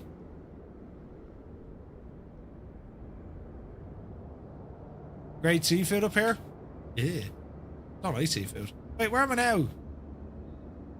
Oh, we've an aircraft here in San Diego. Right. Sam's saying that San Diego City's playing nice. Oh, do they, Roy? Nice. I remember you saying that yesterday, but I wasn't sure that you used it on the latest sim update. Do you know? Yeah, there is. Only one way to find out, Murphy. Hop in there now and see if you can land a carrier on it. Oh, this is a pretty airport, lads, isn't it? So we're expecting 2-7. So this is how the whole shebang is going to look later on. This is a friggin' absolutely gorgeous approach. This is stunning.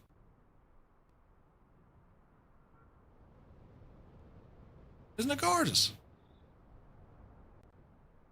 Charles Lindbergh departed from San Diego. Did he?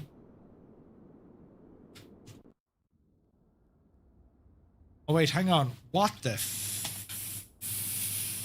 I pressed the button and I don't know how to get out of it. Oh jeez, for a second there I thought my plane got launched. Right. Drone camera, please. Yes.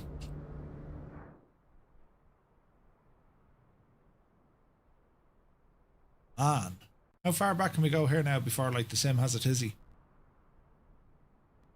Because what we're doing, lads, we are loading in all of, I better disconnect from VATSIM because there's a good chance my airplane will just take off. Oh, it was the Midway Winnebago, was it? Okay. What I'm doing, lads, this is actually pre-caching the scenery for tonight's flight. Not just a book rack. A book rack, not just a hat rack. I don't know what I was going to say. I've lost the plot.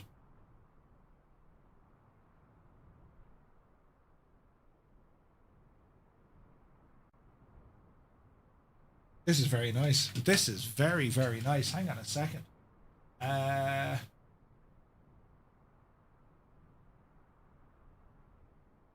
me.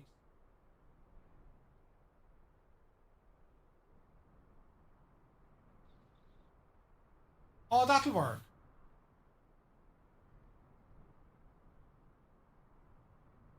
Yes.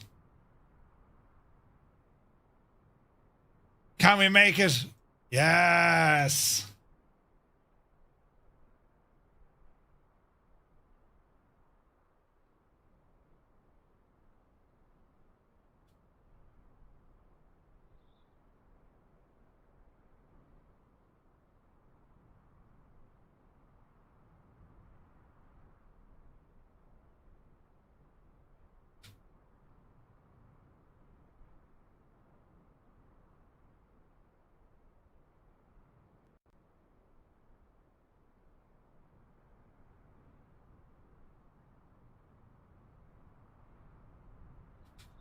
It's very nice.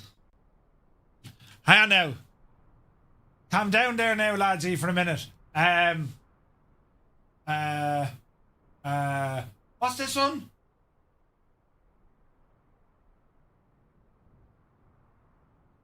Yes. The friggin' Baywatch vibes coming in now, lads.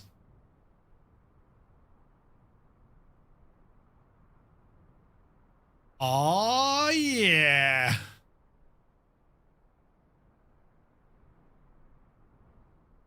Just picture David Hasselhoff with his shirt off. Yes. Go on, you devil.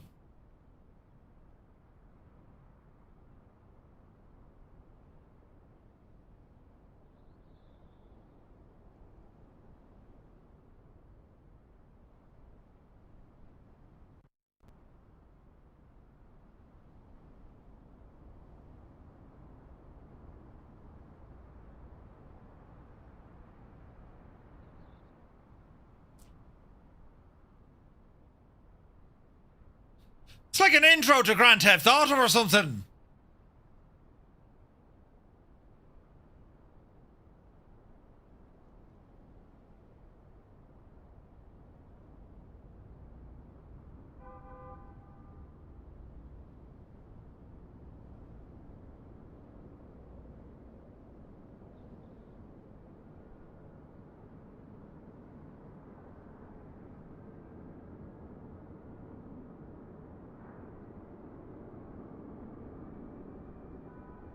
Yeah, baby, yeah.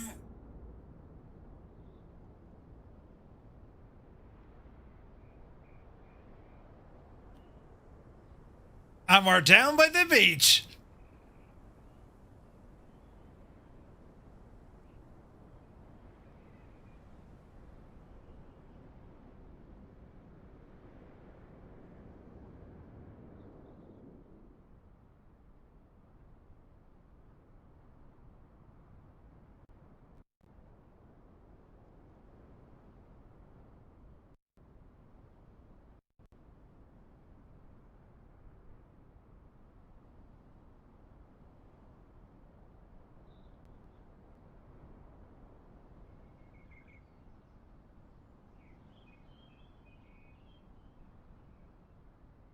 Do you know?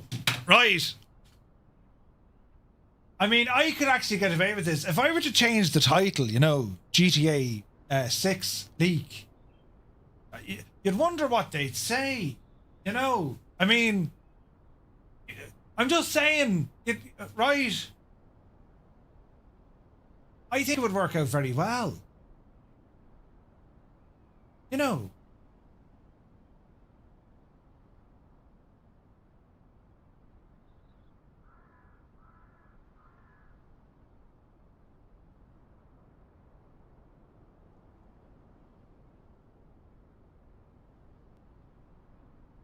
Quick, lads! Murphy got access to GTA!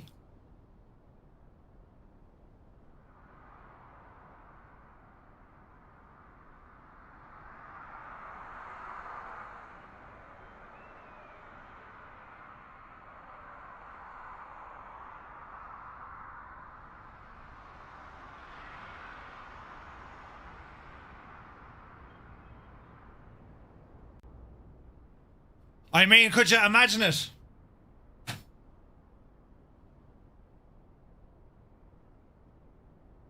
mean, that was just an anticlimax waiting to happen, but sure, there it is. Right, scenery works, beautiful photogrammetry. We're going to be doing some GA up here in a week or two anyway, just to check it all out, do you know? Cheers, lads, it looks absolutely fantastic now, doesn't it? Absolutely gorgeous now. Adam Controls is here, BJanie. I load up the stream and he's watching Baywatch. Right, you dorkboard. Brilliant. I was going to change the stream title, you know, GTA 6 exclusive preview. We'd have gotten away with it for about 11 seconds, I reckon. Could you imagine how many thousand people would have come in and how many millions would have called me a total muppet? Right? Brilliant. Right, anyway, all of that, of course, friends, was to pre-cache the area. Pre-cache the area, so we shouldn't get too many stutters this evening. Oh, be the Janie.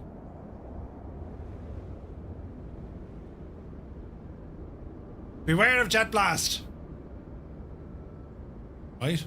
Oh, hang on. And what? How many aircraft carriers do you need? Jesus. It's terribly nice around here. Terribly, terribly nice. There is a little bit of stuttering, right? There is a small bit of the owl jiggery pokery. But the main thing is the airport looks sound. There's the US Coast Guard. We got more boats. The runway looks pretty solid. As in there's no mad, you know, things that'll break. Jesus. See those stutters? Yeah, we need to watch for those later. You know. Don't make me launch the sim. I'm telling you. I mean, look at it. Whew. Oh, crap. Oh, crap. Right. I don't know where in the name of...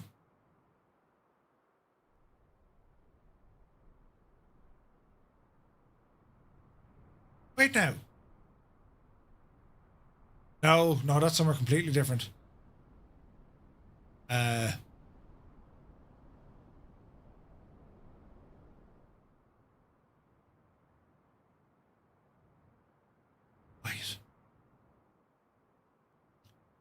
Jesus, look at the speed we can get around the world. Look at this. This is mental. Huh? What's... Oh! It's like Interstellar. We're actually appearing into that world that was just the sea. Look! For every 10 minutes we're down here, it's 10 years back on Earth. Oh no, it's absolutely shagged, lads. I'm after breaking it. Ah no, the plane! Oh Jesus. Well, I mean, you know. Shh. Let's fix this. You know. Gently now. Just as well I disconnected from VATSIM when I did. Look at that. Hang on, we're beneath the air. This is like Murphception.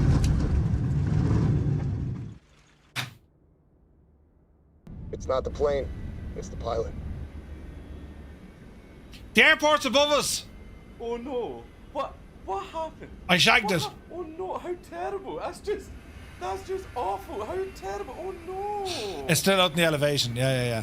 Right, we're okay. All is once again well in the realm. I shagged it and then I fixed it. But anyway, right, lads, that's going to be it for the afternoon. I'm going to go off and get some lunch. And when we're back at 2000 Zulu time, 8 o'clock this evening, 8 out of 10 for the dive. Yeah. That's what it is. So yeah, look, we're back at 8 o'clock. We're going to do this flight tonight live on VATSIM, departing out of Phoenix, and then ramble over to San Diego, which of course, as we all know, means a whale's and I'm looking forward to it. So I want to thank you all so very much indeed for tuning in. We had some fun with the Navigraph Academy. We've completed our local navigation flight and we are now fully prepped and ready for this evening's live stream. So we're back at 8 o'clock Zulu time, roughly 4 hours and 33 minutes time.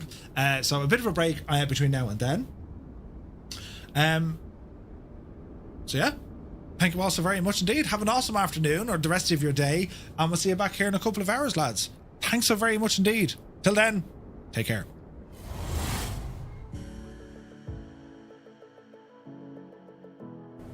Engines are now off. I've just killed the mixture. Right? Watch this. Mags are off. Feather boat props. My engines are now completely off, right? And I'll know they're completely off because I'm going to keep an eye on the props. They will just stop, right?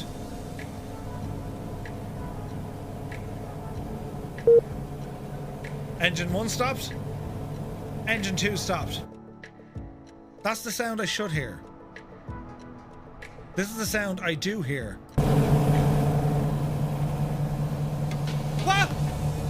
What are you doing? Do you know what I mean? We need to clip this. Hey, Coronado, Microsoft and Asobo. 3 lads walk into a bar. This is how the sound should be. I've turned off my engines. However, if there's other aircraft of the same description flying from the Coronado fleet, this is what we hear.